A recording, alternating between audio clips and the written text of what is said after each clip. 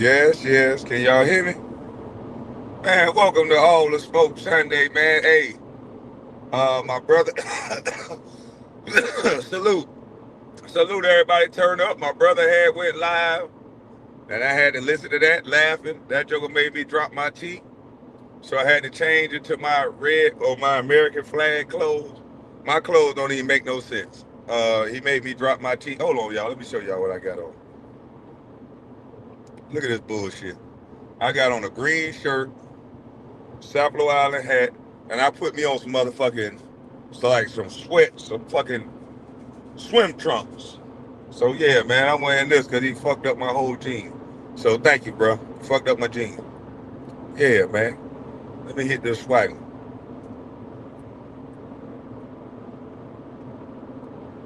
You owe me a T. Yep. Something frog. I forgot. I keep forgetting the name of it.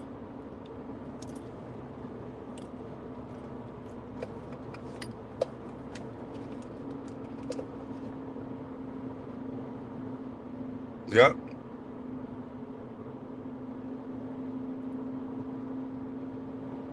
No shrimp found. That clothes don't make the player. Yeah, man.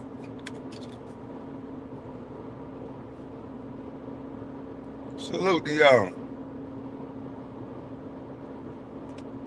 old baby bop crashing out, huh? Hey, these niggas are the crash outs of the year.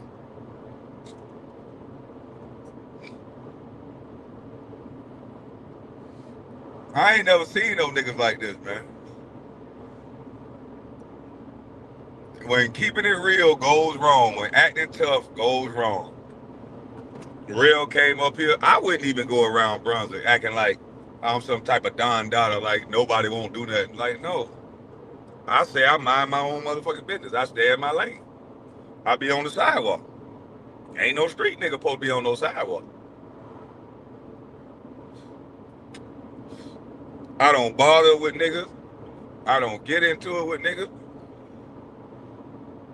And not in real life. I don't even be around a bunch of niggas.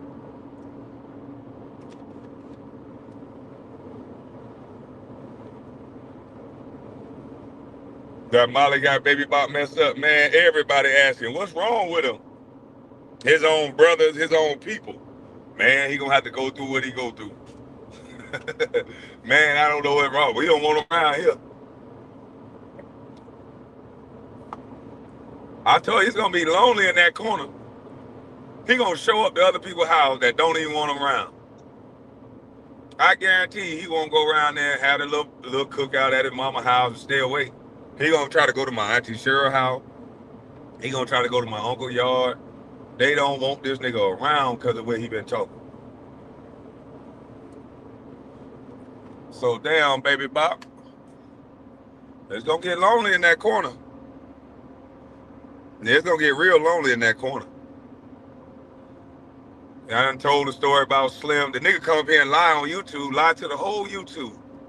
So let me break down why I almost whipped Baby Bop ass the first time on his porch, right? So you know how they call him Channel 4 News. He tried to say I said something about his clothes, which we all know is cap. It's been brought to my attention by somebody that know about the situation. And they was like, nah, Kwame, it's still on Facebook. He was like, I can't remember what year it was. He said, but you had just started smoking. I said, well, I ain't smoked my first blunt till like 2015. So I probably ain't feel comfortable to smoke on my auntie's porch till like 2016, 2017 or after. So he said Kev came up on the porch and was recording everybody, just coming up there on live, just putting the camera on everybody. So I said, hey man, what the fuck you doing putting cameras on niggas and shit? You see niggas smoking? What the hell? I said something about, nigga, you the police or something? And so he got offended because it's a rumor going on around Brunswick that already, that's why I was waiting on him to say something about defamation of character. A nigga just walked up on me at the gas station telling him what other people thought and what other people think. So there was a rumor going on that he snitched on this boy. So I guess he got offended because I'm like, nigga, I'm smoking. Nigga, I don't want to be on camera smoking. But he don't never ask you, can you be on his camera? He just go throw you on his camera. So that led to him running off the porch, getting in the middle of the street and talking tough. And I'm like, look, man, all right, okay, you got it. You offended by what I said. Okay, cool. You know, you know what the fuck I'm talking about. I wasn't saying police like that, but it's police shit to be on camera. And when I used to play basketball, they wired us up. I used to be like, I'm police right now, just to let people know I got a mic on me. So you might not want to say shit around me. But he got offended, and instead of him addressing me while he was on the porch, he ran off the porch and tried to address me in the street. See, I never heard him call nobody a bitch ass nigga or nothing like that without his aunties or his mama in front of him. See, I never heard him talk this spicy. See, now he got the internet in between, but in real life he'll have his mama and aunties and everybody in between when he talked like that. When he had enough room, or I would have had enough room to get to him if he would have said that on the porch, which he never did.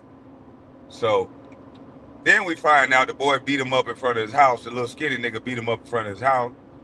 That's on Facebook. Then Slim Riddle slapped the phone out of his hand while he was running for the mayor, put them gloves on, finna dust his ass up. While running for the mayor, nigga, you had the mayor about to beat your motherfucking ass. You say you the mayor, but you was about to get your ass whooped by the actual mayor. You cap ass nigga.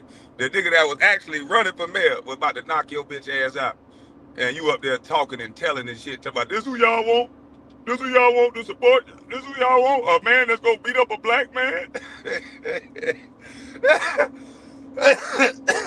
A man that's gonna beat up a black man. Coward ass nigga, man. Then you up here capping like you done did something for your brother. And me and Coach Thule own that honor.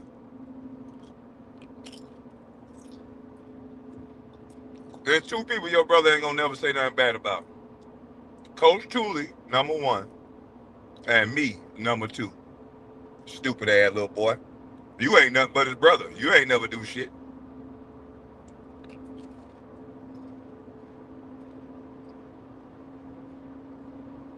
That's the reason why he feel the way he feel. You niggas was putting him on camera and shit when he was a running back that everybody thought was going pro. And then as soon as it ain't paying out for him, you niggas participate in talking shit about him. You niggas done said hurtful shit to the man while he was drinking. Own cousins, I done seen it. I witnessed one of the cousins talking crazy to him. So stop the cap, nigga. I knew you wasn't gonna go down there.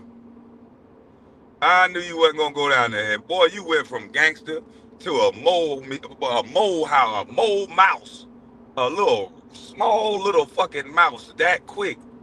You were talking all this goddamn gangster shit, boy. Golly. I'm talking about you had me scared, boy. All this gangster shit you were talking. Turned out that was a lie. What's the deal, EJ? What's going on? Nah, we just doing some dirty laundry. And speaking of dirty laundry, goddamn, man. It's bronze with niggas that can't even buy them goddamn washing and dryers and shit, man. God damn. Oh, man. It's bronze that got niggas that can't even get them washing and dryers. Oh, my God. It's a cold world. It's hard out here, boy, in these streets. Hey, hey. Them motherfuckers got broken down truck days and no washing and drying days ahead now, huh?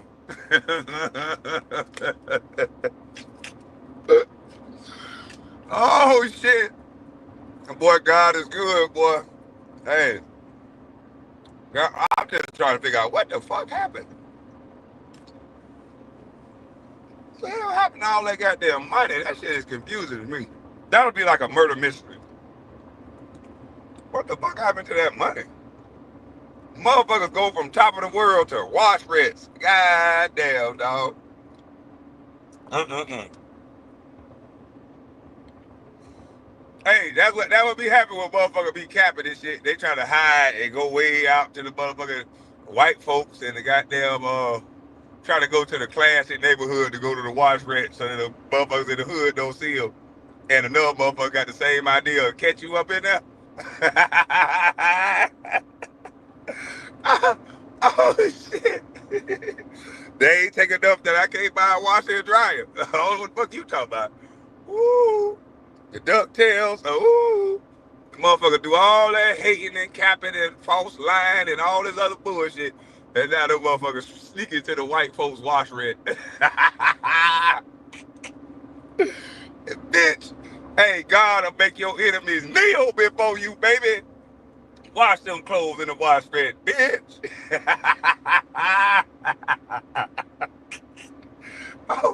Oh shit. And y'all don't know who I'm talking about, so don't even be goddamn making no assumptions. I'm just having my laugh right now. I'm on that swagger dad, and I think that shit hella funny. How motherfucker was talking, boy. Ooh. But a couple years ago, motherfucker was talking that talk. Talk that talk, boo-boo. Yeah. Talk your shit, bitch. Do your shit, bitch. Uh-huh. Uh-huh. I love when a motherfucker talk shit to me. Cause I don't forget. I got good memory. And I like to laugh. So as soon as you give me a reason to laugh, I'm not gonna take the high road. I'm not like them other niggas. Them other niggas were trained to take the high road, not me. Bitch, you should have did it. Uh-uh. Yeah. Uh-huh. Goody for you. How they used to say when I was little, uh-huh, goody for you. Yeah, uh-huh, now, goody for you.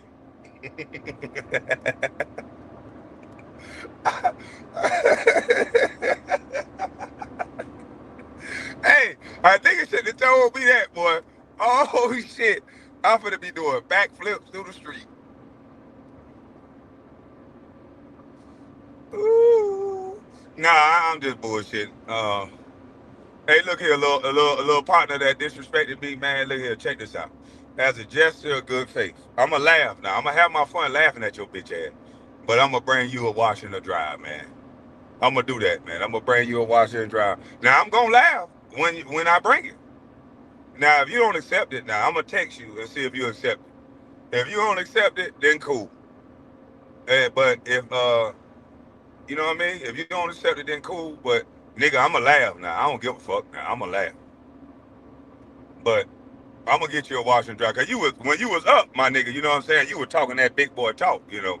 So yeah, I like when niggas up and they hit a lick and shit and they talk that big boy talk. So when you was up, you were talking that big boy talk to me. You know what I'm saying? You were listening to these niggas listening to the papers and shit, saying I'm broke and shit.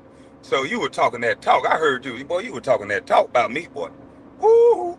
They say you said all sorts of things about me. I'm dumb. I'm stupid. I'm this. I'm that. So I'm gonna laugh based on the things you said. But you know, I know you got kids and shit. So I'm doing it for the kids. I ain't doing it for your bitch ass. Hell no. Let me just be all the way above. I'm not doing it for you. Fuck you. I'm doing it because I know you got kids. So I got them help your children be able to wash their clothes. You know what I mean? But you, I hope you don't never use the washer or the dryer. You bitch ass motherfucker. Ooh, I'm still going to enjoy my goddamn laugh. Ooh, that's so funny. For the shit you said, yeah, motherfucker. Damn right, I'm gonna get my laugh. Motherfucker was talking crazy. You don't let nobody talk that talk to you and then they goddamn get fucked up and then you just be like, you know what, it's all good. You said this to me, but I'm just gonna be good. No, no, no, no, no. I'm not gonna talk behind your back. I'm gonna say it, I'm gonna laugh in your goddamn face. Remember what you said to me? I'm gonna make you well aware why I'm laughing at your motherfucking ass.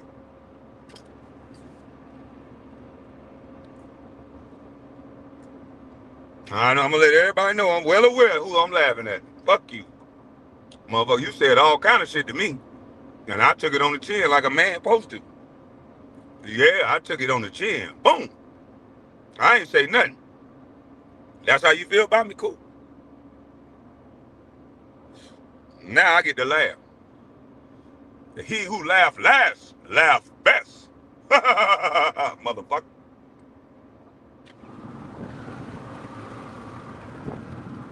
I got to come on camera for this one, boy. I know. I think that shit funny as hell. Hey, you who probably looking, and yes, my knuckles is ashy as fuck, but you who probably listening, you right there, I'm laughing at your ass. Yeah, I'm laughing at you, motherfucker. Yes, sir. I think it's hilarious. I think it's downright funny. I think the way you disrespected me, I got the right to laugh. So don't get mad. It's my turn. And I know you watching. I'm looking right in your eye. Still the same nigga, ashy knuckle ass nigga. But I'm still cute though. You know, you was folding and shit. Boy, you was focused trying to hurry up out there before somebody saw you. You was in that motherfucker. You was in that motherfucker.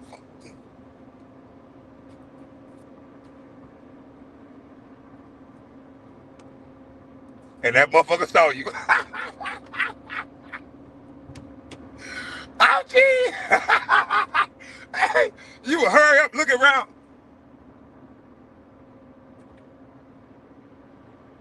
Running behind the goddamn counter and shit, going to the bathroom, leaving your clothes so nobody don't see your Facebook acting ass. Cause you know you just went to the concert and shit, spending all that money at the concert, ain't get you no motherfucking wash and dry. Stupid motherfucker.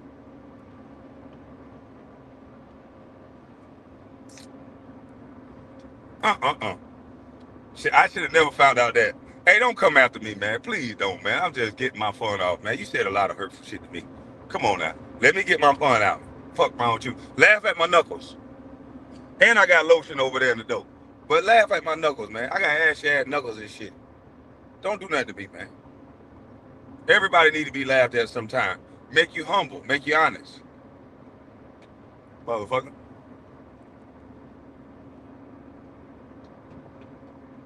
What the fuck was that?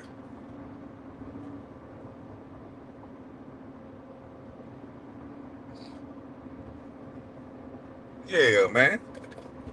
You know what I'm saying? I should have never found out that shit, though.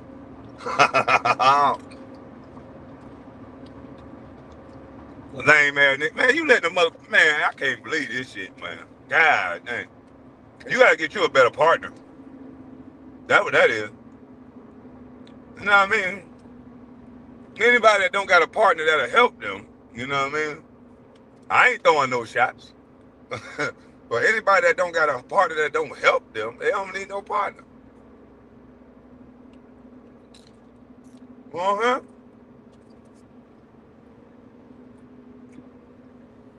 Motherfucker need to go. You know what I'm saying? Find them a nigga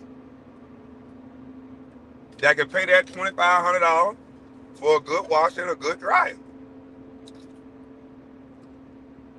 know what I'm saying? A nigga might get sporty and spend $3,500 on a nice check. You know what I'm saying? If he can't put the whole thing on his card, at least a nigga can put half of it and let his credit pay for the rest. Man, with a nigga that can't get washer and dryer?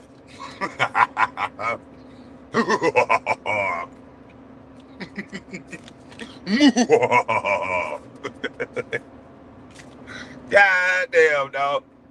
It's hard out here. Mm-mm. It's hard out here, boy. Shit ain't like it used to be.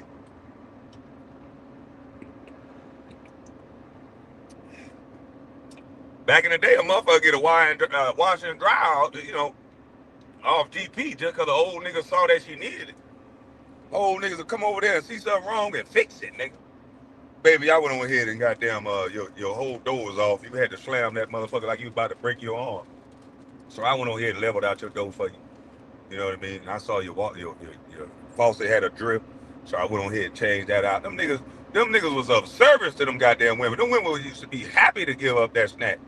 Now these goddamn niggas just go over their house, expect them women to cook, clean, iron, and them niggas don't know how to do shit. You can't even afford a washer or dryer? Damn, dog. Yeah, that poor management of coochie right there. I gotta blame both of them. That's poor coochie management. That's poor coochie management. You gotta have good enough coochie to get a free washer and dry. Something ain't right.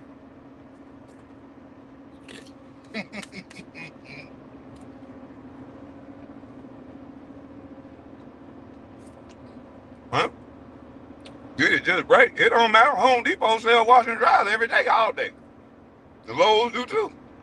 Sears. Yeah, if you break a washer and dryer today, motherfucker should be able to go over there and pick up you a washer and a dryer, put on the back of the pickup truck. There ain't gonna be a day without a washer and a motherfucking dryer. What you mean? That bitch broke. Okay. Does it fall up under the warranty? Okay. It don't fall up under the warranty? Okay. We gonna have to get a motherfucking new one then. Yeah, if it don't fall up under the warranty, we gonna have to get figured out with a new one then.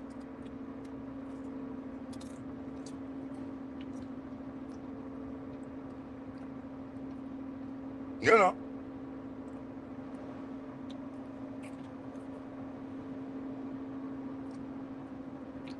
It just ain't the same. But let's get back to this bitch ass nigga, man. We got a goddamn Judas ass cousin that been running around here calling everybody and their mama. And now, Bam Bam isolated in the corner. Bam Bam. Boy, after they heard you talking like that on Facebook, they don't even want you around. Okay. Everybody asking, are you on some sort of drug?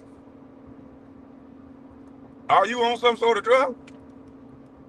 Tell us now, are you on pills? Do you got an addiction or something? Because you talking out of your body.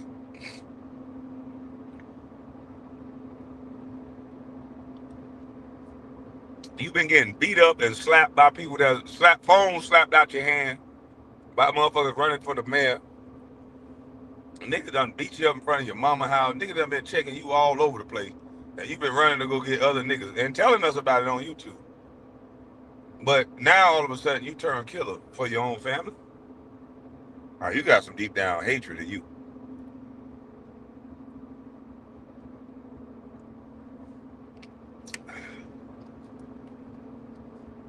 And especially now that TJ is gonna stay far, far away from you. We ain't got nothing to worry about you, baby Bob. Now you just talking, howling at the moon. But I'm headed back down now because you ran your mouth and said that that I did something to you, that I did some murder for hire. Okay. Okay, old murder for hire.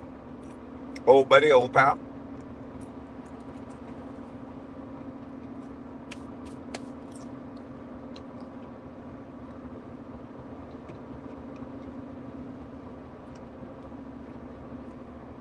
You don't think he mean what bi-weekly? Yeah, I don't think this nigga getting paid bi-weekly either.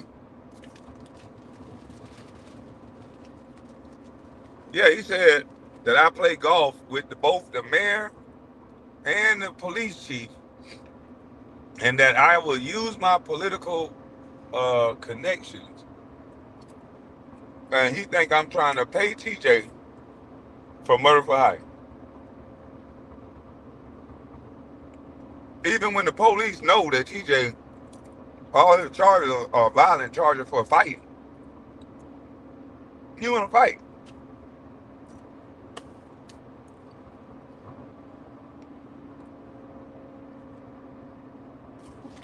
He took a plea bargain on some assault charges because some nigga was gonna lie on him. But sometimes when you playing in the streets, you gotta do what you gotta do.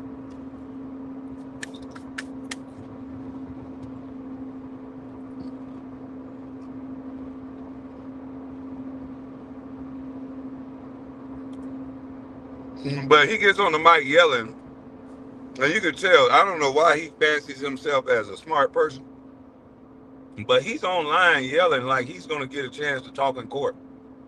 The last thing you want me is in a courtroom. You think you're gonna take the stand and they're gonna let you tell all these stupid ass stories? A defamation case, you gotta have to prove what you're saying, sir. So you need to be getting your proof together over this shit you've been saying.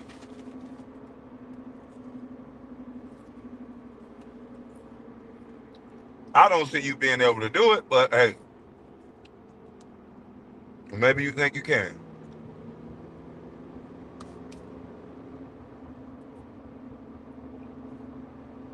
Maybe you think you can do it, little ass Kev slow. So we gonna put you to the back burner for now, cause right now you grasping for straws. You trying to call anybody. My brother don't want to talk to you. None of my brothers want to talk to you. Cause now it ain't no running back and forth. Because now they feel like you playing in their face. You know, you think they dumb, stupid, crazy criminals, but you gonna go run and talk about what one brother said and try to make it seem like we just out of the blue talking about your mama, talk about the they now they hear you saying, oh, but my mama worked and she wouldn't have her son in no cheese line. They hearing the unhanded disrespect, the sly little comments. So yeah, now no niggas don't want to talk to you. Yeah. So all that, nigga, I just don't fuck with them. No, no, no, no, no, no. See your mouth, boy, your mouth is atrocious. I don't know what's wrong with you. Salute to you, Candy Man. Your mouth fucked up, boy.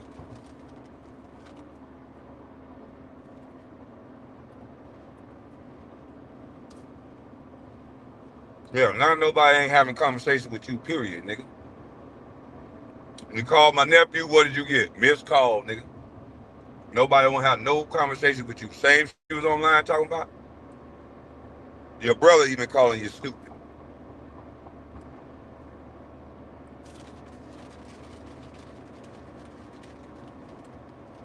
What a dummy. I hope they paying you so much that you want to be isolated from your own family. Fool ass boy.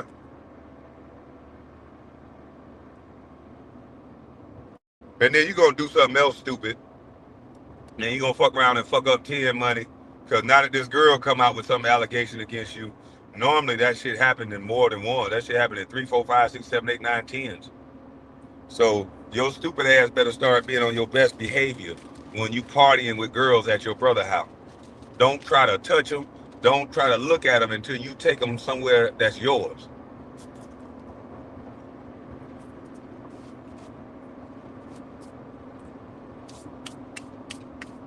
That'll be showing you love your brother, you stupid ass nigga. Instead of always trying to leech off of him. Instead of always trying to take advantage of the situation. Yeah, sure, get their number. Holler at them. But it shouldn't be no sex in your brother's house. You a grown ass goddamn man. It shouldn't be no touching on no ass. It shouldn't be none of that in your brother's house, stupid ass nigga. If you loved your brother, you'd understand the rules of engagement, but you a stupid ass nigga that just always horny.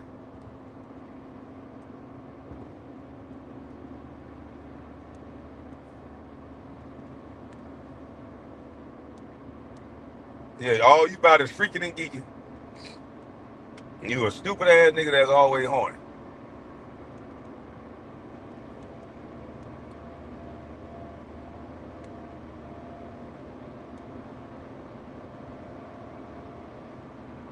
I hate stupid driving motherfuckers like this. The hell you keep slowing up and speeding up and all this stupid shit you doing. I'm trying to drive a consistent speed, motherfucker. And what the hell are you trying to go 90 miles an hour when I'm trying to pass your dumb ass? Always be weird people like that.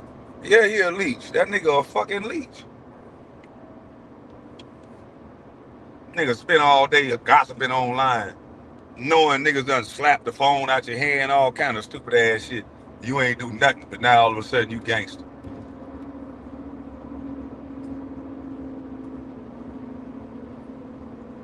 Goddamn, now real getting slapped out in the hood and shit. Allegedly, I don't know what I'm saying. I'm drunk. Yeah, I'm fucked up. But allegedly, real getting slapped the fuck up, beat up in the hood, chased off, kicked in the ass. But they'll get online. Any nigga touch them, they know what time it is with me. Everybody know that. I bet that nigga ain't gonna do shit. Know where the nigga live at, everything. Nigga done touch you, kick y'all up the ass, smack y'all around like a little hoe. And I got the right to laugh, real. You know, you talking all that gangster shit. Nobody don't give a fuck about you. So, and I know we done made amends. It's all right. It's okay, nigga. So I get to laugh. I ain't the one slapped you and kick you up the ass allegedly. I think I snapped. I know the niggas that I don't know nobody. You know what I mean? I know the Mars, the Sun, and I know goddamn Bud Light. That's all I know. That's what I'm drinking right now.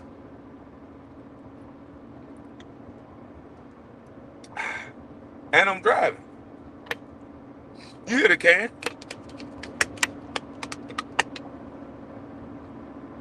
That nigga online, I beat a nigga ass, I shoot a nigga. Nigga know better than touch me. I always got it on me. They always sound like that. Till somebody catch them. And then it's wop, bop, a loop, bop, a bop, bam, boom.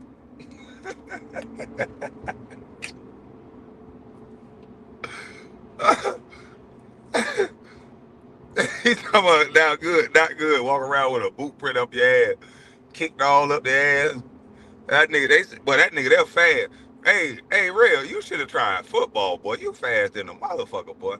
A lot of people imagining you running. It came to me in a dream that you were running fast than a fuck, boy. I'm talking about, where was Kel Slow at? King Slime. That nigga, man, your friend is fast as hell.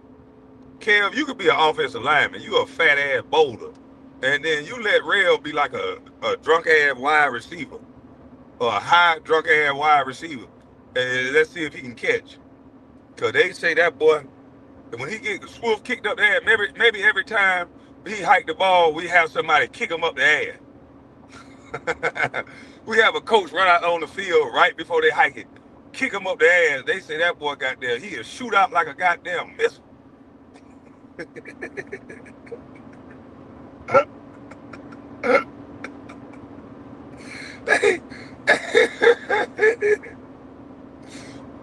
Hey, word is he had noodle legs after he got up.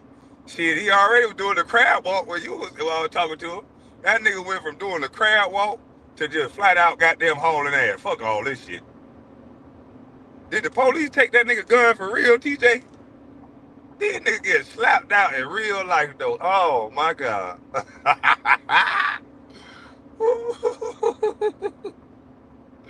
Oh shit. Hey, before the slap, we need to do a video. Pre-slap video and then after slap video. We need to, real. Big Helly, if you in the chat, dog, I need an interview, dog. We got to bring this to the stage, dog. You a YouTube star now. That's why you can't get kicked up your ass and then think it ain't gonna hit YouTube, nigga. If somebody kick me up out my ass, it's gonna make YouTube. Nigga gonna talk about it. So yeah, nigga, you done came your ass on the YouTube, got your ass crab walked off. Then this nigga done put a foot up your ass and ran you out the goddamn hood. And allegedly some firecrackers went off and made you even go to turbo boost. They said when them firecrackers popped off, you got faster and faster. They said your legs was behind you and your chest was pumped out in front of you. And they said your legs disappeared. It looked like a wheel you were running so goddamn fast. I said, oh shit. Did the motherfucker say, me? You roll running ass bitch. Hey, we need to do a video of y'all nigga popping y'all shit before a nigga get a hold of your ass. That shit be funny. Before a nigga catch you niggas and y'all be on the internet, y'all be, yeah, nigga, beat a nigga ass, nigga. Ain't nobody with that fuck shit. Nigga, we keep them pistols on us, nigga. Hey, nigga, we ain't playing no game, nigga. Nigga know what time it is with me, nigga. Trying to scare everybody and shit.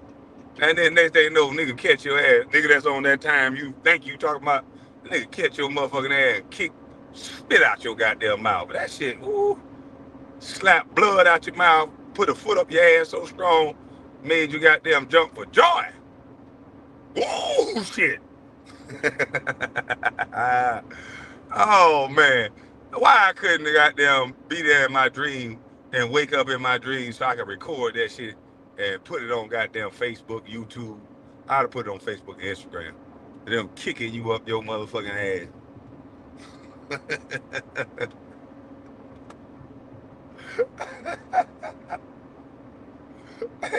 Nigga want to be a street nigga and without a gun, nigga can treat him like a baby. Man, that's crazy. Man, you gotta start doing something other than drinking all that goddamn liquor.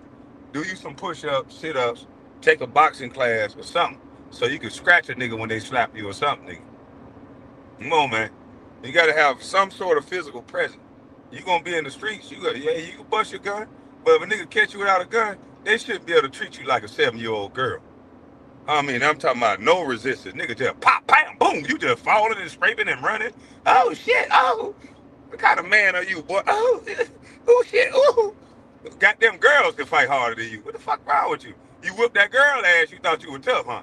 Against a man, your ass goddamn noodle-legged and running up out the goddamn hood. Punk ass nigga.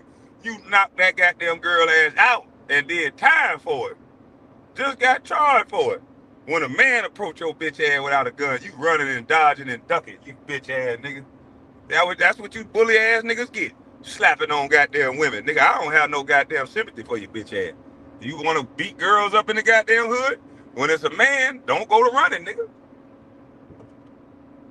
You niggas want to run from men, talk about guns all the goddamn time, but you want to punch a woman in the face. You want to slap a woman in the mouth. Because she disrespected you, right?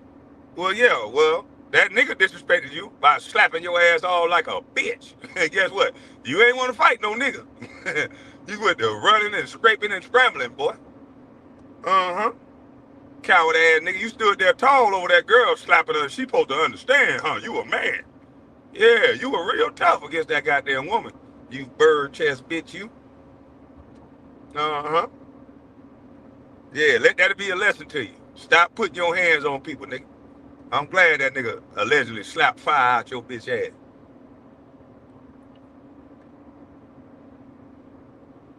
Mm-hmm. And I want the first interview. I still want the first interview. I'm a journalist. I gotta chronicle this shit. I'm doing a story about how you talked all that shit and got your ass slapped to sleep. And how you made your legs disappear and turn into a wheel. How did you run like that? And why are you not teaching track class to all the goddamn... That's a job right there, boy. We need to let white folks see you how fast you run. And you can teach their kids how to run. You will be a great track coach. I'm talking about the biggest, the largest. You'll be one of the best track coaches in the goddamn city. You can turn all these kids' legs into wheels. You just show them. We'll have somebody kick you up their ass, and then you turn your legs into wheels, and then maybe we can teach the kids how to do it without getting kicked up their ass. I'm just saying.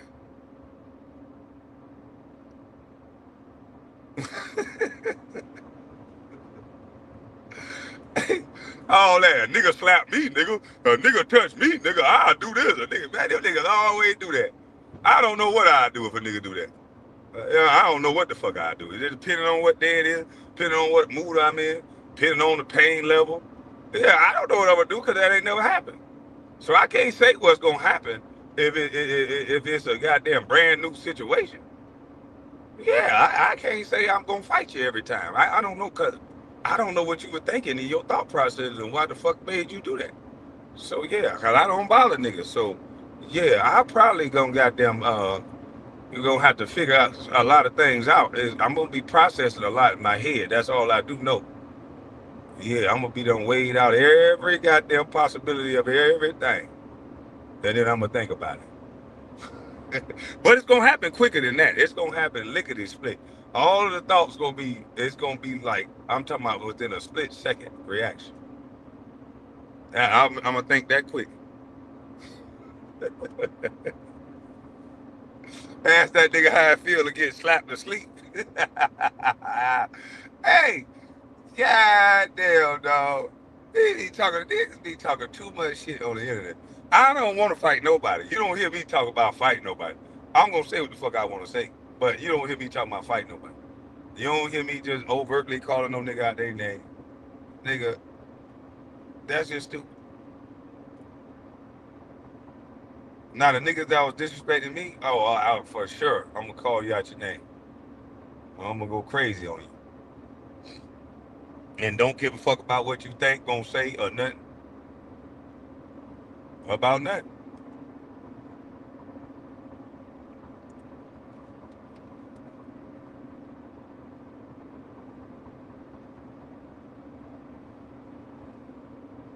My reflex won't allow it. Ah.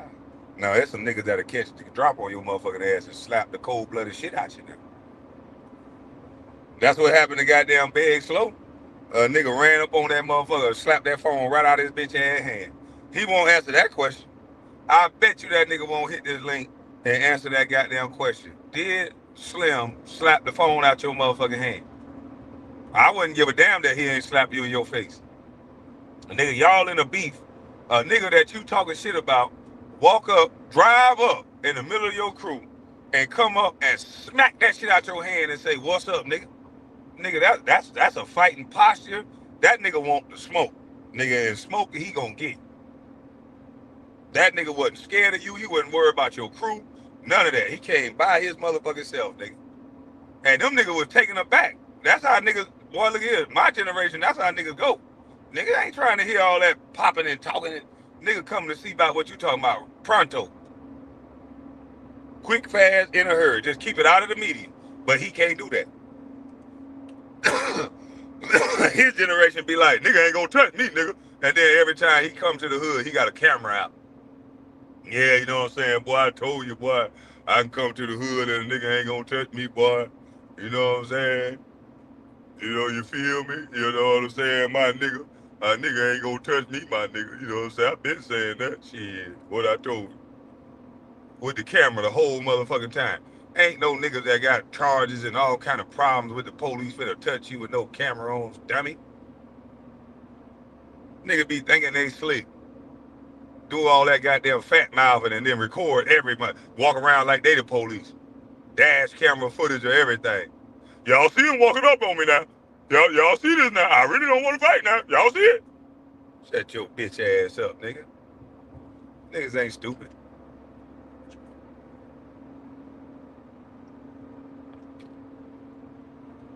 Man, live life and have fun, man.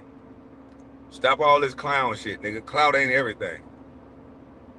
You gonna make me apologize. Nigga, please. Apologize to who? For what?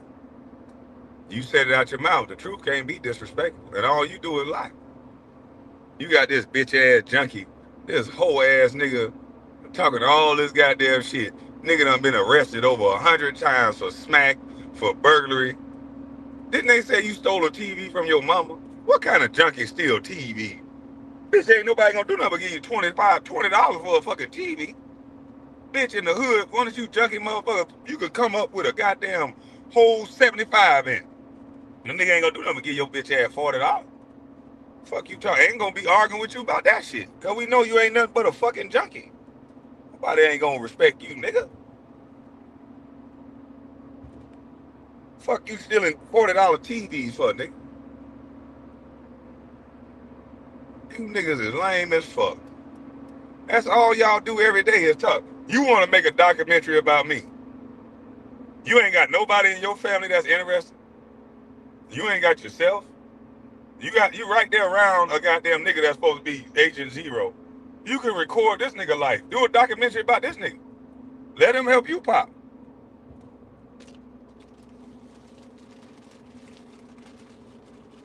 I forgot. Ain't nothing there unless we talking about guns and dumb shit. I forgot, nigga. No motherfucking junkie sitting around here acting like a broad all day talking about the same nigga. And let me go over some of this goddamn video. This fool ass boy went over the Sally Jenkins article. And you still talking about some white broad that don't even know me, that came around me for a few hours, that took pictures and did her so-called research.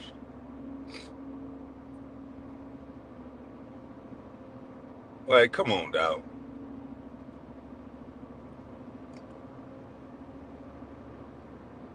Let's go over this video. Let me find this goddamn video.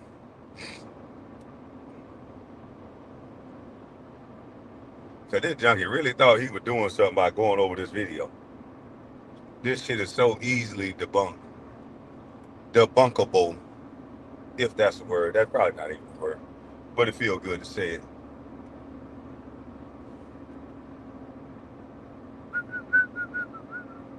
So he put up a goddamn article of Sally Jenkins. Let me go find it.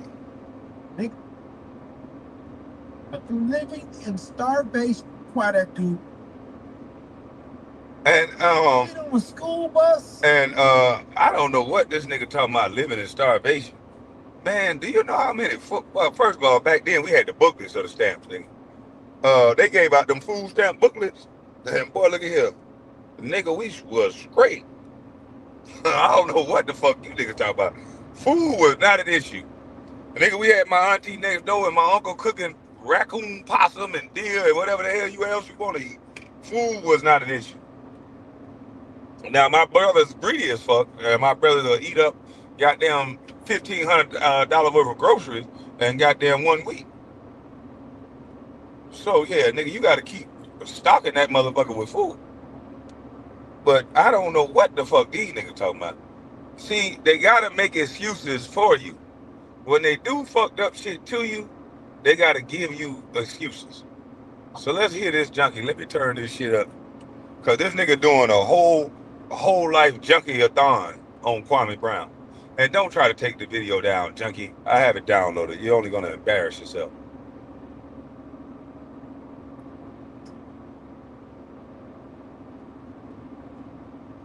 Speed this junkie up.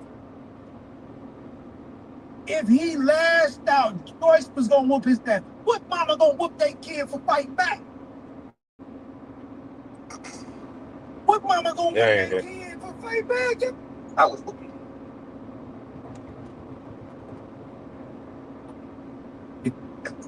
Hey, you hear this dumbass nigga? That's why this boy went to jail over 100-something times. Your mama wouldn't whip your ass for fighting back. You stupid ass motherfucker. A mama that have to get your ass to school because you got suspended for the bus. That type of mama. Anytime them white folks call and you got them have her name where her stamps could be affected by your suspensions or absence, that kind of mama will fuck your motherfucking ass up.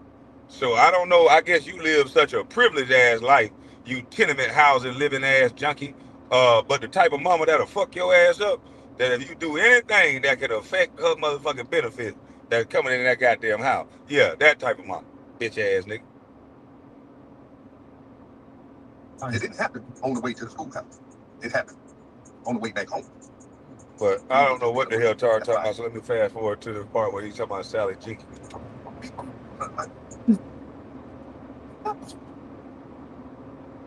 This nigga don't know a real life.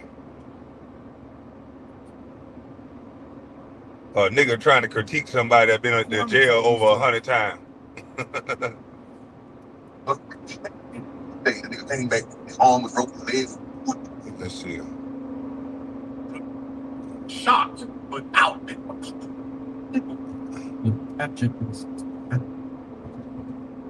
Hold on, he had Gil up there too. Hold up, I missed a lot of this shit. He had Gil up there too. Hey, up. I might have to upload this. I might have to cut this up. Studio change, man. That nigga, the one that caught me there and see with his camera. Oh, on a road trip to Boston, the Wizards took him to an elegant French restaurant. Okay, Brown was not just shocked, but outraged to discover that the restaurant did not serve French dressing. Oh, this is what he was talking about on Deuce. He said I was shocked and outraged that the restaurant didn't sell French dressing. First of all, I was shocked and outraged that you picked a restaurant for a 19-year-old that's a French restaurant when I don't eat no motherfucking French food. I don't eat a lot of goat cheese and all this bullshit. You're talking about see, first of all, these motherfuckers are so stupid. They're making news of a 19-year-old's diet. What the fuck did you eat your freshman year in college, you stupid motherfuckers? You ate fast food. You ate McDonald's. You ate Popeyes. I was 1 year removed from eating McDonald's after AAU games and in between AAU games. I'm 1 year removed from eating a personal pan pizza in between AAU games. After AAU games, they're stopping you at fast food restaurant. What the fuck is so newsworthy about that? What the fuck? That didn't stop. I'm at 4.5% body fat, but they're worried about me eating pizza. They said I ate Popeyes for breakfast. Well, that's strange. How come I was at the Breakfast Club working out with Michael Jordan and the breakfast was provided for you? It don't even make no fucking sense. It don't. The stuff that they say don't even make no motherfucking sense. Who the fuck wants some Popeyes for breakfast? Popeyes don't even open up for breakfast. One must have to believe that I got cold chicken in my refrigerator and I'm going to eat some cold ass chicken. That's not the way I work. When I get Popeyes, I want 2 wings and a breast. Sometimes I add 3 wings and a breast. I add me an extra wing. And I used to get them spicy. I used to give me 2 spicy wings or 2 mild wings and 1 spicy. Because sometimes I like to eat all different types. And I wanted my breast with no spice in it. Because that motherfucker, sometimes they burn it with the spice. It's already dry out. And I'll put my hot sauce on that motherfucker. But who the fuck want to eat some chicken cold? Like, it even sounds stupid trying to make me look stupid. It even sounds stupid. Who the fuck want cold ass chicken? I gotta be to practice early in the morning. Practice start at 10:30. Popeyes don't open and start selling breakfast till 10:30, 11 o'clock. So how does that fucking make any sense to say? It sounds good. And anybody that ever heard me fucking finally start talking know that there's something fishy about all these goddamn stories that they telling. But a stupid motherfucker that just want to believe any goddamn thing or believe any goddamn story a stupid motherfucker say. But I don't eat no cold ass motherfucking chicken. Unless it's my mama motherfucking chicken. Like it's my mama cooking, nigga. Her chicken tastes good right out that motherfucking oven. You ain't even got to put it in the refrigerator.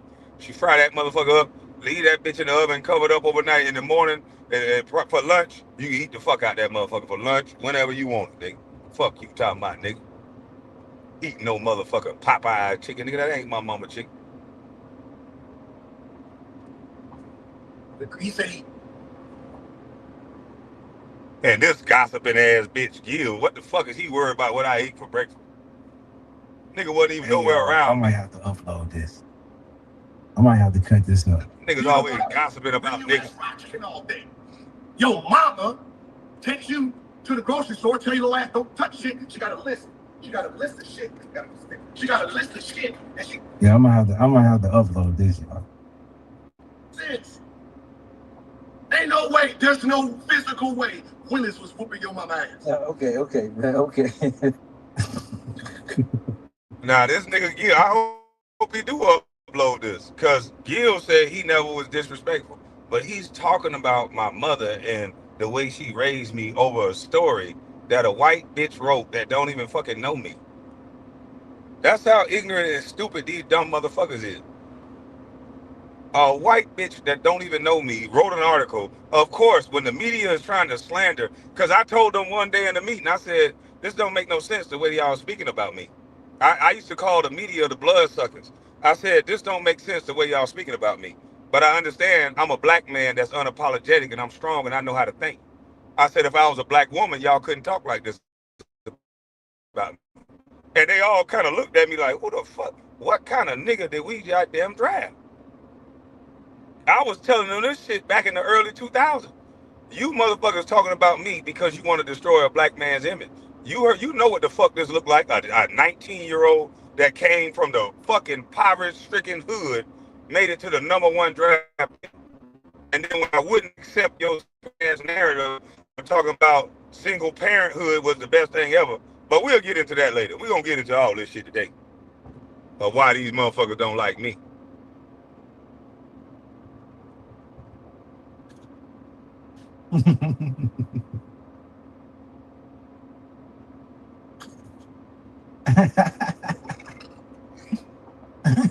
And upload that shit, y'all. Please do. Just comments or observations. Please upload it. Too, man. Where is he going to put Like this damn thing up with Sally chicken? Them channels put together. Ask them in views. Or how I want to introduce. This nigga still talking about views on YouTube, man. That shit is amazing, Oh, bro, man. I ain't figured out the name of the movie. Dudes from them. These niggas just only want to be Good, YouTubers, I man. see. Just some things. These niggas just want to be YouTubers. Joyce couldn't keep up. They just want views all day.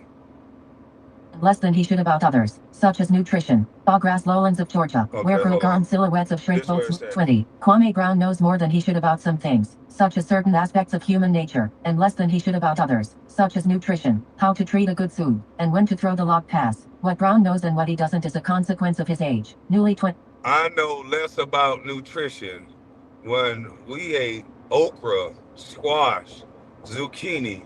When my mother cooked, we ate okra, squash, zucchini, all the goddamn good shit you supposed to eat. Brown rice. Why the fuck you think I'm so goddamn big, you stupid motherfucker? But just like any other person that plays sports, after the game, you're not eating no nutritional food. If they think these kids are eating nutritional food by going to get a pepperoni pizza from fucking Pizza Hut, then they are the biggest dummies I ever seen in my fucking life. You're going to talk about my nutrition because you paid me, but then I'm eating the same shit that everybody else eats. Spaghetti, pizza, chicken, baked chicken. How the fuck I don't know about nutrition? I can cook my own goddamn food. I didn't eat no motherfucking Popeyes in the morning. You know how many people used to come over my house and eat breakfast? Nigga, I know how to cook my own pancakes, eggs, sausage, grits, whatever the fuck I want to cook. These motherfuckers crazy, man.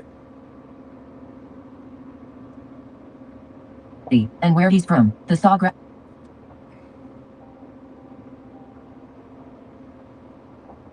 Where garm silhouettes of shrimp boats move against the horizon and misshapen oaks draped with Gothic gray moss line the melting tar streets, so sticky hot that the children, brown until recently one of them, hitch up their pants and hop from patch of grass to patch of grass. Brown's route to the National Basketball Association has been. This nigga King Ball say I'm obsessed. This ain't, man, did I say that I've used everything as a teachable moment?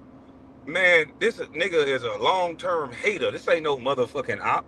How the fuck is this as a op when I don't see this nigga? I don't see no nigga. There ain't no ops. This is what motherfuckers do all day in real life. This is exactly what Kevin Gates was talking about. That nigga say the only thing worse than one nigga is two niggas. Cause niggas, all they do is talk shit about another nigga. The nigga don't even know me. Gil don't even know me. But all these niggas do is sit and gossip about a nigga. So don't get mad at me because I'm highlighting that all these bitch niggas sit around and do is gossip about niggas. Maybe you sit around and gossip about niggas too. That's why you can't goddamn understand.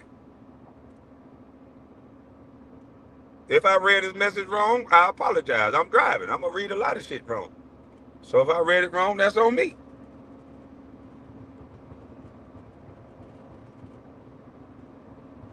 Association has been a similarly awkward hop from an. Y'all hear that? From patch of grass to patch of grass. God damn. Is that not what the fuck he doing in that backyard? From patch of grass to patch of fucking grass. Well, that's your. Y'all hear that? Well, that's your story. You can stick to that. Well, let me do something too. Yeah, you can stick to that patch of grass story. But I'm going to say the real. It's from patch of grass that my mama was written to I own every motherfucking thing.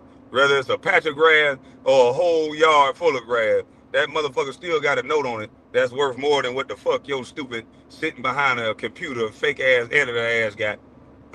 So whether it's a patch of grass or a full yard of grass, guess what? That house got a note on it that you can look up and it's worth a ticket that's more than you can afford. So relax, little dude.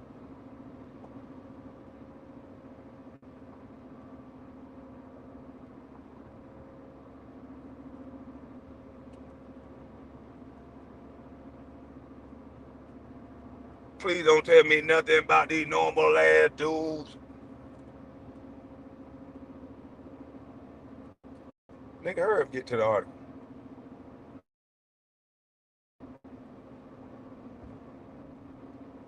He's trying to make the article read for him. And the speed of the reading. Yeah, he trying to make the article read for him and speed it up. Dumbass nigga, why you can't read it Right yourself? here. I ain't gonna stop it this time. Y'all gotta catch it. Because I Okay. was trying to adjust the speed. Yeah, I'm gonna What stop. Brown knows and what he doesn't is a consequence of his age, newly 20, and where he's from, the sawgrass lowlands of Georgia, where crook armed silhouettes of shrimp boats move against the horizon and misshapen oaks draped with gothic gray moss line the melting tar streets, so sticky hot that the children, brown until recently one of them, hitch up their... Now listen to this stupid ass shit. What does all this got to do with playing fucking basketball? See, they setting up their excuse. Cause you know, most people all they need is a reason. They'll watch a kid get abused, they'll watch anything happen, and as long as they get a reason for it or excuse, oh, okay. Oh, okay, well, you can't tell the person how to respond. Oh, okay, that's why. Okay. Same thing that Hitler did with the Jews. He was on the loudspeaker acting like these people deserved that type of treatment. At one time, the world thought they did, based on what they were saying, based on the image and likeness. That's why we know he who controls the media controls the mind. Who controls someone's image and likeness is how people will perceive you and walk up to you and treat you. That's why they came up with this term bust. Okay, well, he's a bust. You know, it's to invalidate, devalue. When the whole thing of making it to the point where I made it, it's an accomplishment within itself that cannot be devalued because majority of the world cannot do it.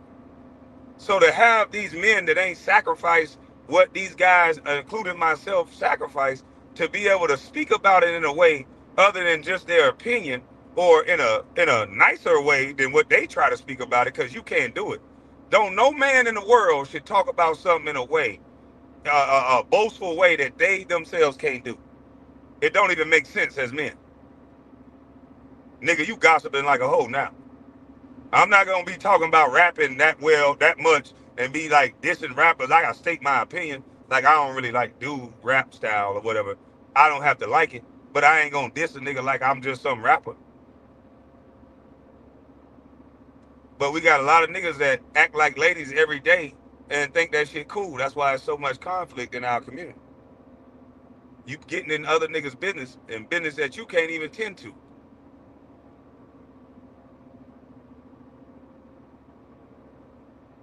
One of them, hitch up their pants and hop from patch of grass to patch of grass. Brown's route to the National Basketball Association has been a similarly awkward hop, from an overcrowded home with a sagging porch in Brunswick, GA, to the $11.9 million patch of grass offered him by the Washington Wizards last June, when Michael Jordan made him the NBA's #1 draft pick and gave him a 3-year contract. The presumption behind this Listen to how they describe a kid going from poverty, going from the hood to making it to the #1 draft pick. Because I didn't want no part of no motherfucking, I didn't want no part of no, my mama was a single mama and that's the best life to live, and a single mama got a black boy to the #1 draft pick. My mama wanted no parts of that. I wanted no parts of that because they was devaluing what I did in the situation. How the fuck you gonna give credit, all the credit to my mama? Well, my mama told me I don't have no money to send you to college. I don't have no money for you to goddamn do this. I don't even have money for shoes for you to play basketball. And all of those things I work and I got on my goddamn own. But now when it's time to goddamn say what the real truth, you want to have some media narrative. Well, I could say my mama did it all. Well, you can use Kevin Durant and LeBron James for that. Homie don't play that. Nigga, I was playing for my motherfucking life. I chose a different route. I ain't want to sell dope to try to help mama. I said, okay, this basketball shit can get me up out of here. Okay, let me start doing my work then. Let me start goddamn hooping. Let me start goddamn busting ass so I can goddamn take care of mama in a real way. So nigga, a young man took care of a woman in a situation where there was no man. And to not give a man credit for that, for a media narrative, well, I think that's horse shit. I think that's horse shit. You can say what the fuck you want about me and what I don't know. I do know how to save a whole fucking generation. I do know I set my eyes on the motherfucking problem and I got uber disciplined and I created a resolution for the problem very fucking quick. So not only am I a scientist, I'm probably a mathematician. The way I made that motherfucking money run up by the time I was in my 20s, nigga.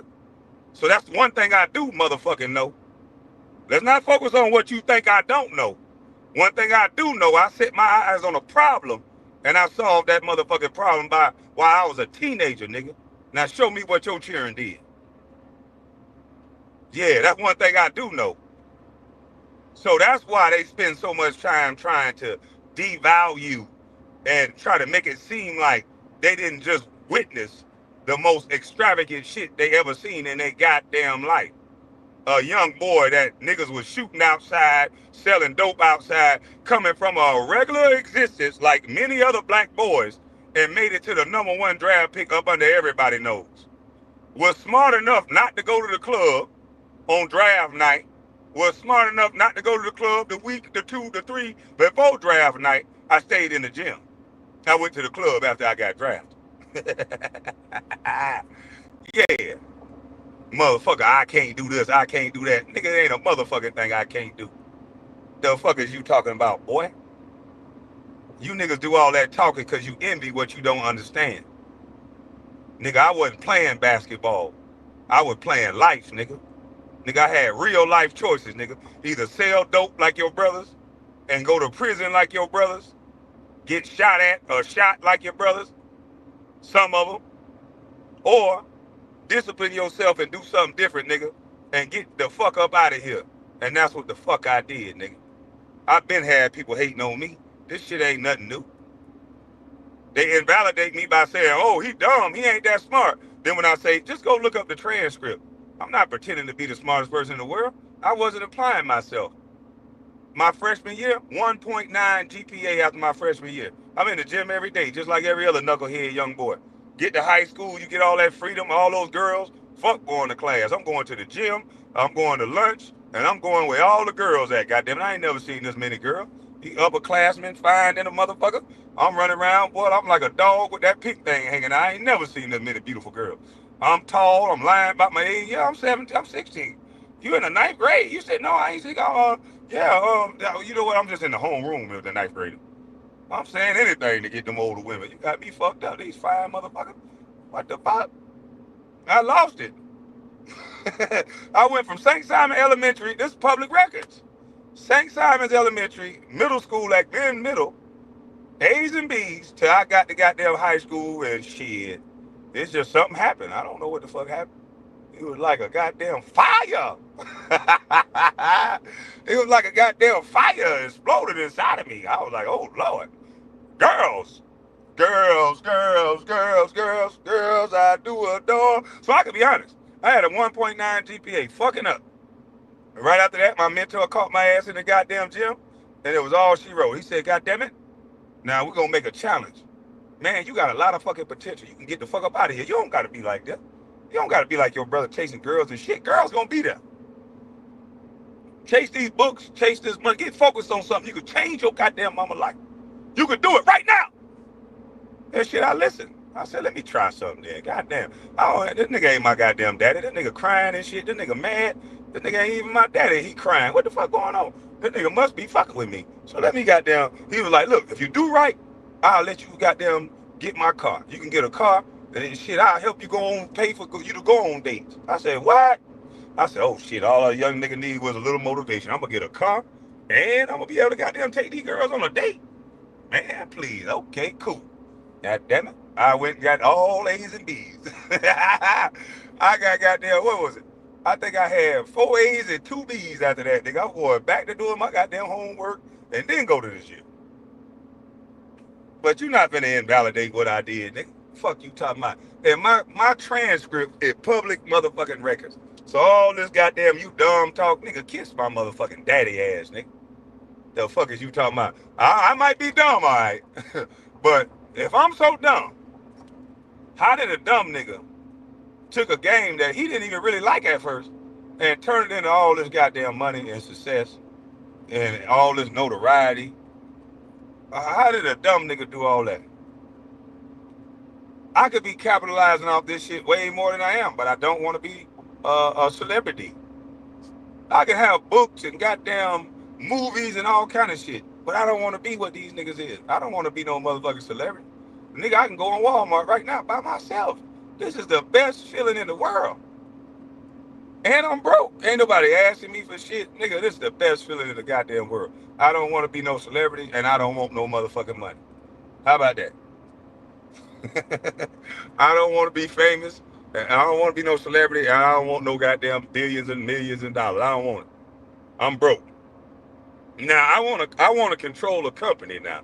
I will say this. I want to control a company that got about 2-3 billion in there. That's working with 2-3 billion. Yeah, I want to control a company now.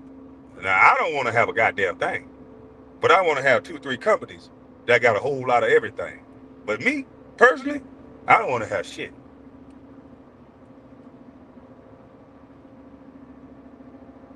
Is that Brown will become another Kobe Bryant or Kevin Garnett, the next great young thing. The truth is that, in practice, the hop is too big, turning a teenager from a sleepy shrimp port, not long out of puberty, into a multimillionaire NBA professional is a dramatic process, and not just for Brown, either, for the adults, too. Brown has been lectured and scolded and instructed, advised, and, perhaps, warned. The voices have overwhelmed him.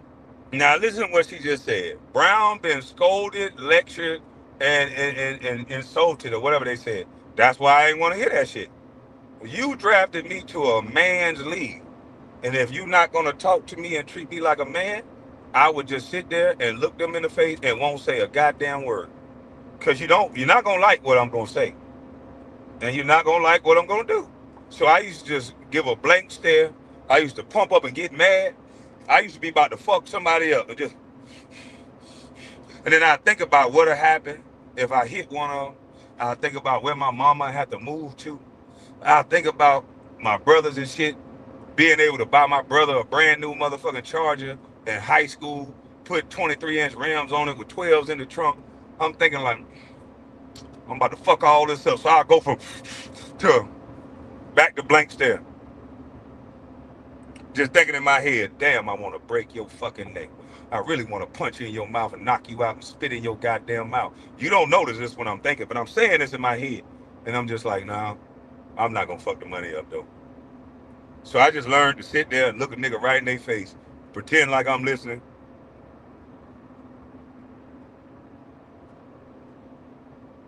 You act like you don't care about nothing.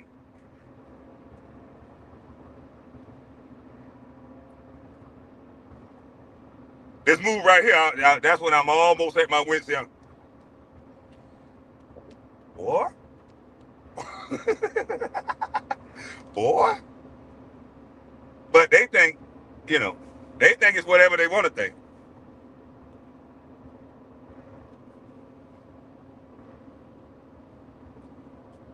Salute to you, Takar.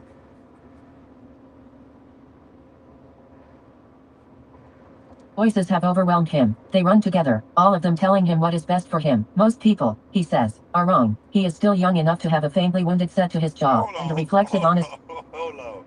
So wait a minute. So wait a minute. I come from a house where everybody cursed. Everybody goddamn cussed like a sailor. My brothers got them in the streets, and their words wounded me. Okay, makes sense. Yes, he considers a rookie season that, until the very end, was a public humiliation. There's a part of me that questions, when your confidence drops like mine did, are you a good ball player and do you deserve to be here? Or what he says, you're just scared. Scared to do anything. Brown is sitting in Clyde's restaurant in Chevy Chase, regarding with suspicion a chicken set. So here's what Doug is. Doug the type of guy that he'll like to take you in a room and he like to interview you. He used to call me to his room. We'll land in the city. Come to the room, I want to talk to you. And see, I know a junkie when I see one.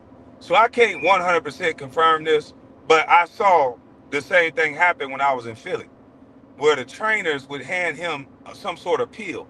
And I think he was a Vicodin head. I'm not 100% certain whatever these pills were, but he had hip surgery.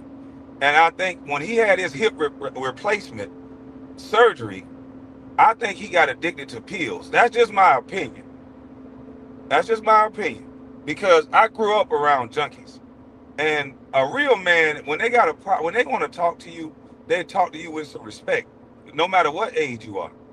What he would do is give you respect in private And that's why I say it's what I think. It's allegedly what I think. What I think don't mean a hill of beans. But I did see when I played for the Philadelphia 76ers, the trainer hand him some sort of pill. I can't confirm what it is, but allegedly I think I snapped. I think he was addicted to some sort of pain prescription. That's my opinion. And the way he moves and twitches and the way he would be nice to you in private and then around people, he would act like a pussy. He would, hey, BJ, tell Kwame I said this and this and that. Tell Kwame, yeah, fuck, what the fuck? Yeah, tell Kwame this. And I used to be like, man, you a totally different motherfucker by yourself. But then when you get around people, you like a showboat ass nigga. Like, what the fuck is wrong with you? So no, I didn't want to play for no coach like that. I was telling my agent, man, this motherfucker, something wrong with him. He just a MJ ass kisser. Like, it's something wrong with this nigga. This nigga bring me in the office. He'll bring me in the room and be like, well, what can I do to help you bring your game to the next level? I said, you talking to me too much.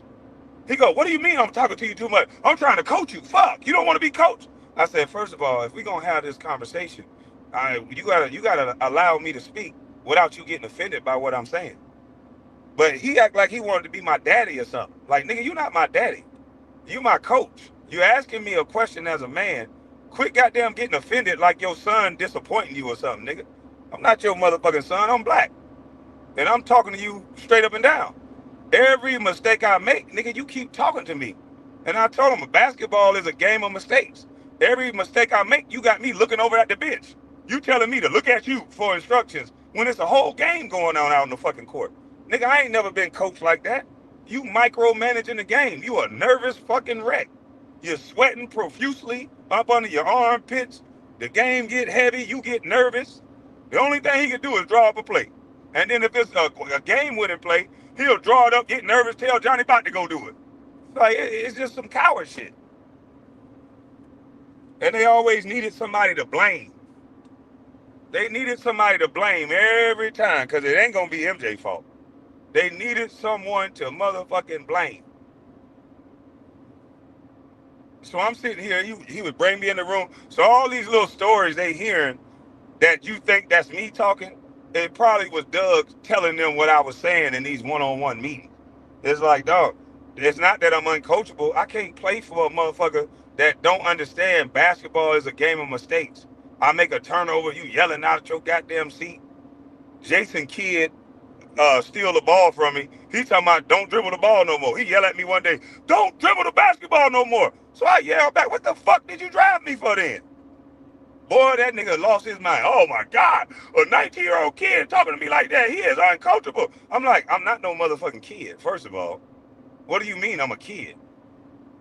So that's why I was like, you know what? I'm just going to be quiet. These motherfuckers want to treat me like a kid. You going to draft me and say this a man league, but then you want to try to treat me like a kid when, bitch, I've been a man since I was 14 years old. Nigga, I'm buying cigarettes for my mama at 10 or 11. I ain't no normal ass kid, nigga. I can go buy cigarettes with no motherfucking ID and walk up there and say, put it on my mama tab and walk out there with some Newport 100 shorts, motherfucker. I ain't no normal ass goddamn kid. Quit giving me your low bar expectations, motherfucker. I'm one of them exceptional Negroes. Shut your goddamn mouth and listen what the fuck I'm telling you. You talking to me too much. I can't play basketball with you yelling from the motherfucking sideline every 2 seconds.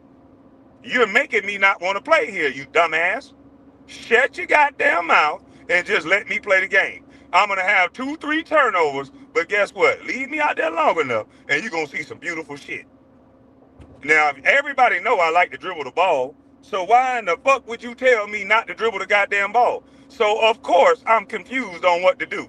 When my entire life, I was getting the basketball off the rim and taking the bitch the length of the court, and then now my coach is telling me that drafted me, is telling me, do not dribble the basketball when you get the rebound off the rim because Jason Kidd, one of the best steal motherfuckers in the league, stole the ball from you.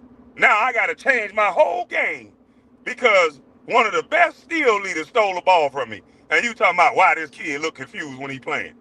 Get the fuck out of here. I just wanted to hit that motherfucker in the mouth just one time and just, bitch, shut up. Sit your stupid ass down and shut up. That's why every chance I got, when he put me out there in some minutes where they had to play me, I'm getting double doubles. He'll sit down and shut his goddamn mouth. I'll come up with a double double. Then he want to get his bitch ass up, act like he coaching me. Bitch, if you shut up and stop trying to be my daddy or my best friend, I can play the goddamn game, nigga. I want to coach. I don't need no motherfucking daddy, nigga.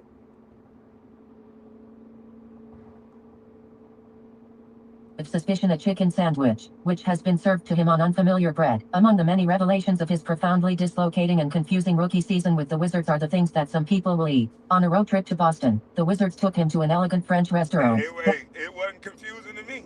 My rookie year wasn't confusing to me. It was, we not gonna blame MJ for none of this shit. That's all what the rookie year was about. We not gonna blame. They had every play designed for me to develop. They had all these drills. Where you like the ball from? I like it over here. Where you like to drive to? I like to drive left. They asking me all the number one pick shit. Yeah, you want the ball? I need you to shoot 20 times a game. I need you to develop. Anything you do is a good thing. We not really worried about your rookie season. We just want you to goddamn develop fast, and we want you to win games. We want you to do the. Boy, MJ said he was coming back.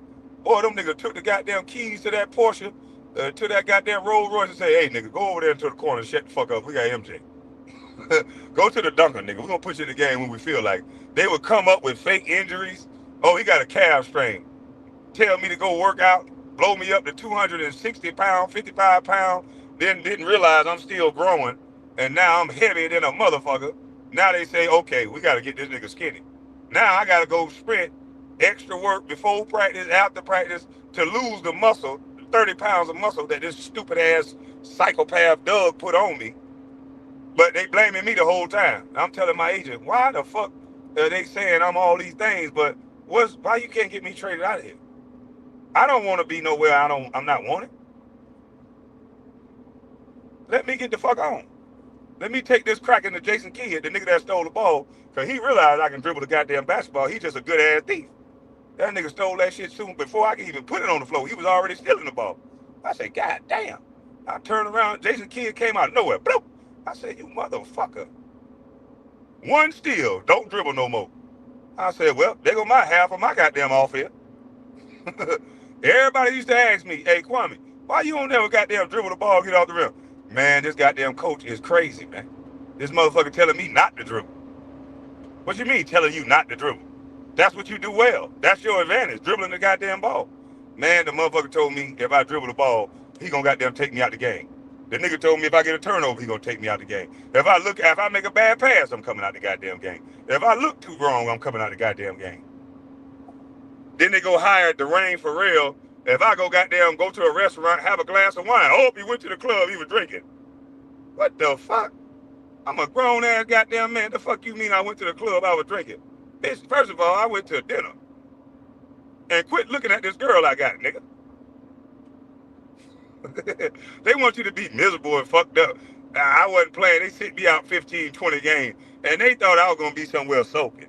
Oh, no, nigga. I'm going to get my body fat lower than a motherfucker. I'm going to be ready to goddamn play. And I'm going to be around the nicest restaurants and the most beautiful women. They're like, this nigga having too much fun.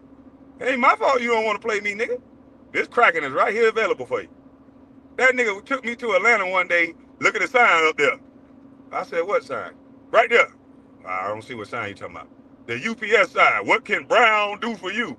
So I looked back at him. I said, you wouldn't know because you don't play Brown. You put me in the goddamn game that ain't scrub minutes, and then you'll see. And stop talking to me so much, you'll see. Boy, he flipped his goddamn top. See what I'm saying? He's uncoachable. Fuck. Lick his lip 1,000 times. That motherfucker be licking his lip 1,000 times. He uncoachable. Motherfucker, you fucking with me, nigga. I wasn't saying nothing to your motherfucker ass. Because at that point, me and Atan had done made it up in our mind that we wasn't going to talk to this nigga. So I wouldn't even speak to him. If he didn't say good morning to me, like, he was so brokenhearted when I walked past him one day and I ain't say good morning. He going to have Johnny Bach come talk to me. He going to have BJ come talk to me.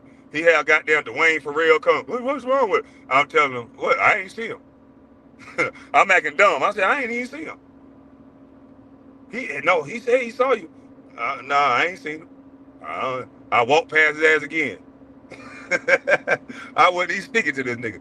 Fuck, I'ma speak to you for, nigga. You trying to embarrass me, playing with me, nigga, in front of the whole gym. What can Brown do for you if you ain't played me in goddamn 6, 7 games? Fuck you mean, what can Brown do for you? You trying to make me slap you, so I'm not finna crash out for you. So I'm gonna say what I'm gonna say, and then I'm back not talking to your bitch ass. Fuck out of here.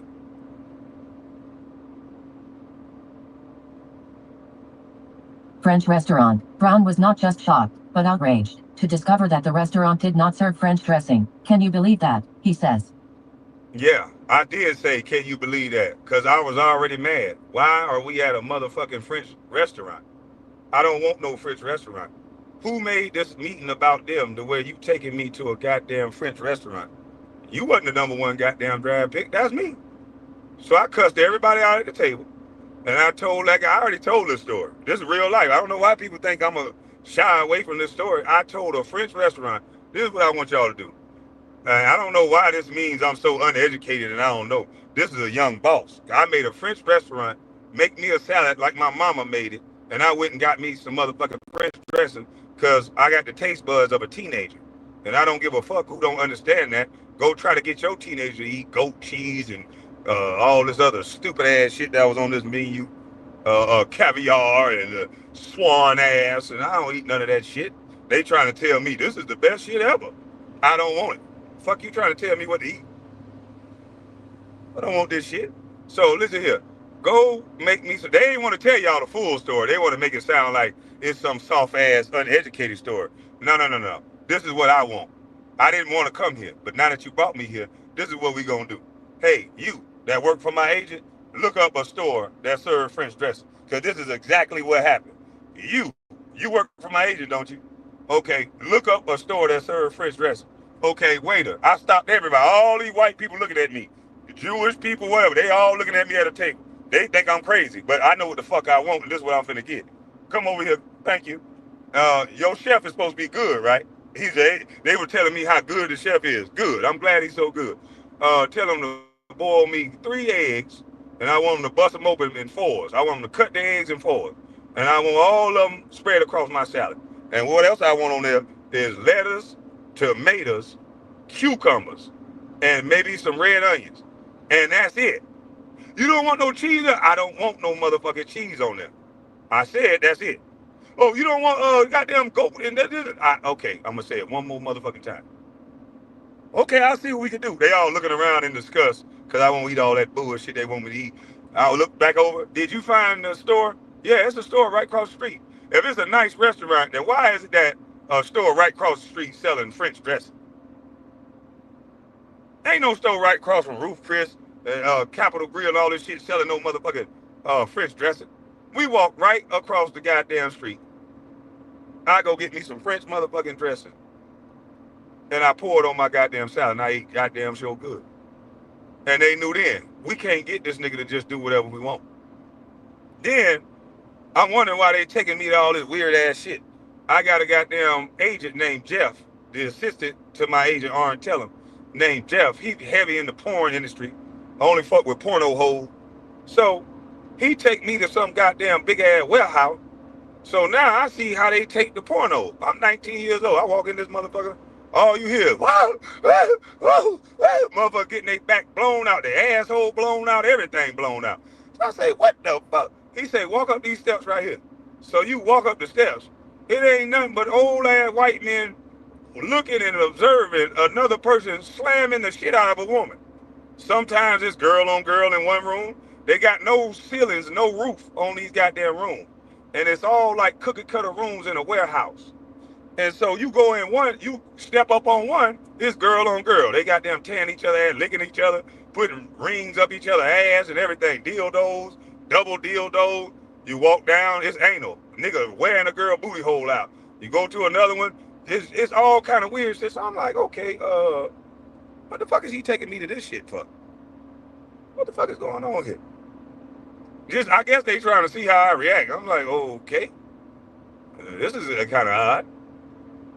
Yeah, and you can get this type of girl for this amount, and you can get this type of girl for this amount, and this type of girl, you can pay this amount to have sex with them with no condom, and this type of girl, they do this.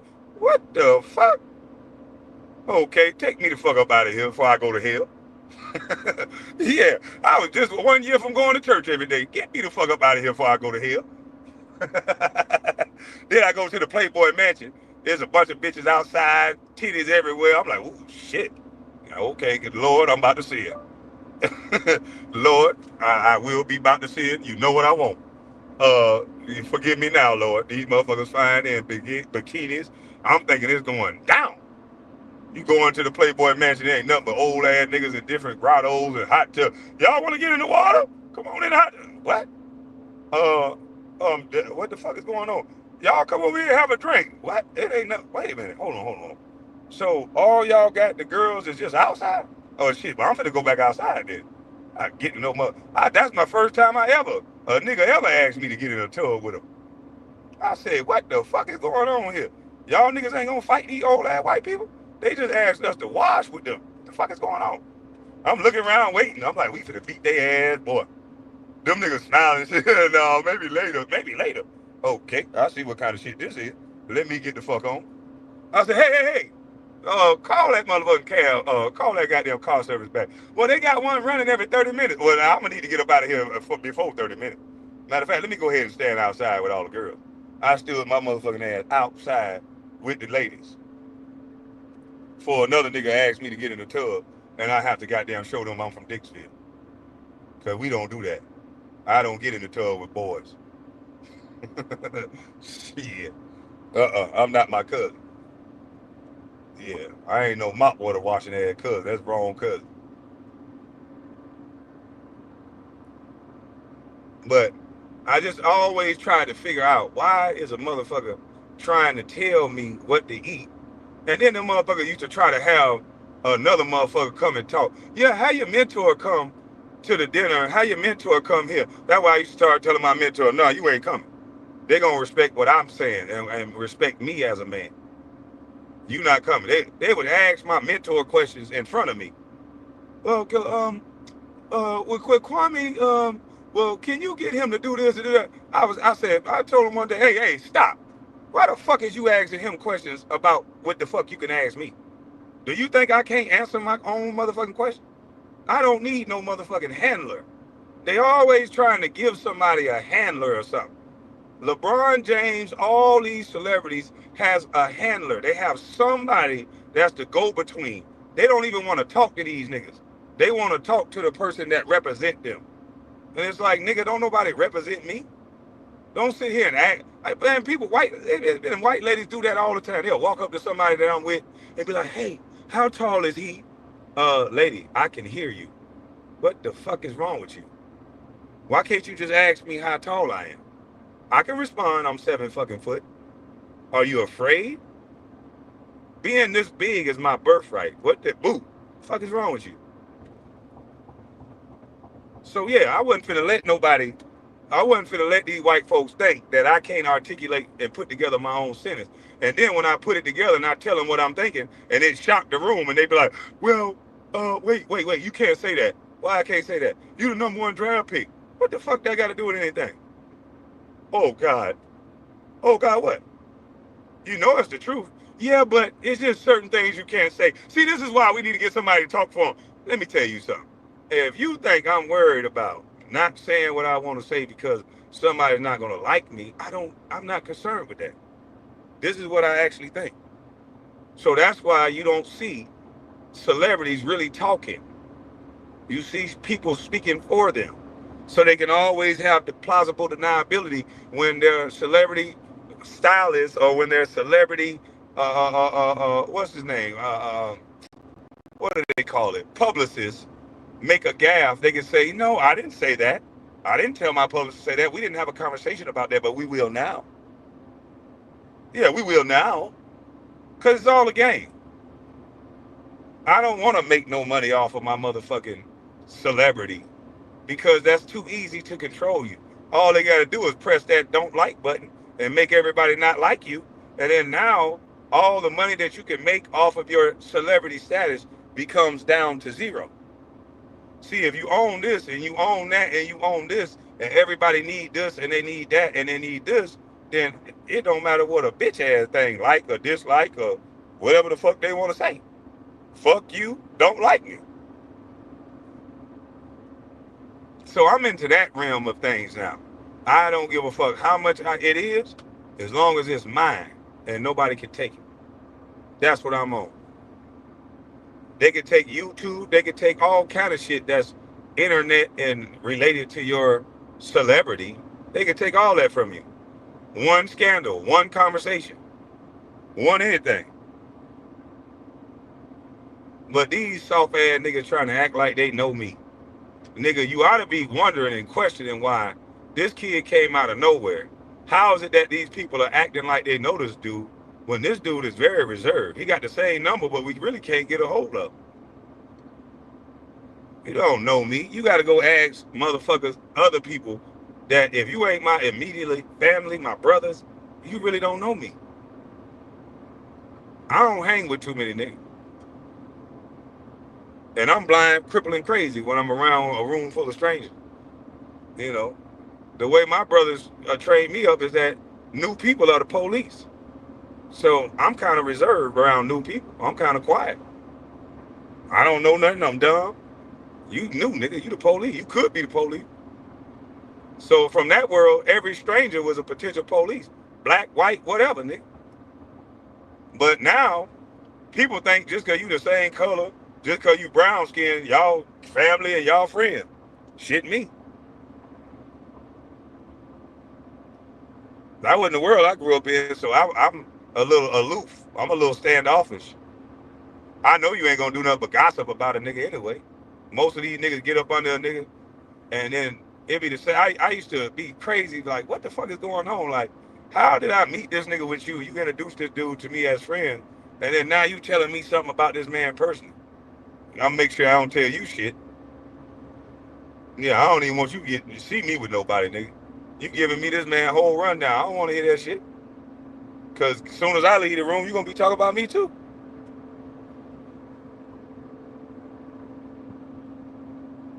That, he says, no French dressing, in a French restaurant. Then there was the matter of the profoundly dislocating and confusing rookie season with the Wizards are the things that some people will eat. On a road trip to Boston, the Wizards took him to an elegant French restaurant. Brown was not just shocked, but outraged, to discover that the restaurant did not serve French dressing. Can you believe that? He says, no French dressing, in a French restaurant. Then there was the matter of the salad itself. It was tree roots, he says disgustedly, leaves, and branches. For weeks afterward, Brown took a bottle of store-bought French dressing with him whenever he went out to dinner. On this particular day, Brown is having lunch at Clyde's with Swing Sarah. Do that sound like somebody that don't know what they want?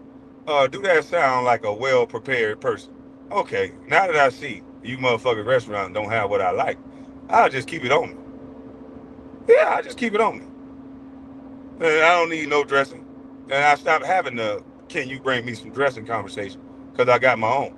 Now here it is, Hillary Clinton get props from all the niggas for having hot sauce in her purse. But Kwame Brown is made to be stupid because he had what he needed for what the fuck he wanted. It don't make much sense, but they'll make anything in the news. So I guess that makes me dumb because I bought French dressing. Because the name is French restaurant and I'm just common sense based, you know, teenager at the time.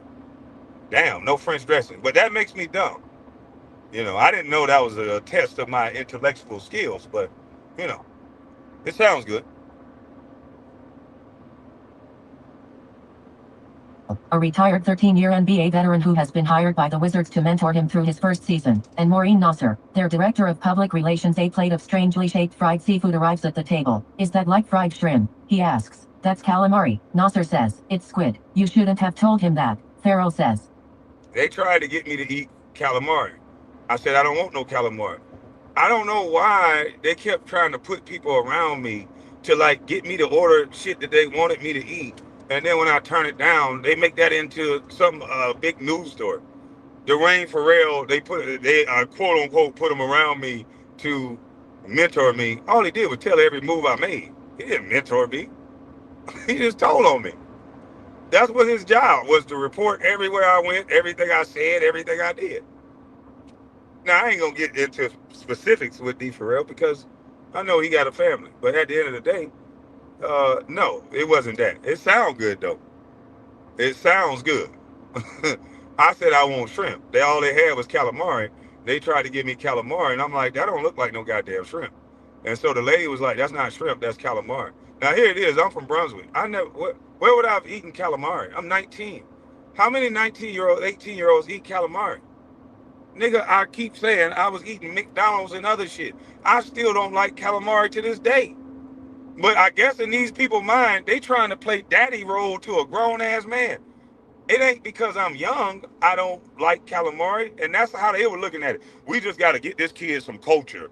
We got to help him mature and grow up. Not knowing that motherfucker, I was buying cigarettes at 10, 11 years old. I'm mature as fuck. I know how to go to a goddamn store with no ID in the hood and say, hey, put this on my mama tab, nigga. And walk up out of there with some smokes. And I ain't talking about one store, nigga, 3, 4 stores. See if your kid could get their mama some smokes at 10, 11 years old. I could. Yeah. I knew where the bootlegger was at. I knew everything. I knew a bunch of shit. I'm older than my age because of what I've seen. Just because I don't want to eat no motherfucking shit that even now at 43, I still don't eat. Have you ever heard of taste buds, motherfucker? That just don't fit my taste bud. It always be a motherfucker on the outside trying to tell a motherfucker what's best for them. You know, this is to be good. You just get culture and eat this shit.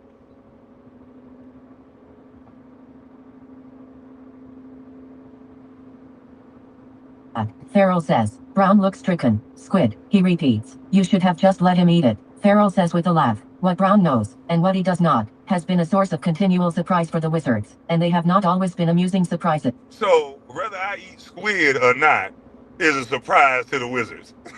What? What the fuck does that have to do with playing basketball? I mean, if this ain't a generated bullshit ass story just to have something to say, it's so shocking that a fucking teenage kid don't eat squid. Oh my God, we made the wrong draft choice. This kid does not eat squid. Holy shit. Now, if they would have showed me their teenage boy eating squid, then maybe we could say something. But I think every teenage kid from the hood don't eat no motherfucking squid. So why is this even news? This don't even make no motherfucking sense.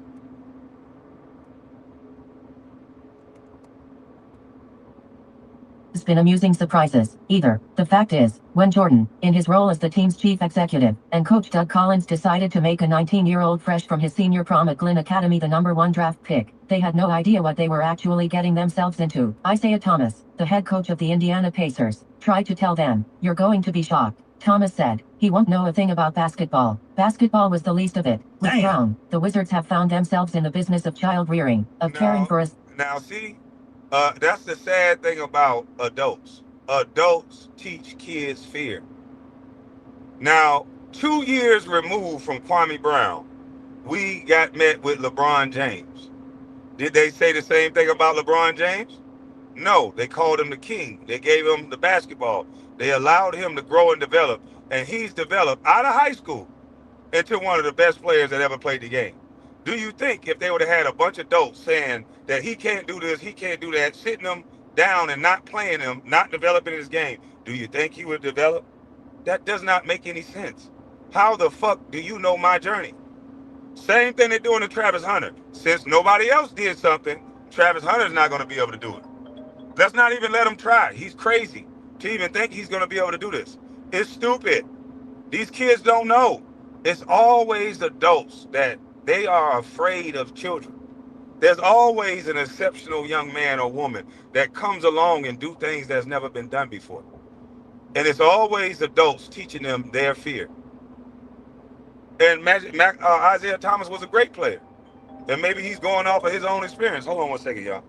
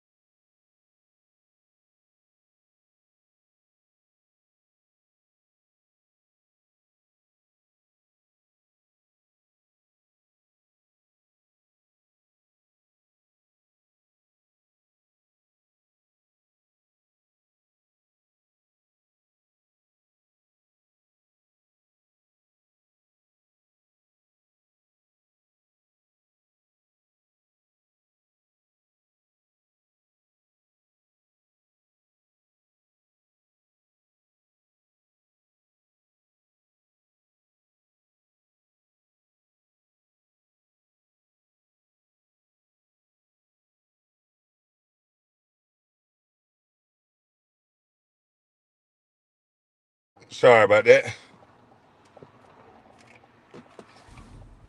But yeah, man, these niggas, they do the same thing to everybody. They always afraid of something new. There's always look at how many players out of high school. Jermaine O'Neal, Tracy McGrady. Anytime there's something new, there's a learning curve. That's the stupidest thing in the world. Anything you do that's new, there is a learning curve for it. It don't got nothing to do with just because you are in the NBA or whatever. You get a new job and you skip to another level that you ain't been on. It's a learning curve for that. There's a learning curve for everything. What the fuck is wrong with my truck?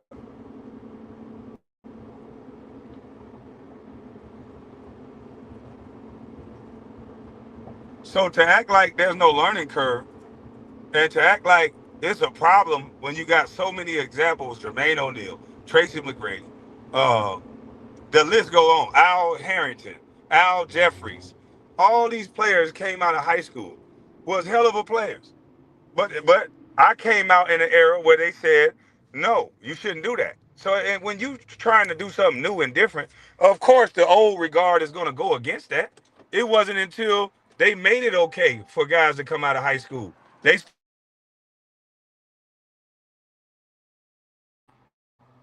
all this stupid shit that they're creating and generating. What I ate and what I eat don't have a motherfucking thing to do with basketball. Me not eating no motherfucking squid don't got a goddamn thing to do with basketball.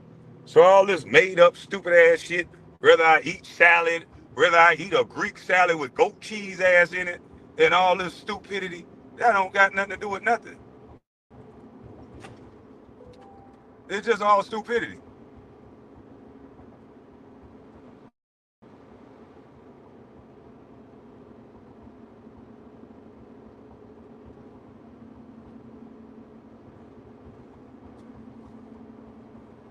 But that's what these motherfuckers want to talk about.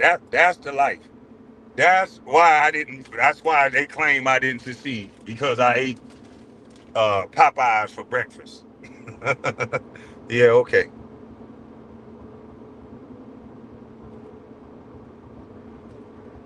Of caring for a 6'11" baby man who has required far more careful handling and feeding than they bargained for. He Six fooled them. 6'11" baby man is what they called me when I was paying the bills in my mother's house at 14. 6'11" baby man is what they said the story.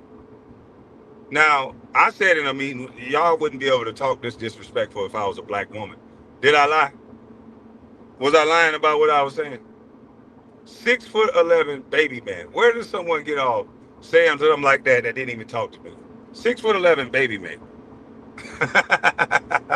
A nigga who bought their mama a house before he was a man. But I'm a 6'11" baby man. Make it make sense. The Wizards' youngest player only looked fully formed. The problem was Brown's deceptive physique. He seemed so ready-made. He was beautiful. They all agreed.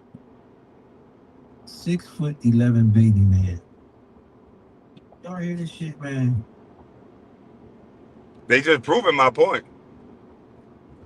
A 6'11" baby man. Say it again. They're proving my point. Fuck.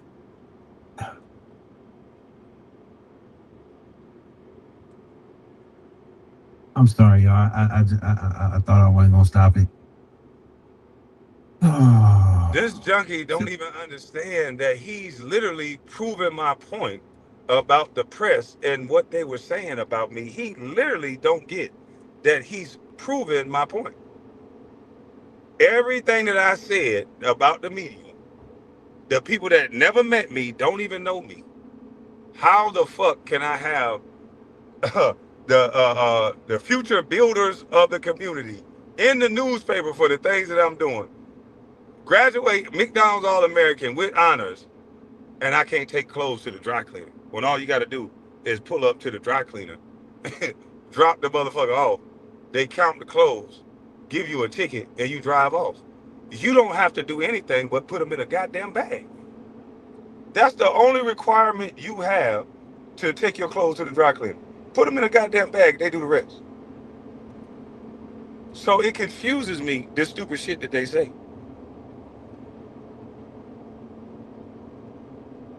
6'11" baby man. this again.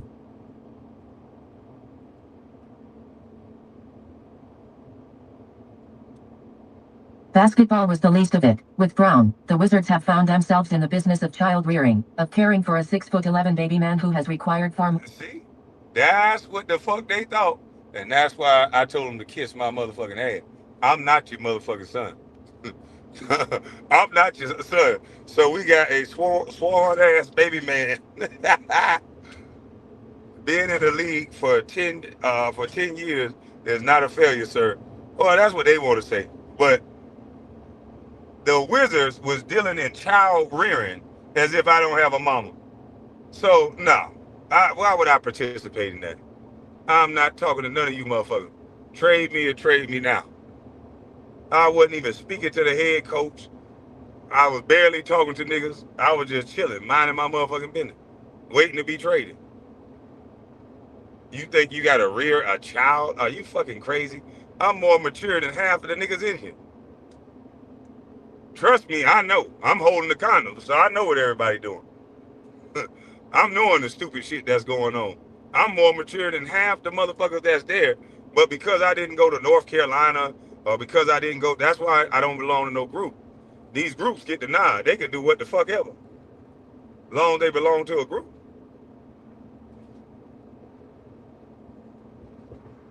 Or careful handling and feeding than they bargained for. He fooled them. The Wizards' youngest player only looked fully formed. The problem was Brown's deceptive physique. He seemed so ready-made. He was beautiful. They all agreed. Your eye couldn't help but go to him in everything he did. Just picking up the Damn, I ball. lost the He was spot. I'll lightning find quick it. for a big man, and he could handle the ball, which meant he could make a play the length of the floor. Skills people dream about. Collins says, when he worked out against fellow high schooler Tyson Chandler, he had no conscience whatsoever, which was what they liked most. He was reckless and unschooled and he decimated Chandler in one-on-one. And oh, they'd seen things like this before, hadn't they? And what it was, well, it was the real thing. And he seemed so level-headed, smart and self-assured. If you So they took a kid that they said was smart, self-assured, and didn't have a conscience prior to me dealing with a coach that's telling me, don't dribble the ball. Don't do this. Don't shoot. Get the ball to MJ. Go to the dunker. So a ready-made guy, if I don't know what the terminology of a blind pig is, see, he don't know basketball terminology. Coming out of college, you don't know what a blind pig is. And this is why what Isaiah Thomas said was so wrong. Trajan Langdon came out of Duke. Everybody thought, I mean, he went to Duke. He went to one of the best, pristine universities in the world.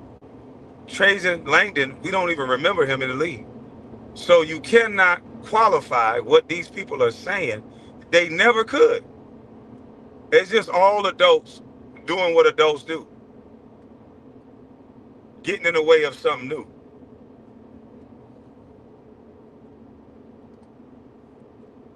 Of me, I'll never disappoint you, he told Jordan. He's mature, articulate, he's 6'11", and got all this talent, and you think he's ready to help us immediately. Collins says, what they couldn't see was the inside of him, the lungs that were underdeveloped, the softness that came from never having been really pushed, from not having lived alone in a big city, from never having been away from his mother. Inside, he's mush, says his youth pastor from Brunswick, the Reverend. Never having been away from my mother. And my pastor was about to sue them for that. My pastor didn't even talk to these motherfuckers. Why would my mentor tell somebody inside he's mush? In my upbringing, I'm in the inside I'm mush. Growing up the way I grew up, it don't breed insides going to mush. It breed insides going harder than they should. It don't breed mush. So I don't understand. First of all, I don't understand how all these so-called pro-blacks and black caucus and all this shit, I don't understand how they even let them write articles like this. This is how they wrote articles back in the day about athletes, and they want me to say that I'm wrong for saying this about Bronny, and I'm wrong. They called me a baby man, and my insides was mush, my lungs underdeveloped now. They tested everything about my body. If all these things was true, why the fuck did you draft?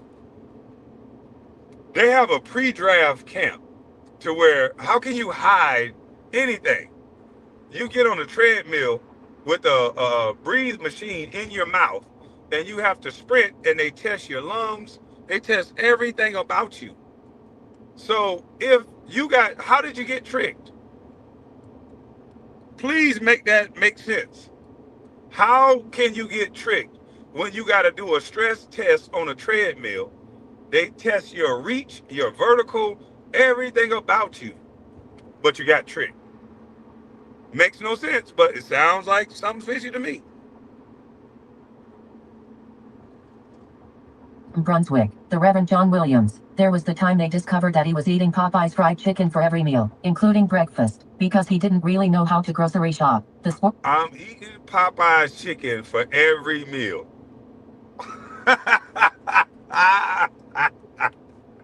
Holy shit. I don't think there's nothing good in this world to eat for every meal. I can't think of one thing I like that much to eat it for every goddamn meal. Literally, not one thing I can think of that I want to eat that much for every meal. Can y'all think of one thing that y'all want to eat for breakfast, lunch, and dinner? And how many days was this? Was this every day? So every day, I like Popeyes so much, I'm eating it for breakfast, lunch, and dinner. Wow. Now that's amazing. That is actually fucking amazing to come up with that excuse. Grocery shop. The sports management firm that represents Brown, SFX, assigned Richard J. Lopez, a 36-year-old business manager, to shepherd him. Lopez found that he essentially became a parent. Lopez took Brown to a giant supermarket and helped him fill a cart with food. Then Lopez drove Brown home. Lopez, that works for SFX, he was assigned to me. First of all, let me explain something to these dummies that come up with these fake ass articles and news stories. There's not a sports agency in the world that don't have rookie players, that has guys that know the city to show them what you want NBA players to be. We didn't even have Google in 2001 or in 2000 and 2001. We didn't have all these search engines where you could just Google a spot on a smartphone and it takes you there. So all these agencies have a guy or two to, hey, here's where the cable company is. Here's where this is. Here's where that is. We have 3 realtors. Let's see which one you like so you can help you find a place. Every sports agency has that for their clients. That's what those guys' jobs are. It makes no sense to write an article about a guy doing his job because that's what I pay 4% to an agent for. He got 4% of $12 million to hire someone to make sure you can help assist athletes to find out where grocery stores are, which there's no Giant in Alexandria, Virginia. The store that I shopped at was a Rouse. So the Giant thing, you could tell they just cap in their rap. There's only Rouse. I stayed in Alexandria, Virginia, and there was a Rouse. Actually, I did a thing with the Rouse and the Whole Foods. And it would take me, it wasn't that I didn't know how to shop at all. When you're the #1 draft pick walking into a Rouse, it take you 3 hours to go get breakfast food.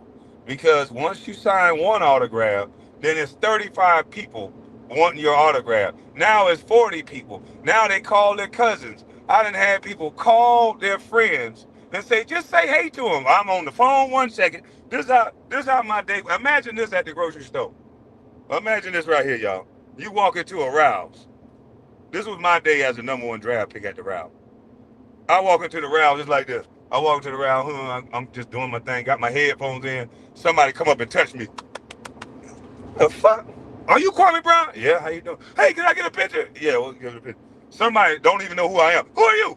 Can I get a picture? Next thing you know, it's hysteria. I'm on the phone. Yeah, how you doing, cuz? You Kwame Brown? Yeah, I'm Kwame Brown. Oh my God, my nigga, how long you gonna be there? We gonna come out there, my nigga. What the fuck? Get this phone back. So you said, can you just say hey to my cousin? Hey cousin. Hey Kwame Brown, I love you. I always wanted to talk to you. Can you sign something for my cousin? He gonna give you some. Go get a basketball, have him sign it. I was like, oh shit, he would have known. Hey man, can I got down? Why you ain't got no security?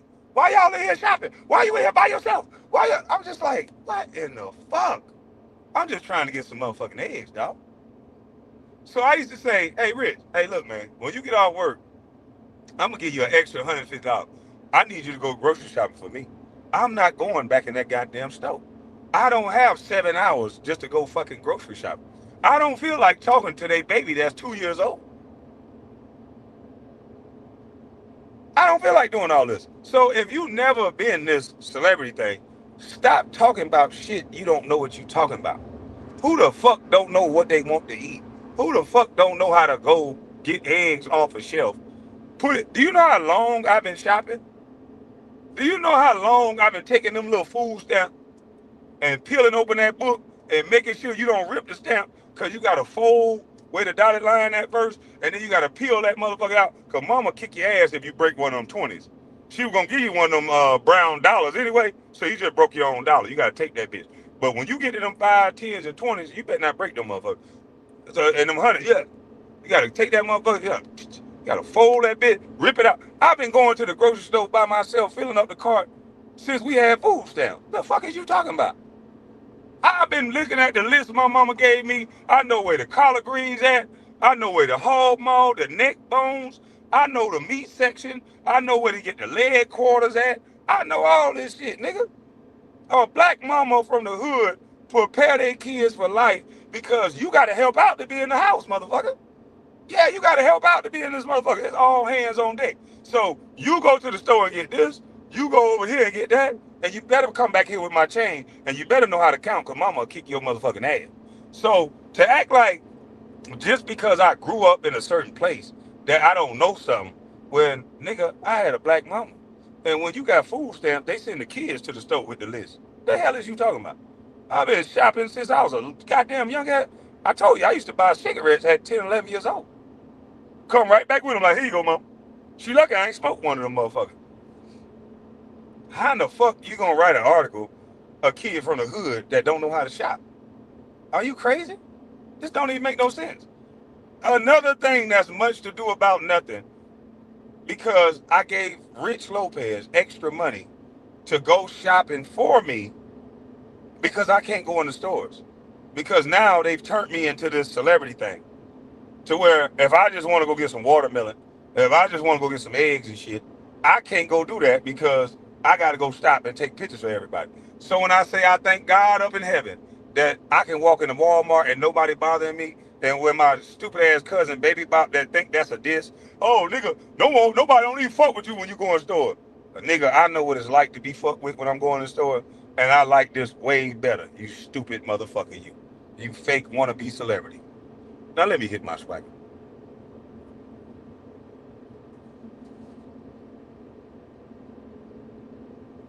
To his rented apartment in Alexandria and hard-boiled a dozen eggs for him and put them in the refrigerator. One morning before a Wizards game, Brown called Lopez and said, I have nothing. Wait a minute. So you telling me I needed a nigga to boil some eggs for me too? Oh my God. So I had a black mama from the hood, and I don't know how to scramble or boil eggs. Really?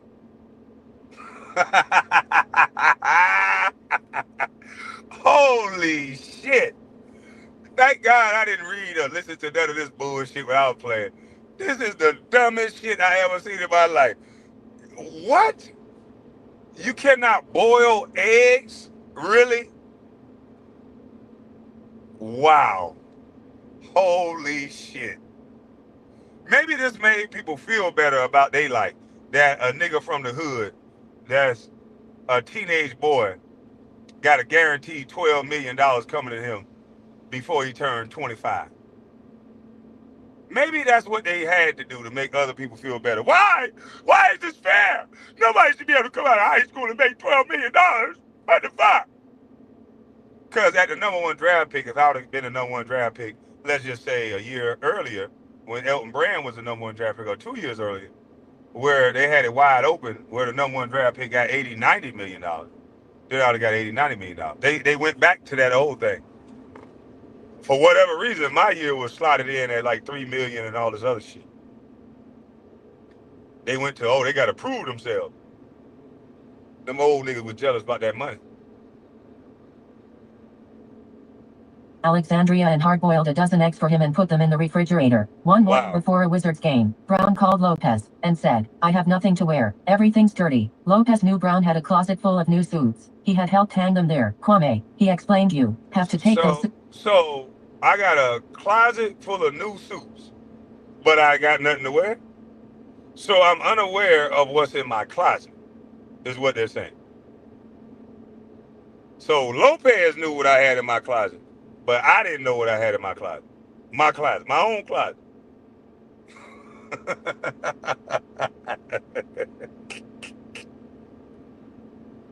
To the dry cleaners that was fine Brown, said but he didn't know how to do that and he still didn't have anything to wear. Lopez drove over to Brown's apartment and found the suits in a suits to the dry cleaners that was fine Brown, said but he didn't know how to.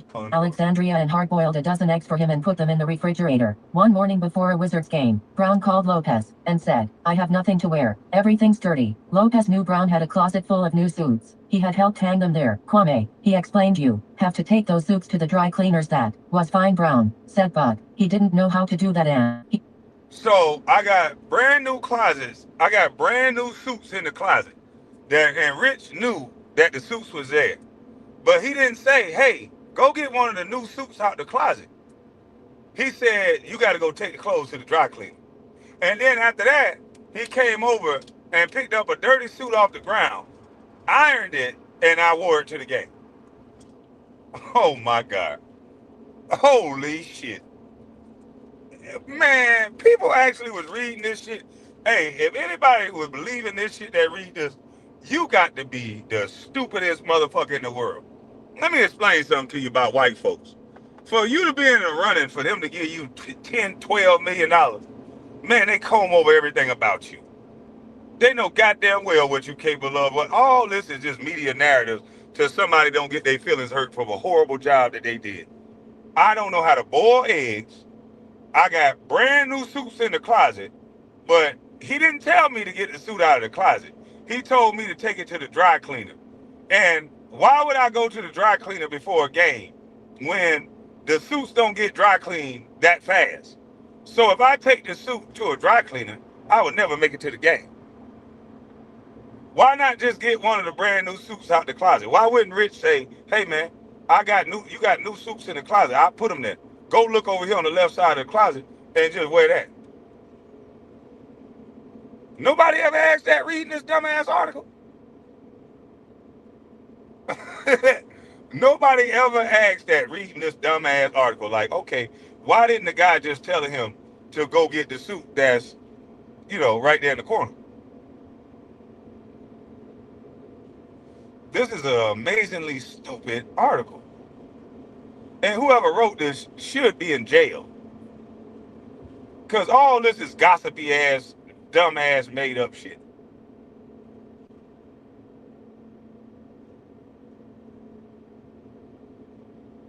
That shit is crazy. What about the what?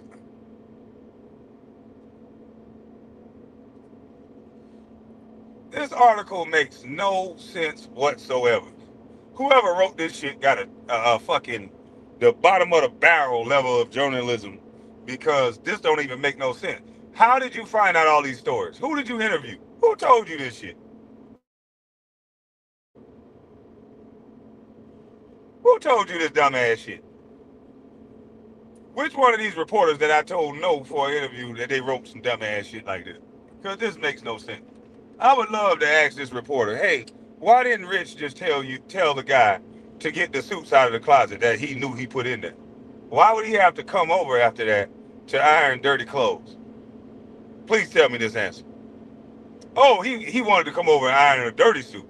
He wanted him to have a dirty suit, not a good suit. Like, that don't even make sense.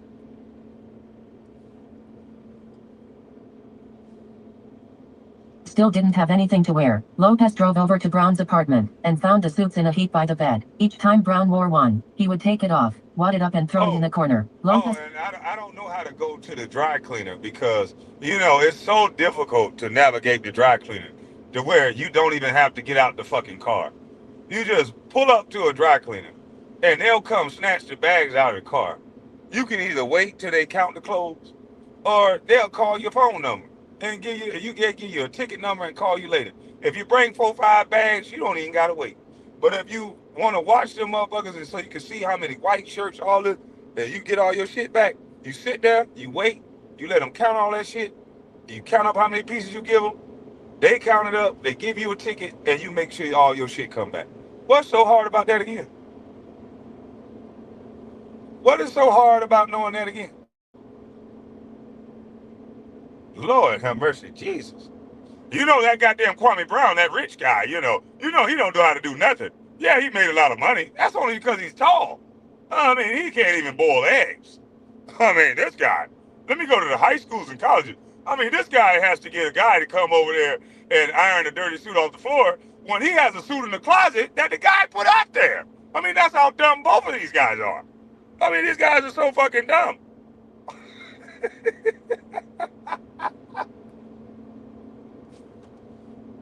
Picked up a suit from the pile, got out the iron, and began ironing. It was Lopez who helped Brown find his apartment, a 4-bedroom condo in Alexandria. Lopez also got him a deal on a Mercedes S500, and a free cell phone, and helped him set up his cable service, and get an ATM card, and all the other... They're saying as if Lopez wasn't getting paid to help set up the cable service. Every agent, every player that was signed on to SFX had a guy to take them to the local stuff to get their whatever they need done. Every player. So I don't get what these niggas talking about. This makes no sense. I do not understand why is this even an article. You could talk to 100 agents. Why would a new guy? They got players coming from Europe. You're gonna have a guy come from Europe to the United States where he don't know nothing and don't have a guide for that city to take him to go get gun license, whatever you need. They have a guy there to take you to show you where it is. Not do it for you, but to show you where it's at. That's what professionalism is. You can't drive people from different cities, different countries, and not have people there, especially in 2001, to show them around. This is the dumbest shit in the world. This is supposed to be an article to embarrass me. I think this proved my case in point of what they was trying to do with all these media narratives. Who the fuck can't boil eggs at 19 years old? This makes no sense. Who the fuck don't know not to eat Popeyes for every meal? This don't make no sense.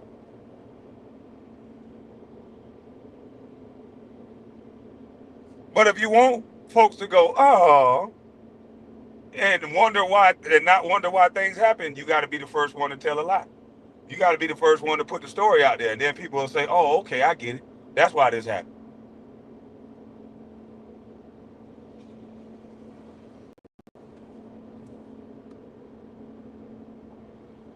Things that go with being an adult. At first, Brown's mother, Joyce, was there to help, and there was a temporary roommate to keep him company, an acquaintance from Brunswick attending Howard Law School. But then his mother went home to care for her other children, and the roommate got a place closer to campus. Finally, the condo was empty, except for Brown and Lopez. Brown looked...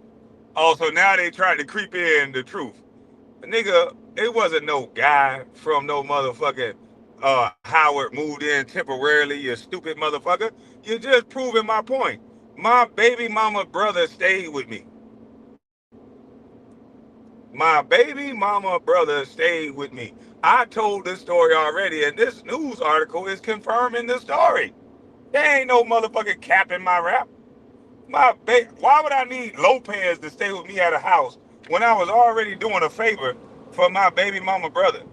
He stayed at my house while he was studying law at the University of Howard.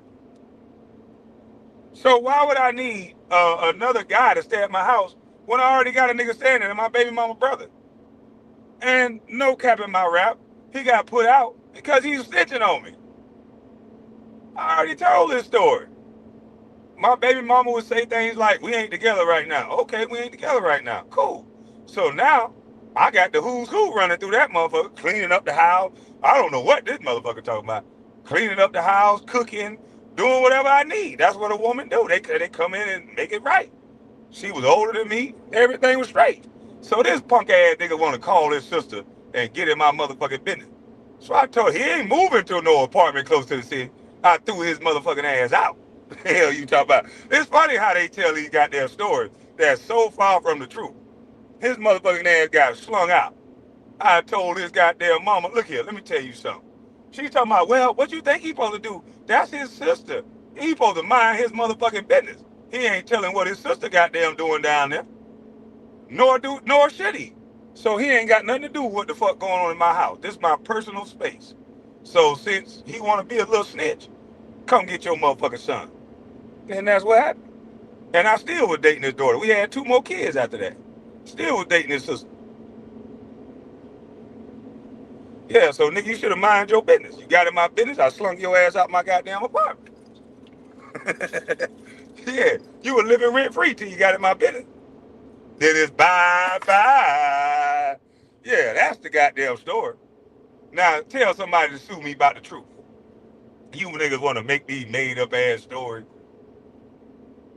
I would tell you the girl that was falling off through that motherfucker had that nigga jealous. I had y'all motherfuckers searching this girl, and y'all will be mad than a motherfucker. I should say her name because she famous. But I'm not going to do that because I'm not one of you shit turds. You know. I say 2 names and you motherfuckers, it'll break the internet right now today. You niggas with all this motherfucking cap, nigga.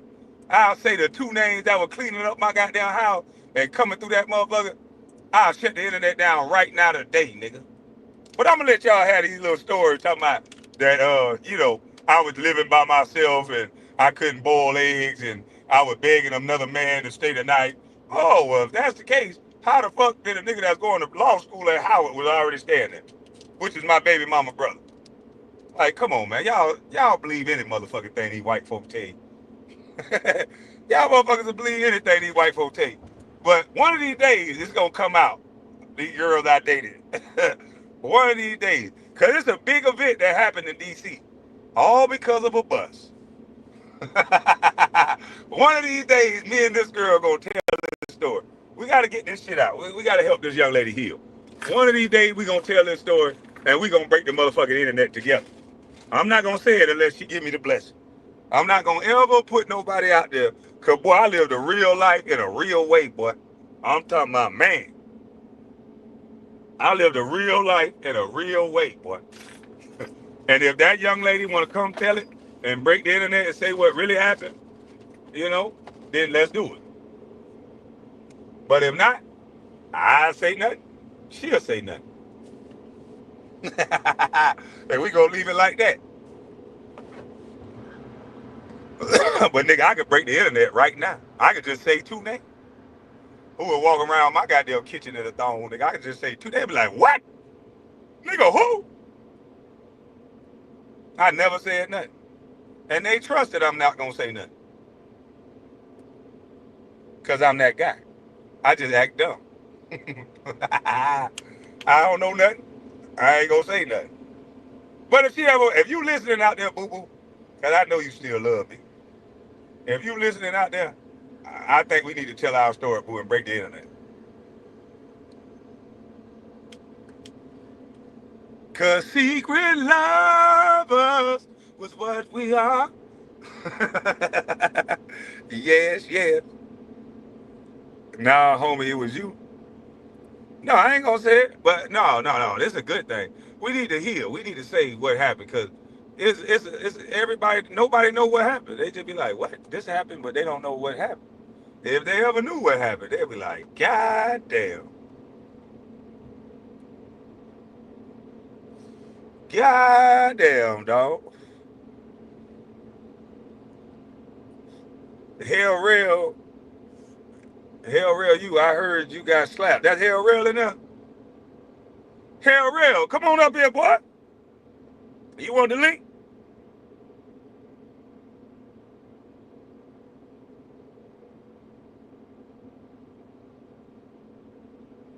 Man, hey, real. Is that real? Oh, that's the Kev load of mail. Man, please.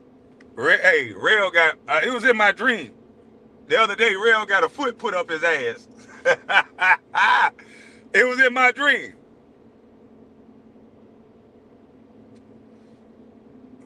It was in my dream that Rail got a foot put up his ass.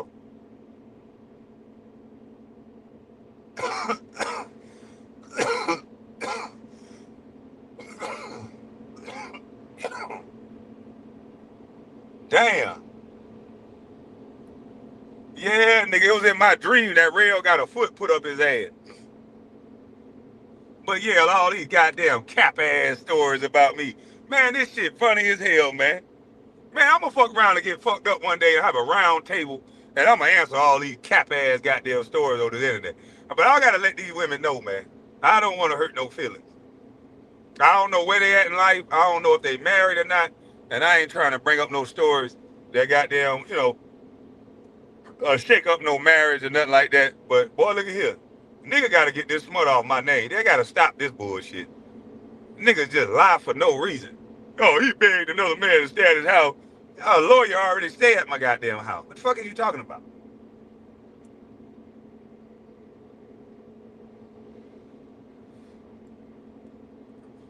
That gotta be real saying,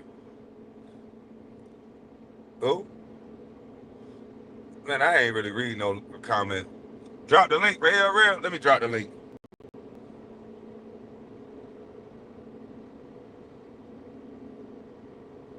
Let me drop the link for Hell Real. For Hell Real, there's a lot of people saying you got slapped. Nah, man, if I fight back, boy, it's gonna be a lot of motherfucking shot, boy. It's gonna be a nigga wanting to beat my motherfucking ass, boy. Cause I think that was his girlfriend. It's gonna be a nigga wanting to whoop my motherfucking ass.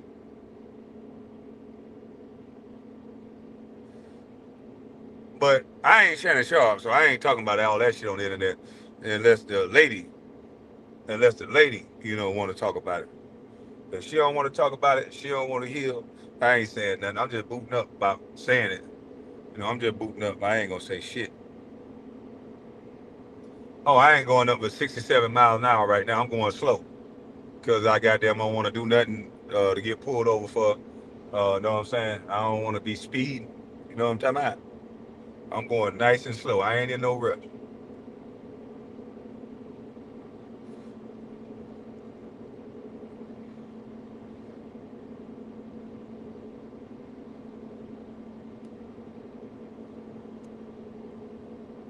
You boiling eggs right now? Hey, man, can somebody give a tutorial on how to boil some goddamn eggs? Please. I don't know how to boil. I still don't know how to boil eggs.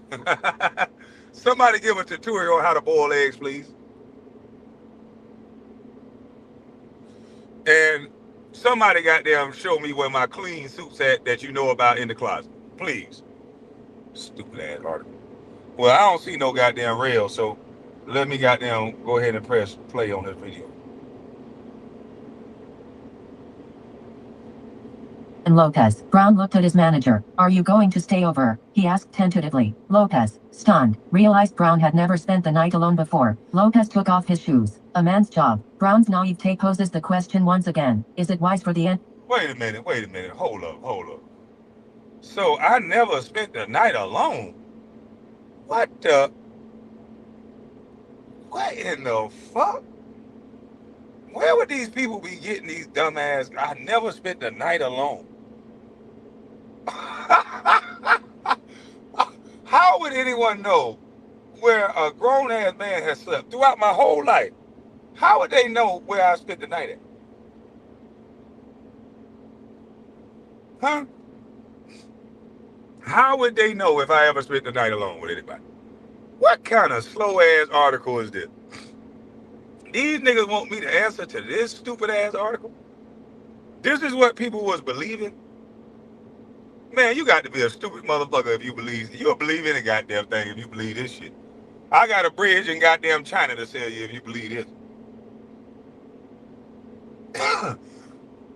BA to make a foray into surrogate parenting of kids fresh from high school? What's to be done with the Kwame Brown? What is the nature of the league's responsibility to such a tender rookie? No one is quite sure. There's a special kind of care and handling they need, says Commissioner David Stern. The overriding issue for me is whether the pressure of life in the NBA might be too much. The question is whether he will suffer any permanent setbacks by being tossed in the oil too soon. Is it worth the trouble? If nothing else. Oh, I'm supposed to be having personal setback from word about the NBA. It ain't no personal setbacks. You mean more than the personal setback of my daddy being in prison for life? You mean more than the personal setback of growing up in the goddamn hood with no money for college, and I got myself signed, sealed, and delivered to the University of Florida. So my entire life, whatever problem I was faced with, I dealt with it on my own. And I met the requirements for whatever I needed on my own. Mama didn't have money for college. Don't worry about that, mama. I'll get a scholarship. Mama didn't have money for finish paying her bills. Don't worry about that, mama. I'll get a job. Mama wanted a house, needed a house. Don't worry about that, mama. Here you go, by 19.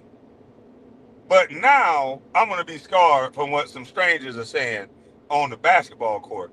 I'm not going to be scarred for not having a daddy at home and growing up in the hood with minimum income and not having options of colleges and all that other shit. That ain't going to be no setback. Just what some motherfuckers saying about basketball. Wow. David Stern was a genius. These got to be the dumbest motherfuckers in the world, boy. Jesus Christ.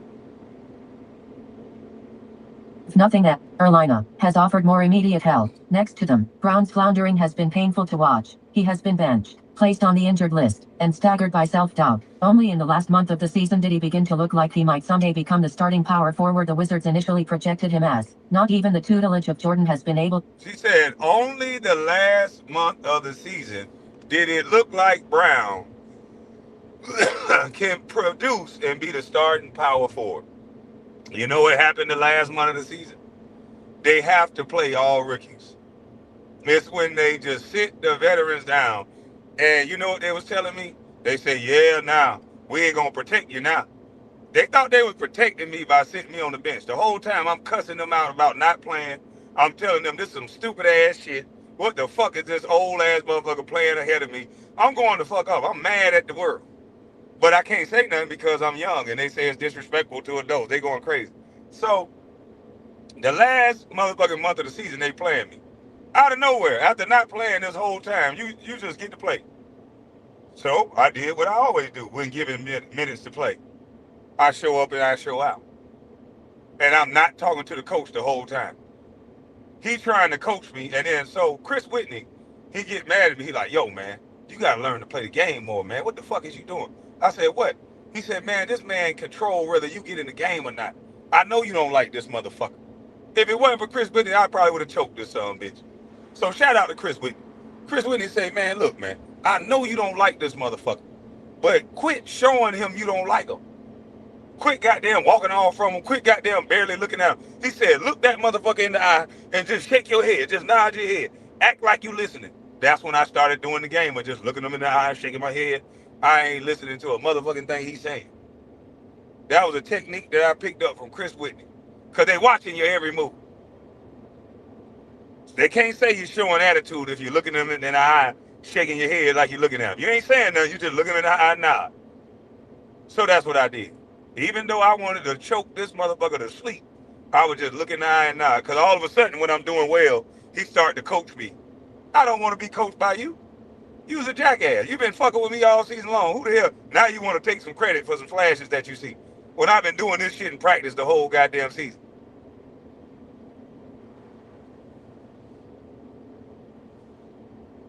To ease Brown's entry into the league, wasn't Jordan supposed to help guide this rough, raw, young, incompletely formed player into professionalism? Jordan firmly contends that Brown is right on schedule. My expectations for him were never as high as his, or other people's. Jordan says, he's never been taught, but nobody pretends anymore that this is a... And there you go. They kept trying to keep me at some expectations that they had. I want the goddamn ball and I want to play. With MJ on the floor, Stackhouse, all these players, they give me some minutes. My offense was raw. These niggas big, these niggas strong, them niggas knocking me off the spot. That's what I had to get used to.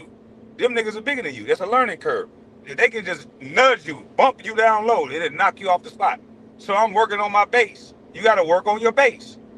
That's the main thing. You got to get down in your base and work on your base. But that's going to come. So if you're a rookie, you get 13 points, 18 rebounds, and 6 blocks, or a second-year player, you would think that's a good thing. You would think you could build off of that. No, we trying to make it to the playoffs. You trying to make it to the playoffs? Motherfucker, you got a good thing going.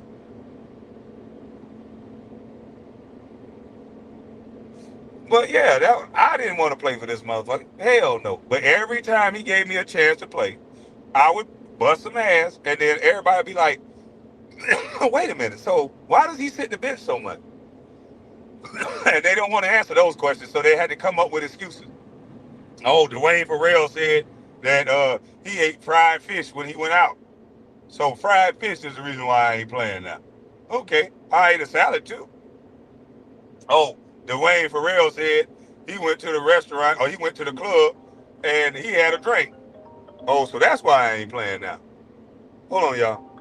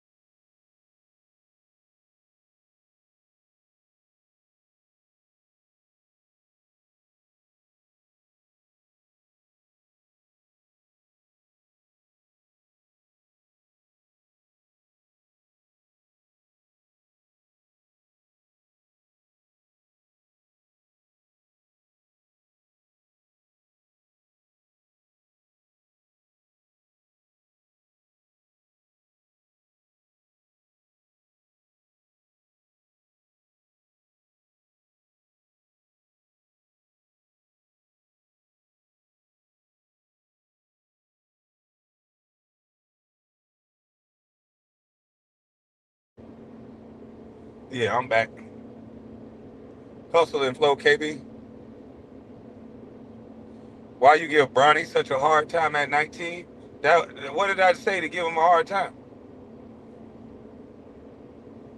Tell me the things that I said that gave Bronny a hard time. I said you Homelander Junior and your daddy's Homelander.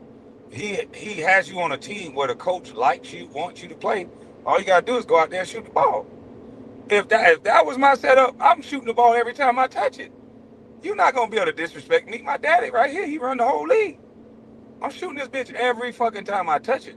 I'm trying to dunk on everybody. I wouldn't give a fuck if I miss it, make it, whatever else. And I earned my spot. Ain't nobody had to give me no goddamn spot.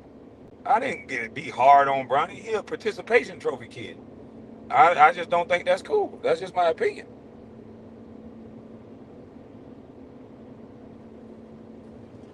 Anymore that this is a fairy tale, unless it is a fairy tale with a cautionary moral. Stern, for one, is convinced that at least a couple of years of college produce happier young men and more fundamentally sound ball players, and he thinks that others in the NBA are watching the. See, you can't have people that think like this. There would have never been no Kobe Bryant.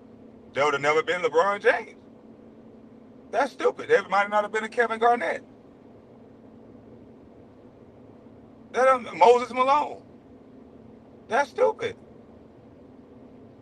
Al Jefferson. That is stupid. That's just what you think. That don't mean you can show me the college players that panned out so great just because they went to college. Do you know how many? There are more college players that came out of college. Adam Morrison, that you thought he was all world because they went to college, and when they got in the league, they wasn't shit.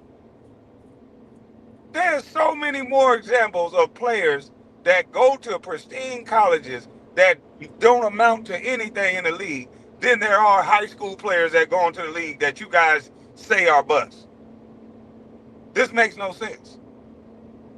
The only sense that it makes is that it fucks up the college game. That's the only sense that it makes. Because the top recruits are going to all go top 13 in the draft because of their youth. If you can get 25 years out of a player, if you can get LeBron James in year 20 some 22, 23 and still playing at an elite level. I think Kobe tallied what, 18? When MJ and all these other superstars only been able to give you 13, 14 years. Getting the guys out of high school moved it past another 5 or 6 years, and LeBron blew that out the water. So it seems like the high school kids are saving the NBA game. The overseas players that come over here as teenagers, 18, 19, they're saving the NBA game. These are not 3-year, 4-year college age players. Giannis came over here at like 18 years old. Of course, he had to develop. Was he ready to dunk on everybody? That what he's doing now at 17? No. 18? No. But look at Giannis now. One of the best players in the NBA, and he got in there at high school age. And he's going to play for over 20 years. This makes no sense. Just saying what you think. And that's why the league was like it was back then.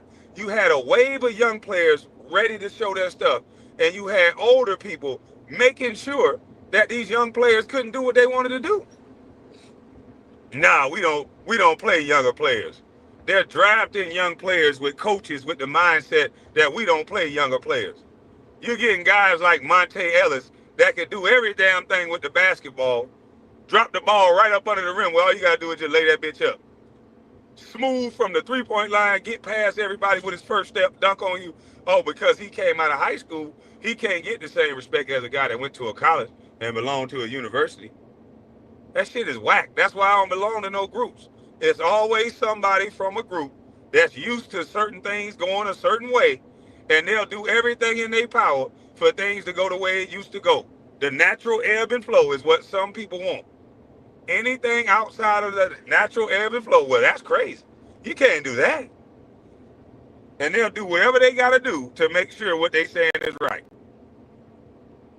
Talking about what a person that's hired by an agency that is getting 4% out of a player's contract so that they can go do these things. These guys are getting paid to do this. You write a whole article about this and make it seem like a guy is stupid. That is fucking crazy. You write a whole article about saying a guy don't know how to take their clothes to the dry cleaner when all you have to do is merely bag the clothes up and show up to any dry cleaner in America and they do the rest. Like, that's fucking crazy. It makes no sense. To have all these old niggas say the same thing, well, you got to go to college to be good. That's fucking cap.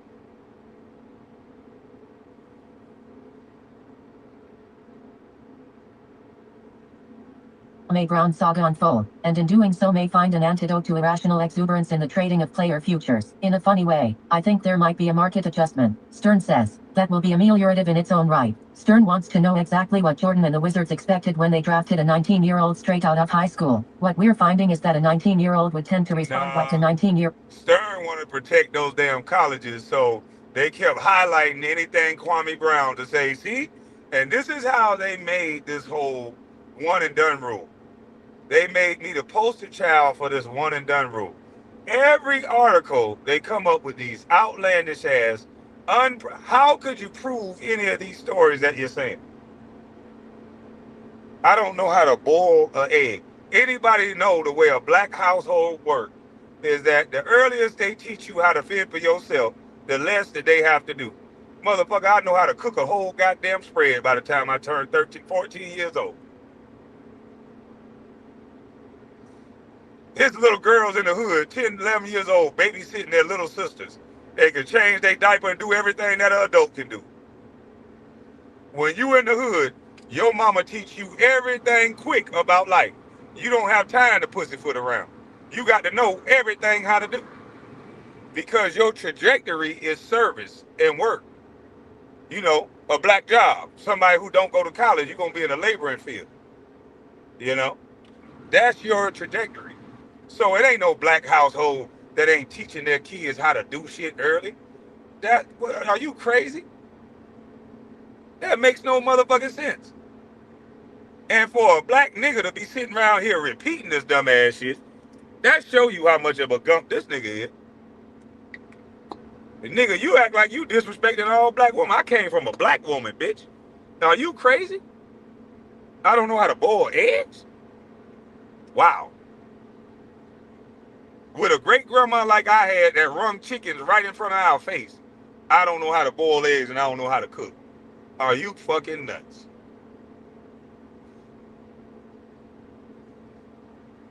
Oh, says Stern. Who should that surprise? At least one person, Collins, is ready to admit that he misjudged Brown's readiness to enter the league. It's not just the education of Kwame Brown, says Collins wearily. It was the education of Doug Collins. Hard time. Brunswick, population 15,600, is a place of seedy beauty, that contradictory grace possessed by the Old South, with its decadent What the residue and fuck? feeling antebellum wretchedness alongside old wealth. All of it.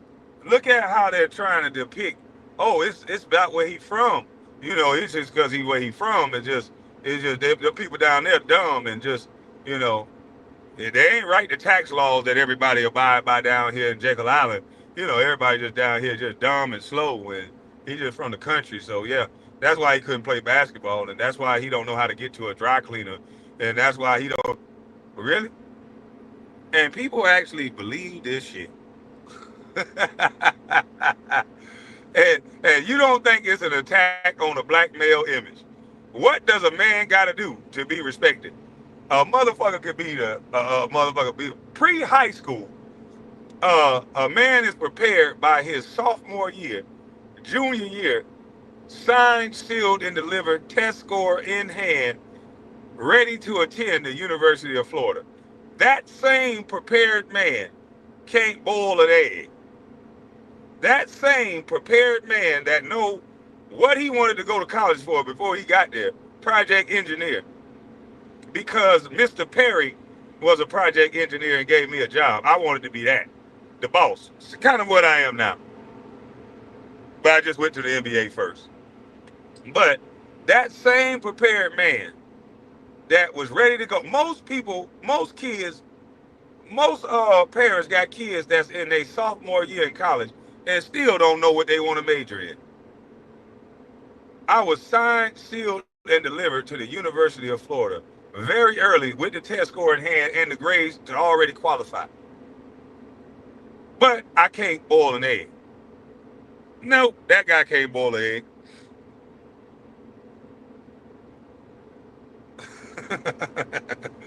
They'll say any goddamn thing, boy. When they know you great, they'll say any motherfucking thing.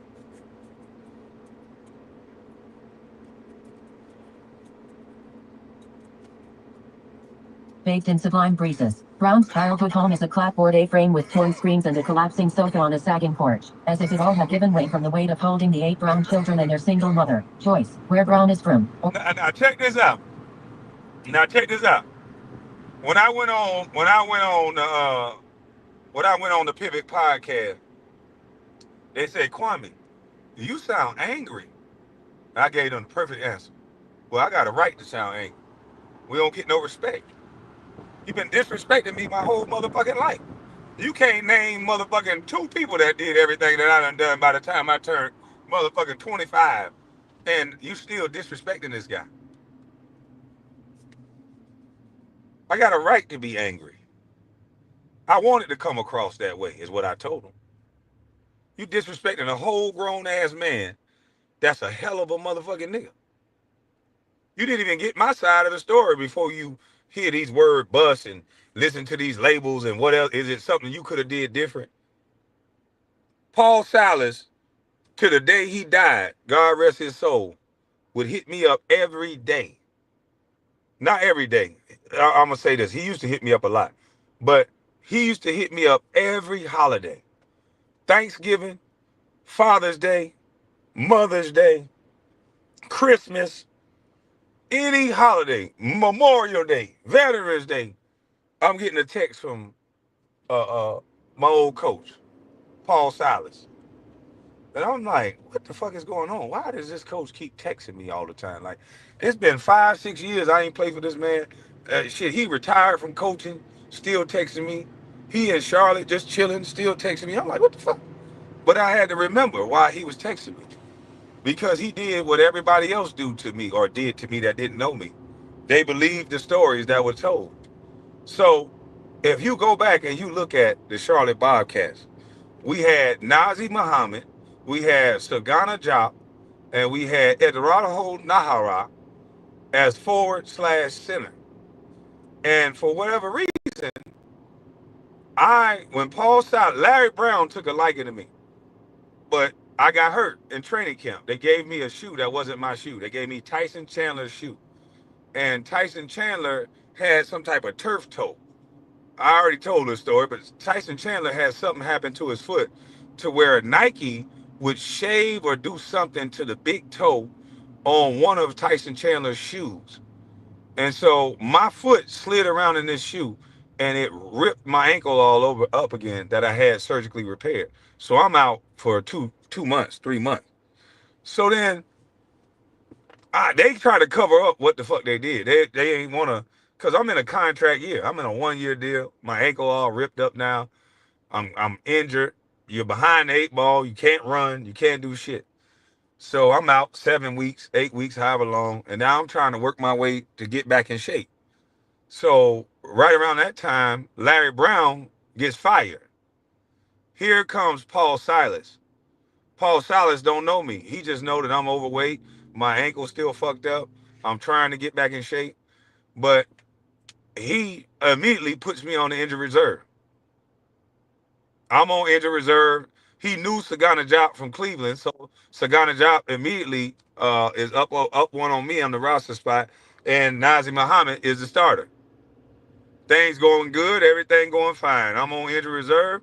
It's gonna look like this is gonna be the end of my career right here in Charlotte. Because if you don't get off the bench, you don't play in a contract year. This gonna be it for you. So next thing you know, Nazir Muhammad, boom, season-ending injury. The very same game, Sagana Diop, season-ending injury. He tore his Achilles, either the same game or the very next game. So now I'm on injured reserve while this happened. They got no centers.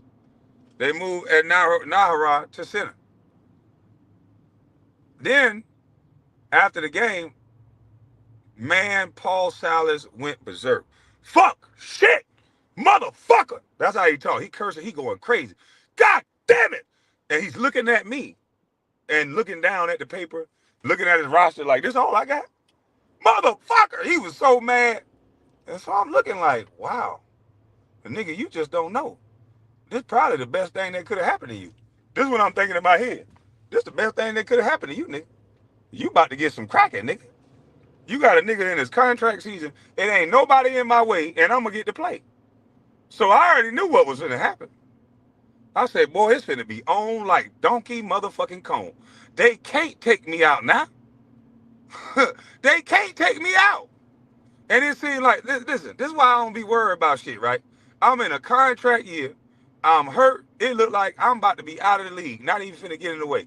But the God I serve, he don't play about me. Both starting centers, unfortunately for them, sorry to hear that, they both got hurt, season-ending injuries. Nobody's in front of me. Me and now Charles Oakley is the coach. Charles Oakley has a very aggressive, wild style of coaching. Charles Oakley cursing, going crazy, damn near about to fight every other day in practice. Players. There was an incident, Charles Oakley cussing me out, about to beat jackass, about to hit me with the ball in my face. I didn't flinch. I go over and talk to him. Rod Higgins laughing. I wanted to choke him to death. But next thing you know, a week or two later, Charles Oakley in the drill gets a pinched nerve from me running into him, hitting him and spinning and going up for the layup. He gets a pinched nerve in his back. Or actually, it like fucked up a pinched nerve because I think when Charles Oakley was in Vegas, he got into a fight where they jumped the shit out of him and they was hitting him while he was cuffed. And so when he got hit, it like re-aggravated an injury or something. So when that happened, now there's no more Charles Oakley to yell and do all this shit. Because I already got the good cracking from him. Man, me and this man worked out every day. I'm talking about from the weight room, it was with Charles Oakley. From the court, it was with Charles Oakley. Nigga, we running the half court. That nigga could work. He know how to work a motherfucker out. He know how to put a big man through big man workout. He just gonna try to kick your ass over one little thing. He just got a fighting problem. But can he put big men through workouts? Yes.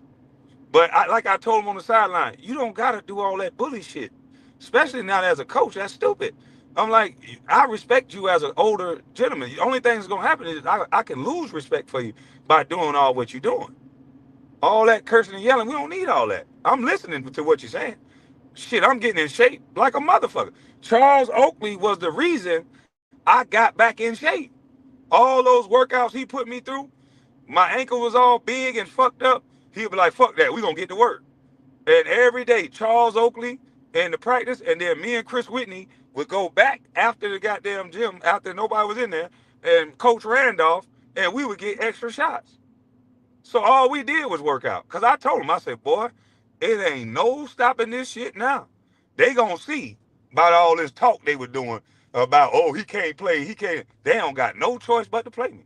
I said, so I'm gonna give myself about 3 or 4 weeks to get in game shape because I wasn't in shape. The first goddamn week or the first couple of games, it was shit. I got to get the timing down. I got to get the rhythm down. Everybody moving faster than me. If anybody ever played basketball, you coming off of an injury, you already not in shape. And plus, these people 2 months into the season in shape like a motherfucker, you got to get yourself back right. So once I get right, Charles Oakley can't be out there, but he telling me I go frustrated. Oh, why the fuck am I not playing in the third and fourth quarter, man? I'm like, dog. I said I'm not playing. I said I'm not playing none of the second quarter, and he'll start me in the third, and then I don't play no more. I don't play the fourth quarter. I'm like, what the fuck is going on? He like, hey man, you know what I'm saying? You know how this bullshit politics go, this and that. And not realizing it, I ain't even notice it. They managing my minutes because they trying to make sure I don't play the way that I'm playing. I'm getting a double double in 2 quarters. By the time the first quarter end, I might got 8 points, 8 rebounds. So I sit the whole goddamn second quarter. I'm like, okay. I got 8 points, 8 rebounds. I done set the whole goddamn second quarter. I'm cold in a motherfucker. Okay, cool. I'll come back out the fourth quarter or the third quarter and I'll see what happens. So next thing you know, I get 10 and 10 or 12 and goddamn 10 or 12 and 15. Next thing you know, I'm out the game. I don't play none of the fourth quarter. I'm like, why in the fuck can I play in the fourth quarter? Like, what the fuck is going on? So I go back to, what's going on, man? Why in the fuck can I not play in the third quarter? I mean, in the second quarter, and why the fuck can I play in the fourth quarter? Well, they had put this label out that I have some sort of undeveloped lungs, so I can't play but 2 quarters of basketball, is what I was told. I said, wait a minute. Now, can anybody show me the medical proof of this bullshit that y'all talking about? Because I got my plus minus and I got my per 30-minute stat, 35-minute stat. And it's an amazing stat. So where is this shit coming from? So it wasn't until they were forced to play me because we only had 8 players. Once they traded Gerald Wallace, Steven Jackson quit, and then what's his name? What you call it from Tyrus Thomas got injured. So now we only got 8 players. So now I got no choice but to play. So now you see me down there in Miami. We partied like a motherfucker in Miami. I would have had 30 in motherfucking. I probably would have had 35 and probably about 18 if I wasn't partying with Larry Hughes the night before, drunken in the motherfucker at the club. I didn't know Tyrus Thomas and them wasn't gonna play, and it was the end of the season anyway. So they got the nerve to take me down to Miami. And I went down to Miami. We partied like a rock star. And we faced badass Dwayne Wade. I think that's the same clip I knocked his ass out there. And I think that game I had 23 and 14. And Larry Hughes sitting at the game on the right, laughing like a motherfucker. I went over to Larry. I said, Larry, I'm shooting at the one in the middle, motherfucker. He busted out laughing. He talking about, God damn. Nigga, we was up all motherfucking night long, partying like a son bitch, and I had 23 and 14. So they whole little narrative of that he couldn't play and he could only play for. I really wish they would play me some games in the third quarter, because it would have been some hell of a good games. I went to Detroit. I couldn't stand the Pistons because after a while, because I love that city. I love the Detroit Pistons because Arnie Cantor and the training staff up there is amazing. Was amazing. And them motherfuckers took care of me. Showed me how to keep my body healthy. Arnie showed me about movement, and then I went to LA too. LA had a good training staff. Chip Schaefer's. LA had Marcos. Marco Uavori. He was a great guy at adjusting and molding the body. Adam Silver, not Adam Silver. What's the fucking the Silver Fox? He was from Canada. That motherfucker was good at the band work and all that shit. So, L.A. training staff was good, and fucking the Detroit though. Arnie Cantor just knew how to get you, showed you how to do whatever they was doing on the table. You needed them to do it in LA. Arnie showed you how to use your own body to get your body to move functional. And that shit was crazy. That was one of the best training staffs I've been a part of. I see why Tayshaun Prince and those guys didn't get injured like that. Them motherfuckers, they knew about rest. They didn't go and just blow those guys' knees out in practice as punishment, running and all that. No, it was quick hitting. Uh, Arnie got the exercise and the conditioning and the lifting stuff. They came in, we put in some sets, we got our shots up and our breakdowns. We went over some stuff. Nigga, we played basketball and we got the fuck up out of there. Yeah, we got up out of there. But yeah, man, it just pissed me off with Charlotte because that was the first time that I was able to play. And I think the reason why Paul Silas would call me so much and text me the way that he did, because I think he felt guilty for how that he responded to those guys being injured. Here it is, I'm a professional athlete waiting, chomping at the bit for my moment in a contract year and the head coach of the team is shouting like fuck, like his disappointment, like the season is over, and you got other players to step in that gap. That's what we here for. And you acting like it's just chop suey. And so me and Boris Diaw, we turned into a pretty good motherfucking tandem. And shout out to Boris. I wanted to whip Boris Diaw ass one time when I was with the Lakers. But when I became his teammate, he's a very intelligent guy. He can handle the ball like a guard. Me and his style of play was very similar when he first came in. I like to handle the ball until stupid ass Doug told me not to dribble or he would take me out the game. But I respected Paul so much because he didn't have to do that. Until his dying day, he would always shoot me a text, always ask me how I'm doing and this and that. And I was just like, wow, you know what I mean? That's crazy. That this man, after so many years, he was still hitting me up. So yeah, man, salute to Paul Silas or rest in peace, Paul Silas. And yeah, man, shout out to Boris Diaw. That joker, I was able to learn, like I was able to read off of his movement very easy. It was so easy to play with a guy like that. He talking about I don't know basketball. Are you crazy? Man, go look at some of those games with me and Boris. We worked in tandem. I knew exactly what he was gonna be. All this bullshit about he couldn't catch the ball. It was 9 years into my pro career. I'm catching every goddamn thing. You know why? Because he's a willing passer. He wasn't jumping and passing the ball late. He wasn't looking for shot, and then somehow let me throw out a bullshit pass. He was he knew and understood the game of basketball, and it was easy for me to play with Boris Diaw. It was simple. I gotta change this to my phone real quick because I gotta take order out of here, and this Wi-Fi acting up. So let me switch to my phone real quick. But man, these stupid ass little articles that this man showing, my God, that's so funny.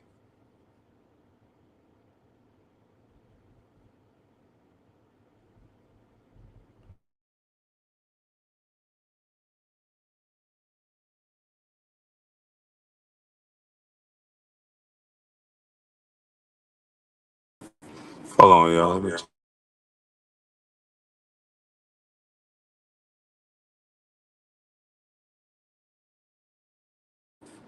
Yeah, turn this shit. Yeah, but that's a prime example of how these narratives and this media bullshit can destroy people's reputation, have people thinking something about you that ain't nowhere close to who you are and what you are. And they do it all the time. They do it in plain sight. They don't want you to make excuses, but they'll give you said excuse. Oh, well, this is happening because he's from Brunswick. And it's like, what? That's the stupidest shit I ever heard. It ain't about where you from, it's about where you at. Where you from don't got nothing to do with nothing.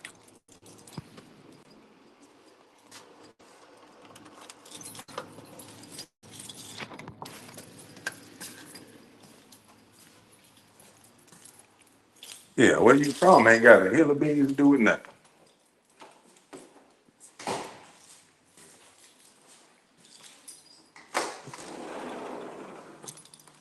You order some goddamn water. Oh, back in. Oh, look at this goddamn fountain. I need to turn this fountain off.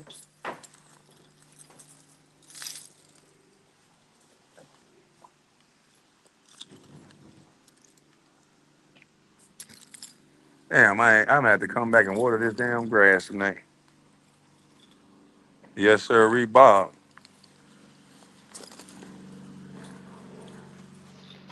I'm gonna have to come back and water this grass.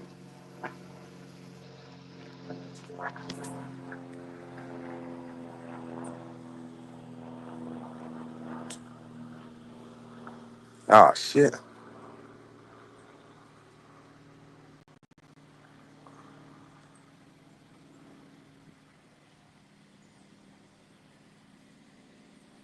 This goddamn phone. Okay, there we go. What the hell is going on here? Here we go. This goddamn dumbass bus. This stupid ass bus, the landlord though. Yeah, they better mix this in a little bit better. I don't like the way this looks. You gotta get that concrete down in there. You gotta get some pieces in here now. Yeah. We gonna make it do what it do. This stupid ass goddamn bus is the motherfucking landlord. Uh-huh. The hot tub ain't over there yet. Yeah, this stupid ass bus. We gotta drill you up here. And I need to turn this damn thing off. I don't need this running the whole time. I'm about to put this thing on solar. Yeah, this stupid ass bus, the landlord. Who's the dummy now? Everybody told me this fence gonna make it look like you stay at a garage shop. Man, this fence gonna be ugly. I say, okay, it's gonna be ugly. And I still did the fence. And now get what they say. Man, I like that fence. I said, okay, thank you. Hey, I gotta put these in the ground. Yeah, I gotta strategically put these in the ground right here. I think I'm gonna put these in that back corner over there. I'm gonna put my white rock and my sexy situation over here, with the water flowing right there. And I think I'm gonna put my flowers over here in the corner by the fire pit. Yeah, I'm gonna put them. I want people to sit over here and look at them flowers over there, or maybe right here. I don't know if I'm gonna put it right here or in that corner. If all of it can fit in this corner strategically before we drop them in the ground, then I'm gonna put them right here so people can look at this motherfucking nice ass shit back here. Dig that up. And I get my grass hopefully next week so I can replace this bullshit right here and make sure all this shit green. But yeah, they told me this gate was gonna be ugly than a motherfucker. They say, man, green, why the fuck? Man, Kwame, you don't know how to think, man. You need to get a stylist and do this. And they was talking all this shit. I'm saying, uh-huh. Yeah, sure don't. I don't know how to do shit. But I still did it. Hey, we gonna get this gazebo. This is a big ass gazebo. But we gonna get this goddamn shit going. We got 8 chairs that I gotta go back and order them on Monday, and they gonna go well with this shit. It's gonna look real nice. They blue and they rocking chairs, but they nice than a motherfucker. And then that fire pit will be here in 2 weeks. That badass fire pit I got, that chef style fire pit. Yeah, yeah, yeah. We gonna get that in 2 weeks. Yeah, country motherfucker. I'm a country ass nigga. Yeah, no. Mm-hmm. Surely. Ain't nothing wrong with it. So sometimes when people don't see your vision and they don't rock with what you're doing, sometimes you gotta do it anyway. Yeah, it ain't for everybody to know what you got going on. Everybody might not like what you got going on. But if you like it, do it. And I motherfucking like it. Yeah, I motherfucking like it. Let me cut this truck off real quick.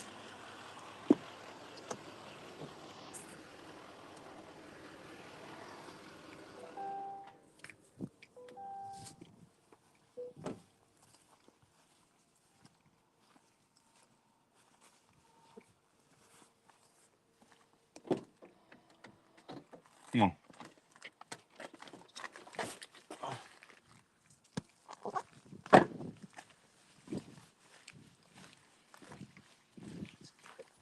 Damn, girl, you getting heavy. And you scared the hell out of my neighbors, too. You always fucking with their little dog.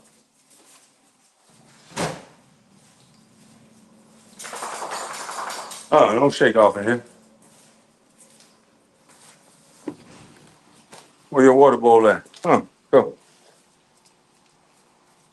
You find your water bowl. Let me go ahead and feed you right now.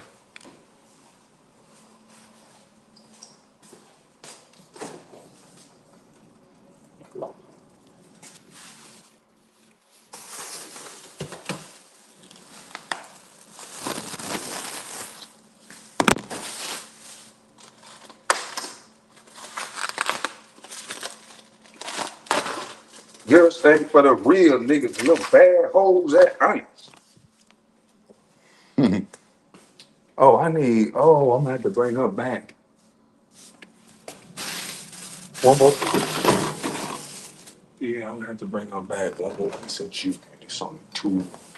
These two big ass pieces. This can hold. Hell, thinking about you, order. I need some motherfucking chicken. Sit. Stay. Thank you, Lord, for this food. Please nourish my dog so she can bite one of these jokers. They come messing with a bus. Eat. Good girl. Uh-huh. Better go get you some water. Eat your stuff. Where's her bowl at?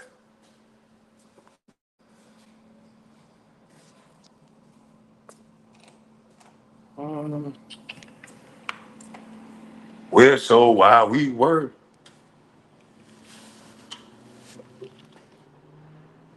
Hey, baby, you ain't gonna collect no more dust, baby. I'm gonna get you up out of here, boo boo.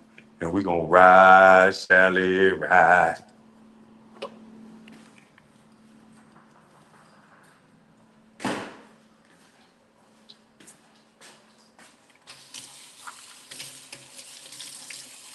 Hey, man, I got some shirts from what is it? What is Cash Rich Imports? They in the truck. Hold on, let me show these goddamn shirts real quick. Hey, look at TJ back there chilling, man. TJ back there motherfucking chilling.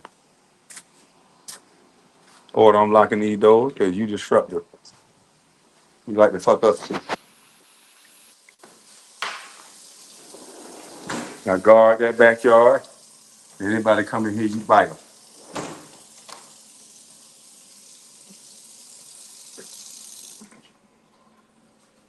Yeah, he got some t-shirt.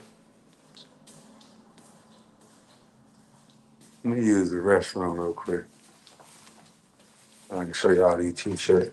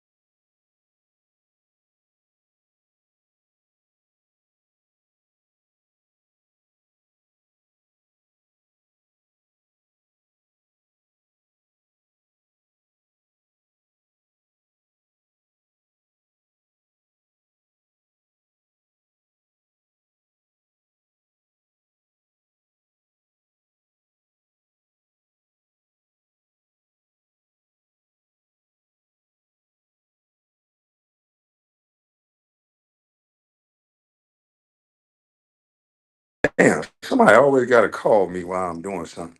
My bad, y'all. My baby mama called me. It is my daughter party today, so I had to make sure she got her.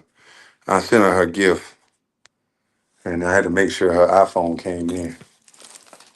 She wanted a damn expensive ass iPhone, and her mama wasn't gonna get it for her, so I knew it was me. Damn it! Well, I always got to get the expensive shit. There go another goddamn $1,200. Shit, fuck, man. There go another 1,200 motherfucking dollars. I ain't having no more motherfucking kids. Fuck out of here with this bullshit. They called me a deadbeat anyway, but I gotta spend 1,200 motherfucking dollars on the goddamn phone for a 10-year-old. Ain't this a bitch? Anyway, let's see what we got here. Oh, these the bunk beds, y'all. This the two queen bunk beds right here. If y'all want these queen bunk beds, y'all can go to motherfucking Sam's Club. They got these two queen bunk beds at Sam's Club. Then they got a drawer in this motherfucker. Yeah, it's a drawer in it. These drawers. So we're gonna go get the mattresses from Mattress Plus. But let me open up these shirts, man. These shit come in a nice bag, you feel me? This shit come in a nice ass bag and shit. Where you get these bags from? Oh shit. Hey, Will, nigga done goddamn boy, nigga finna make some money off your goddamn saying, boy. Nigga, I like this shirt, real man shit. Hey man, I ain't that skinny, man. I'm 1XLT. Let me see. I might be able to put this shit on. It's gonna be young. Yeah, this shirt kind of short. It's gonna be young. Hell yeah, I'm gonna work out in this shirt. It's gonna be a young shirt, but this motherfucker fire. This shit say real man shit. Bust Life Apparel, Brunswick, Georgia. Hey man, I like this shirt, man. You didn't let me sell this motherfucker on the website. You didn't let me buy this from you. This player. Hey, look at the packaging. It come in bags and everything. All right now. All right now, goddamn Cash Rich. You might be making Bust Life Apparel. Somebody might be mad at me and shit.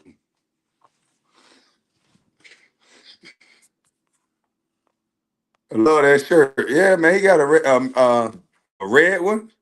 Real man shit with the bass on the motherfucker. Hey, this is a smooth ass shirt right here now. This is a smooth ass shirt. This nigga got some skill. Let me see.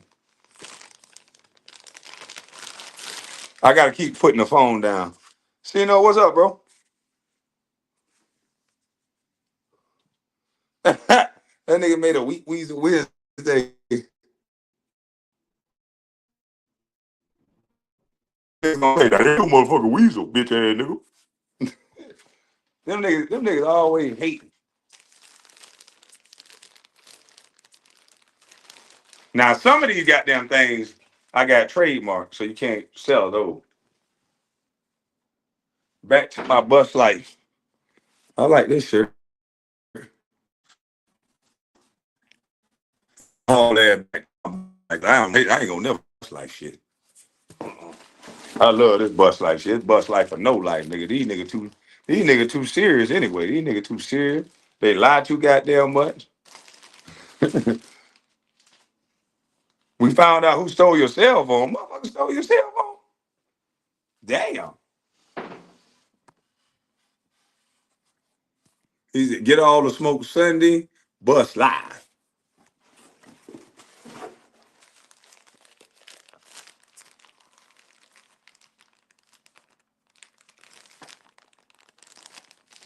Open it. This is the last one right here.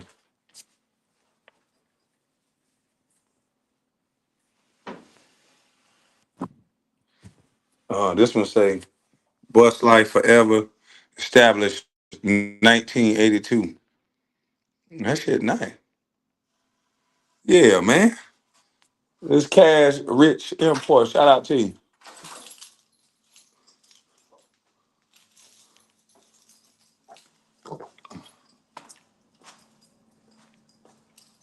Look at my ugly ass green Walmart cover I put on here for now. Y'all mad because I got a Walmart cover on here.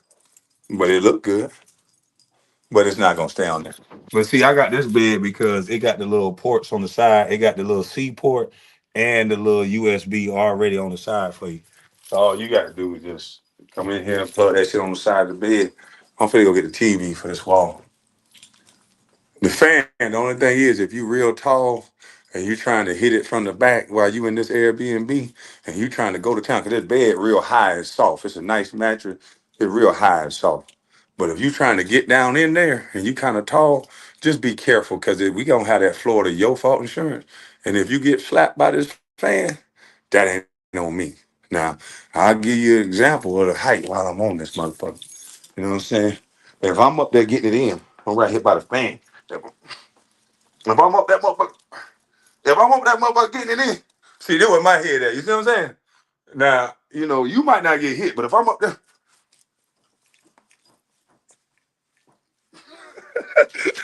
if I'm up there doing that, then my head gonna be up high. I was just giving y'all an example. Don't take that too far now. I'm just giving y'all an example now. That's all I was doing. And pause to the niggas that saw that. You know what I mean? Pause. I was just giving y'all an example.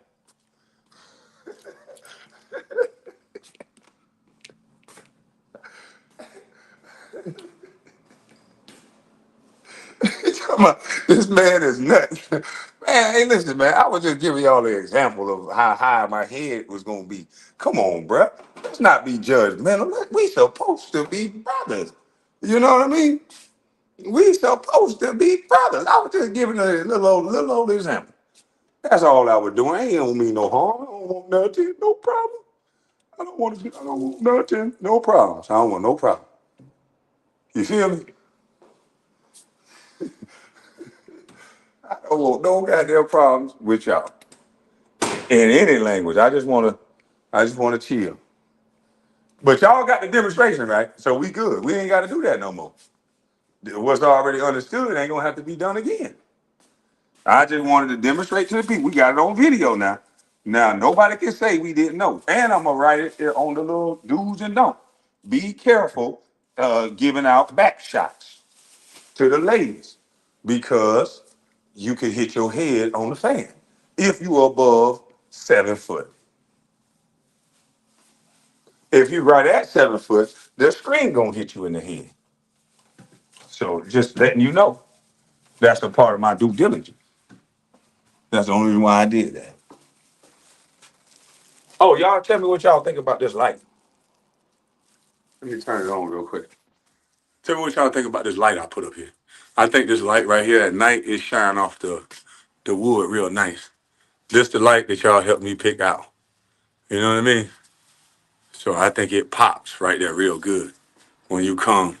You know what I'm saying? When you come to the motherfucking door and you walking up here at night, you know what I'm saying? I think this is a sexy ass entrance. You're like, ooh. And those lights just illuminate that wood. You like, ooh.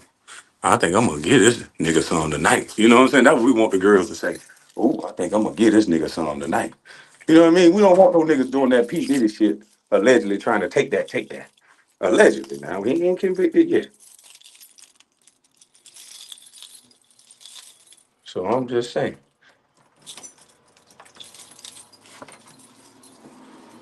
Oh shit. Hey man, I ain't having no more motherfucking kids. I'm just letting you know that now. I got a goddamn oh I shit. I don't know. I could be lying. But I'm trying not to have no more goddamn kids just cause this shit too expensive. Fuck this shit. These motherfuckers at 10 wanting goddamn iPhones and shit. I don't even want them to talk on the goddamn phone, but they want iPhone. So fucking 9, just turning 10. The fuck you need an iPhone for? I wish like hell a little kid would have had an iPhone when I was a motherfucking kid. I would have been like,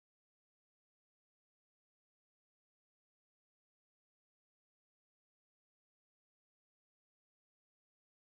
Your ass gave her an iPhone? Shit. I be telling her mama, we setting this girl up for failure. Fuck is she doing with an iPhone? Motherfucker, iPhone gonna have more storage than mine. The fuck? All right, I'm going back to the.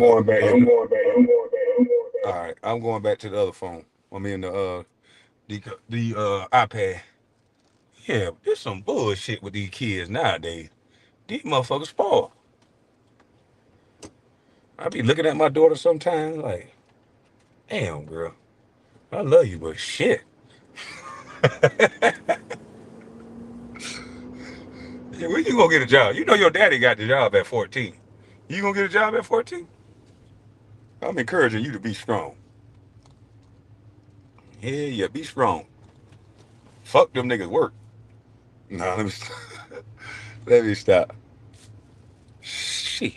Man, it's hotter than a Jimmy Cricket. Did I bring my other goddamn Did I bring my other shit? Yeah, I got it right here.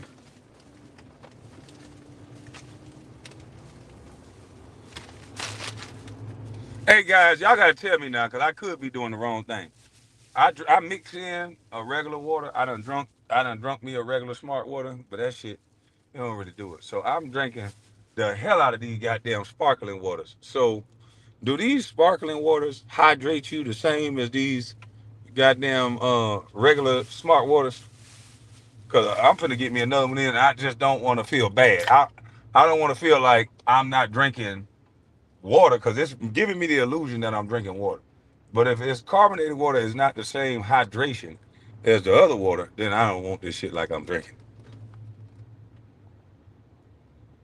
I have another package at home.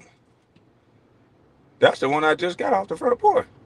You know what? I got that other package for you. Didn't you send the Aren't you the one who sent the actual little thing for the forestry motion? Drink Hennessy? Damn. Oh, somebody said hell no. Yes, I don't know, man. H2O. Somebody said no. Any fizz drinks dry you out. What? It's supposed to be spring water that's just carbonated. They have a carbonation machine. Damn, that's fucked up. So I got to get another smart water in today then, cause this about my fifth carbonated water.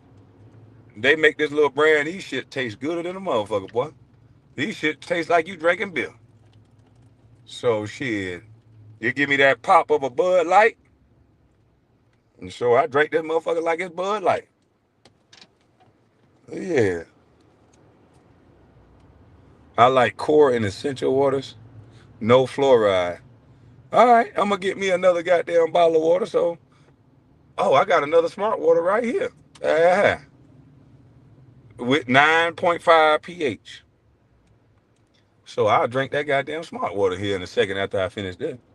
But I gotta have that sparkling water. I drank that Perrier or whatever it's called. It's in a green bottle. That shit be good as fuck in them restaurants, boy. I said, man, I'm addicted to this shit now. That shit gooder than a motherfucker, boy. Y'all don't drink that shit in the green bottle when y'all at the restaurant? pH alcohol.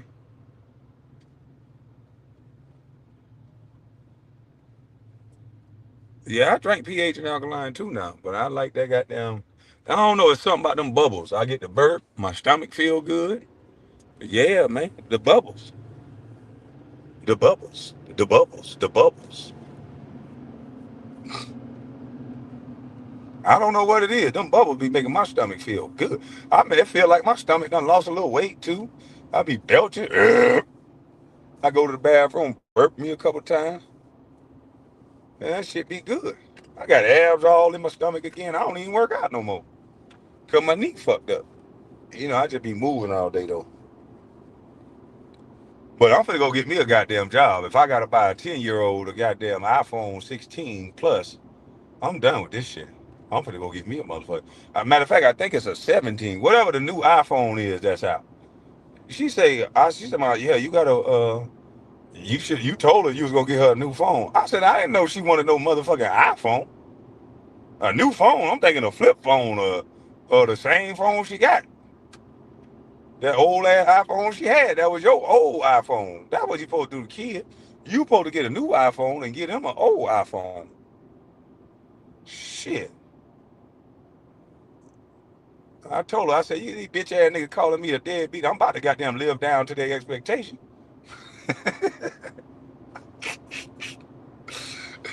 I told her, I said, God damn, I did say I was gonna buy a fucking phone. Shit. And she's smart too. She never said what fucking kind.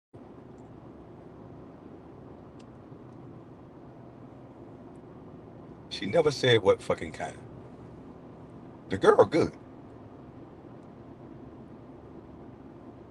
Eating melons and berries is better hydration than water. Oh well shit, I had some melons this morning for breakfast. I had melons, strawberry, and some the little black berries, the little black shit, the little blackberry. I had that, and I had avocado toast. Hey, they say they got a good avocado spread at Whole Foods. I'm finna get that shit. Get me an avocado spread, so I could just get me some toast and just toast my own shit. Don't have to buy it. I can sprinkle my shit on there, some red pepper flakes, a little salt, put a little honey on top of that motherfucker. Yeah, spruce it up the way I want. That's my baby KB. She got shit. I'm about to divorce her. I'm about to be a real man and leave her. I'm about to be a deadbeat. I'm gonna get the fuck on.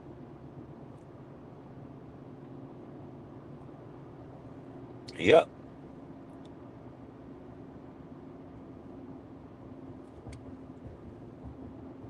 I am back. This hell real.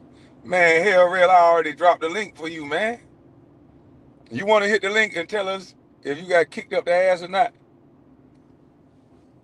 They said, boy, they say them niggas. I had a dream that the one day you got kicked up your ass playing with somebody's money. You didn't pay them back after bonding your ass out of jail. And they kicked you up the ass and told you go to hell. Until you gave them their money back, there's a no-fly zone for your bitch ass. That's what they said, not me, my nigga. But you can hit this link and tell us what the hell happened to your head and did they put a boot up your ass size 12?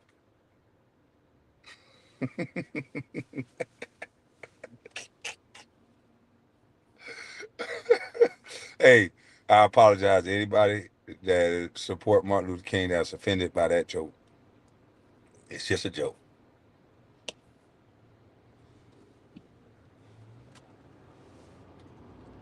Until y'all offended, until you tell me you're offended, now I'm gonna keep going.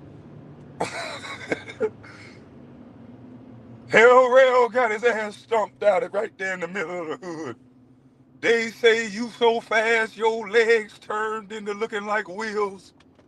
We never seen a stick figure run this fast through the hood. You look like one of them Kenyans with that bird ass chest. The way you bounced up off the ground like a crackhead. You look like you was in that movie Friday After Next. And you was that Santa Claus that was that crackhead jumping off the ground and hauling ass like Ricky Smiley in that movie. You gonna come up here and tell all these lies when the truth was already displayed in the dream? Oh, he hit it back. Hello, Yo, can you hear me? yeah, you can hear me? Nah, your shit lower than a motherfucker. Turn your phone volume up. Hold on, let me just, hold on. It sound like man, did they kick your goddamn You can throat hear me box now? out? Did they kick your throat box out? Can y'all hear him? Nah, you gotta come back, man. Your phone is some shit. Man, that nigga must have broke his phone the way he hit that ground and bounced back up or something. Now we gonna let Relly tell his story because this is all was a dream. So none of this shit is real. None of this shit I can prove. All of this shit probably just fake. So we gonna let him tell the story. Hey, we can hear you now. I heard it. Yo, So what's up, man? what up? Oh man, what did you just do? You just moved. What you mean? I just moved. I'm They talking about we this hear you a move. little bit. We trying to get the big exclusive. You can't get your mic work. Did they slam you on your phone? Man. This shit low as fuck. They slapped this nigga on the phone. Hell nah, man. They can hear you a little bit. So what happened, man?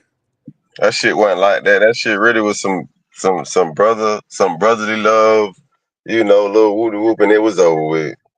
Oh, okay. So what you did to disrespect them? Who? I mean, it wasn't no disrespect. It really was just. I mean, if you get It brotherly love, that means discipline, really, right? So, it really was both. We both was out of line. To be hmm honest, we both wasn't even supposed to let it go that far. Really, we was talking about some shit, and everybody.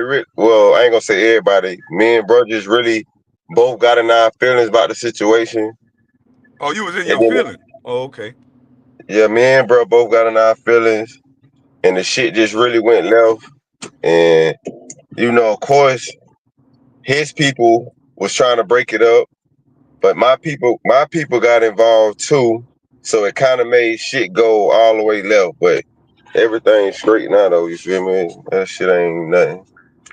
So did he get you back in line? Cause it seemed like you got out of line and he got your ass back in line. Nah, I was never. The thing about it, I was never out of line. Uh huh. I was never out of line. Okay, well, so when you say brotherly love, like when my brother gave me some brotherly love, I was talking some shit. He slapped the shit out of me. He ain't knocked me out or try to knock me out, but he'll slap the Nah, shit it out of wasn't. me and then go from there. So is that what happened to you? Nah, no, it wasn't never no. See, that's the thing. It wasn't never no like. Oh, how can I say it? Like we ain't both hit each other. It wasn't no. Oh, I'm for the punch, bro. And this shit. No, I'm for the slap, bro. No, it wasn't never none of that. Ain't none of that. Never ever happened like that. We Oh, so both. you ain't get touched. We. I mean, we. Who all got involved? Everybody got touched, but it wasn't Okay. no. It wasn't no. A nigga beat a nigga ass or a nigga did that. It wasn't none of that. You feel me? It wasn't No, none of that. they ain't say a nigga beat the shit out you. That's maybe why you call it brotherly love. Like in the dream that I had that come to me, they say that in the dream the nigga just slapped you up a little bit, told you don't play like that, nigga don't play with me, and then goddamn you went to pop it a little bit. Somebody else said something, and then in the dream a firecracker went off. It was like pow, and then goddamn everybody went to hauling ass and their legs went to turn into wheels. Oh yeah, I mean something like that happened, but that was on some a motherfucker ain't motherfucker don't like to fight. That's what a motherfucker like to do. So you got some Oh, people that'll fight. You got some people that'll fight, and you got some people that won't fight. Then you got some people that'll fight and shoot. But so you this was fucking with somebody that's scared of you in a fisticuff. no no no no no no Okay, no who I got into it with, they ain't do no shooting. okay. It wasn't no, and the person I got into with Well, ain't do no shooting. ain't nobody do no shooting. They dropped one of them little firecracker popper things that just pop. It wasn't no shooting. Yeah, yeah, yeah. In my dream, it wasn't no shooting. A nigga goddamn dropped one of those little firecracker poppers and something went pop, and then niggas thought it was something different and they ran. That's all I know. Yeah, but it's like it wasn't like I said that shit. Now, if it was some other off-brand niggas that's not from the hood, that's not my personal partners, then yeah. But Uh huh. what happened? Nah, there's some hood shit that hmm nobody really know what went on, but niggas from the hood. It ain't like Yeah. niggas from cross town know what's going on, or none of that. Yeah. Even if a nigga from cross town was to hear about it and ask me about it, I'm be like, I'm really gonna say the same thing. Nah, it was some hood shit. Really ain't nobody business. Really was some brotherhood shit Well, that's over with. it's done and over, right? Long as it's done and over, ain't nobody got to get no Oh, follow up or none of that. oh So yeah, it's done and over. yeah, yeah, yeah. That Okay. it Cause was over. It was over. y'all niggas be acting like if anybody touch y'all, everybody Romeo must die. Like everybody died that touched them niggas. Nah, not with my personal partners. Right, because I'm saying hood shit Yeah, happen all the time, and niggas be getting on the yeah, that's, airways, be like, "Hey, well, like your homeboy the other day, he said, ain't none of my cousins stupid enough to touch me." And I'm like, I could think of several of your cousins that'll slap the shit out of you. Like, what are you talking about? So it just be that yeah, invincible type of talk that niggas be doing that be confusing me. Cause I would never talk like that. You'll never know what another nigga will do. A lot of niggas will do yeah. everything to you. You know what I mean? Yeah, that shit wasn't really, talking about shit though. You feel me? It wasn't like the shit that how me and goddamn what Nah, me nah, and hold Ian. on now, real. I gotta keep it a buck. They say your legs were noodle legs now in the Hell dream. nah, When I man. got Hell down was in the nah. dream and I was waking up, your legs was shaking and shit. Like you gotta get it together before your legs turn into Hell a nah. wheel. Hell nah. Hell real. I always been straight. I know you were straight. You got it together quick. You must be in shape. You must work out or something. Cause they say once your legs Nah, went wobbly a little bit, I don't, I don't, I don't smoke or none of that. I don't really do none of that. So I got a you little just energy. drank. I don't do. Yeah, I just drink a little. I just drink, but I don't, I don't do all that smoking and shit. Oh, so your lungs, that's what they say. They say you can teach the track team how to beat Brunswick High every Then it, motherfucking year. then it's so crazy. I'm laughing at these comedy. These folks crazy, man. I'm like, hey, I ain't been on this. I ain't been on it. I've been hearing what been going on. I ain't been on this shit so long. This is my first time being on this shit in a long time.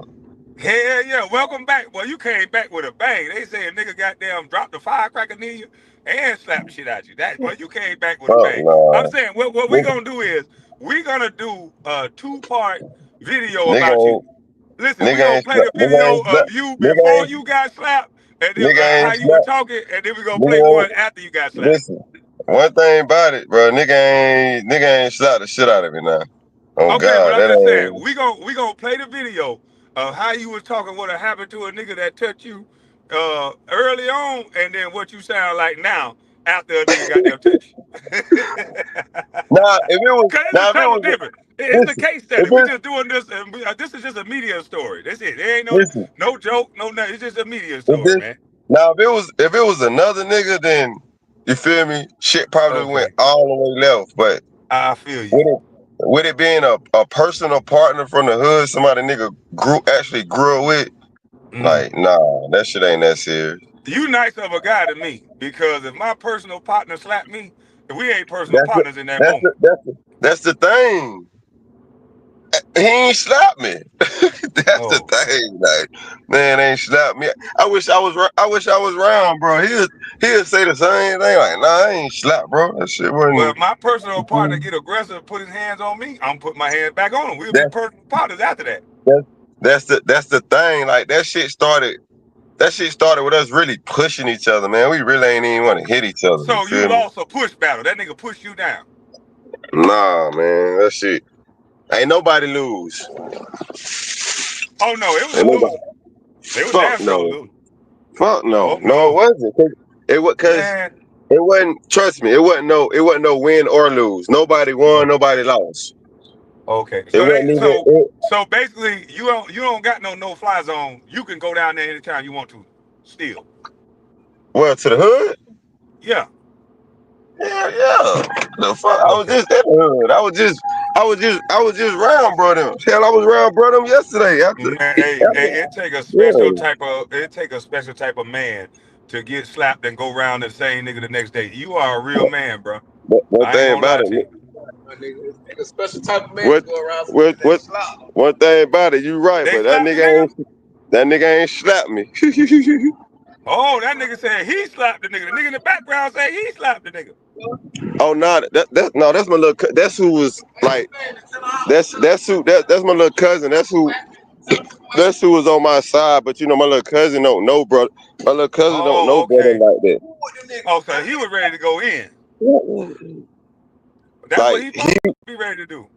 yeah. But see, with him not knowing brother like that, he was in his eyes. He thought him my Corona. In his eyes, he thought that they was like brother was about to jump me. You feel me? With Okay. him not knowing brother like that, He he ready to looking take at it off. like, I mean, he did. Don't get me wrong, he did. That's why I say like. He did, but it wasn't like that though. Like, you feel me? He just So really he was did on what some a shit. cousin's supposed to do. Basically, yeah. Facts. Okay. Yeah, he most definitely did what he was supposed to what he was supposed to do, and brother even respected that. You know, brother ain't mad at my cousin like, oh, he did some fuck he wasn't supposed to. Woot woot. Nah, they ain't mad at him. They on some shit like shit. He's supposed to do that. They would have done the same thing. They would have did the same thing because it was two brothers and it was me and my little cousin. Okay. So that's the setup. Two brothers, two cousins. Okay. Yeah, Okay. but it wasn't no. Oh, me and my cousin just beat brother ass, or brother just beat me and my cousin ass. No, it wasn't like that. Nah, it wasn't. Nah, it wasn't like that. So Nigga, basically, two it partners wasn't got even into to it, be. and two partners got into it. Some words, little pushing, little shoving, little almost altercation. Firecracker drop. Niggas gone. Next day, y'all figured it out. Everything good. Really the same night, to be honest. I'm gonna say the same night. Shit was really over with the same night, to be honest. I ain't even gonna Well, say. niggas I is ain't even learning gonna. conflict resolution then. Yeah, I ain't even gonna say this. I ain't gonna say the next day. I'm gonna say the same night the shit really was over with. Cause it wasn't no. Oh, I'm riding around. I'm riding around looking for this nigga, or I'm woo woo. Nah, it wasn't nothing like that. Mm. Nah, it wasn't nothing like that. Like I said, if it was some other niggas, then yeah. But personal partners, no, that shit was over with right then and there. Mm. Oh, But the of course, chat I over your already. head. The chat say that's cap. I thought Big OG Kev Low was better come down there and slide on some niggas. He said he wipe his nose. He a sneaky little nigga. He slide on niggas and shit. Hey, let me ask you this. Was you there? Was you up there that day Slim Riddle came and slapped the goddamn phone out that nigga hand? Was I there? Yeah. Hell no. Yeah, I was there. Slim Riddle ain't never slapped no phone. I killed no You hand. said no and then yeah. I said, yeah, I was there, but Slim Riddle ain't never slapped no phone. Not killed no hand. Kev already confirmed it. It's on live anyway. He already confirmed that happened. I said Slim came up there and slapped him, but he didn't come up there and slap him. They had an altercation and Kev was on live talking shit about him. He slapped the phone out his hand in front of Oh, his he must. brother, in front of all Oh, y'all. that must be was another time. That must be another time this happened. Not the So, time when I was. well, Not the time when I was. the time you must have been there is when Kev told him to come to the park. And he came to the Yeah, park with his gloves on, yeah, and Kev put the yeah, phone on him and said, "This who y'all voting for? A nigga that want to fight? This who y'all voting for?" yeah. I was there then because Slim Riddle Oh walked yeah, he up to had already me. slapped the phone out of his hand by then. No, not this day. Yeah, listen, No. Kev confirmed it. Slim slapped the Who phone Ken out of his Lowe? hand. No, you wrong on this one. No. Slim slapped the phone out of his hand in front of his whole crew. And Kev ain't do nothing. So Kev called the nigga and say, No. come to the park. And then the police showed No. up. And the nigga put the phone on the nigga talking about, this who y'all voting for. Y'all Listen, voting for this nigga as the listen, mayor. That's some police shit. listen. I I don't never remember Slim Riddle ever slapping no phone out of Kello's hand in front of all. You wasn't there for that. That Yes, happened before the yes, whole park situation was set yes, up. Kwame, yes, I was. Me and Kello had. That's when Kello had the car wash business. That's where Cross it the street. happened at. Listen, I was Listen, there. listen. Listen, You know Slim who Riddle you know walked up you on you listen, you know Slim. who Fleet is? You know who Fleet is? Yeah, no fleet. All right, don't make me call Fleet. Fleet already Man, said I it don't happened. listen, I don't give a fuck if you call Fleet, Crim Diddle, whoever. Kwame, I was there. Slim Riddle. Fleet Listen, was right. Fleet was right there, bro. man, listen, Slim Riddle. I'm talking about Slim Riddle. Kwame, the man hey, walked up hey, on y'all me. got Listen, nightmares over Slim. listen, the man walked up on me, Kwame, and Who? asked me where Kello was at. This was at the car wash. When that man No. pulled up, listen, that man pulled up in that, I forgot what it is he had, a Benz, a Jaguar. It was something he had. Now, Black And Bentley. I'm gonna call him right now. Now that's you keep right. on That's talking. what it was. That's what it was, a black Bentley. He pulled up in that. That man said, where Kello at? Kello was inside the building part. I You walked in there. I said said, Kev was on live. This happened on live. You know his phone went flying out his hand on live on Facebook. "No, I don't He was remember on that. Facebook when this I don't happened, bro. remember You can't that. deny this. That's I the don't reason remember why he that. copped out and told the truth. On I don't Facebook, you remember see that. Kev live talking about Slim, and then next thing you know, you see that nigga phone flipping on the ground. It's on I don't Facebook. He remember. recorded I don't everything. remember that. I don't remember You ain't that, got. Hey, Kwame. listen. You ain't got to remember it because at this time, Kev recorded everything he did. Hell, I don't remember that man slapping over. All I know is when that man pulled up, that's what Kello was at. I went in there and got Kello. Don't get me wrong, Kwame.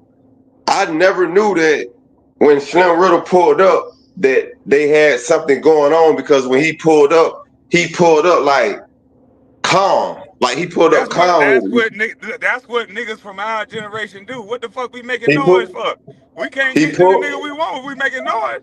We gonna walk he right up pulled on you and knock your motherfucking ass out. he pulled Or up challenge the nigga like, what's up? he pulled up. I remember him and Kello was talking, and then That man ain't do no talking. yes they did. Come on, That telling you, I man, was right there.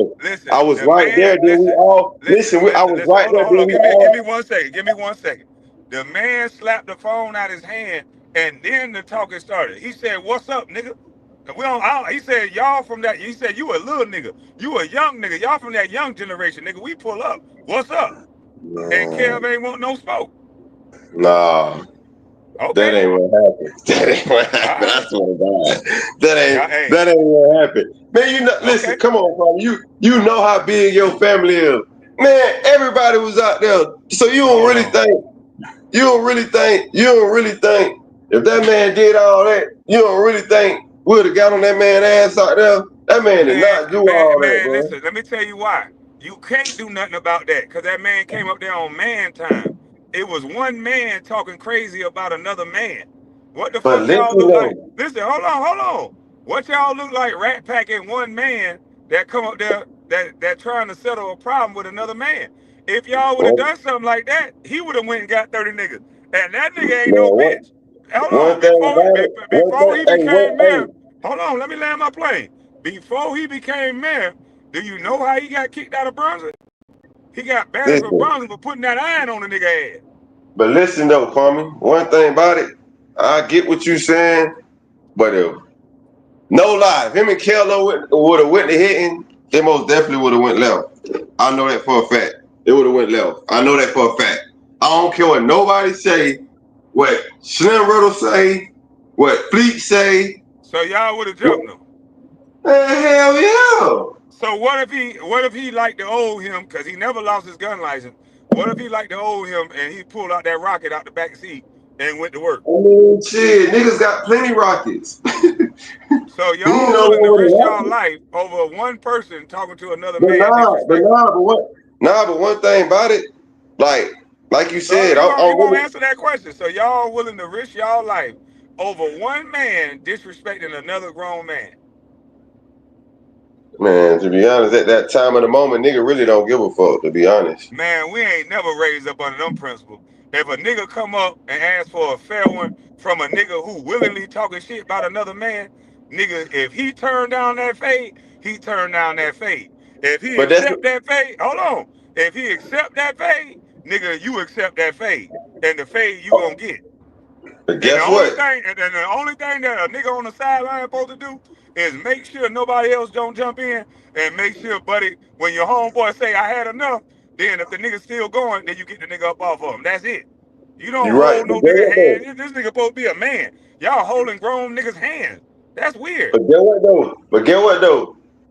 Kello the one told him let's go down there to the park and hit. Yeah, but Kev Lowe could have hit right there on the spot when the nigga slapped his phone out his hand. See, that's the part I don't remember that part. I don't remember that part. I don't even remember Why a nigga gotta go to a park and fight? What would make him say, let's go to a park and fight? because the reason Kello said that because it was at the we was up there at the car wash and we was up there washing people cars and there was customers up there. I do remember Man, that. That's listen, why. if I'm talking shit about a nigga on live and that nigga pull up on me aggressive like that, nigga, I already know what time it is. We hitting right there on the spot. That's it. You can't play street or wait. You can't play street and it's ready, set, go. He said he a street nigga. A nigga pulled up on him while he was talking. Nigga, it's ready. It ain't no ready, set, go. It's go time. I He mean, should have it went ain't, dead off in his shit. the way you saying it, Kwame, that shit ain't happen like that. That's just, I was there. That shit ain't happen like that. It Man, ain't well, happen. Kev already admitted that the phone got slapped out his hand. I So mean, you missed something. he probably did slap the goddamn phone out of his hand. Kello probably was going live, but I don't remember. I don't never remember him slapping the phone out Kello hand. All I know is I remember that man pulled up. He personally walked up on me because he know me and Kello close. He personally walked up on me with Kello. I'm thinking he about to ask Kello about something else because I knew him and Kello was cool when they had something going on. I'm like, oh, They go weren't in there, never let me cool. go. And they See, was, they hey, were. that's where you went wrong at right there. You let a nigga pull up and ask for your homie. What the fuck you looking They for your was homeboy for? Nigga, don't cool. worry about where he at. They was cool.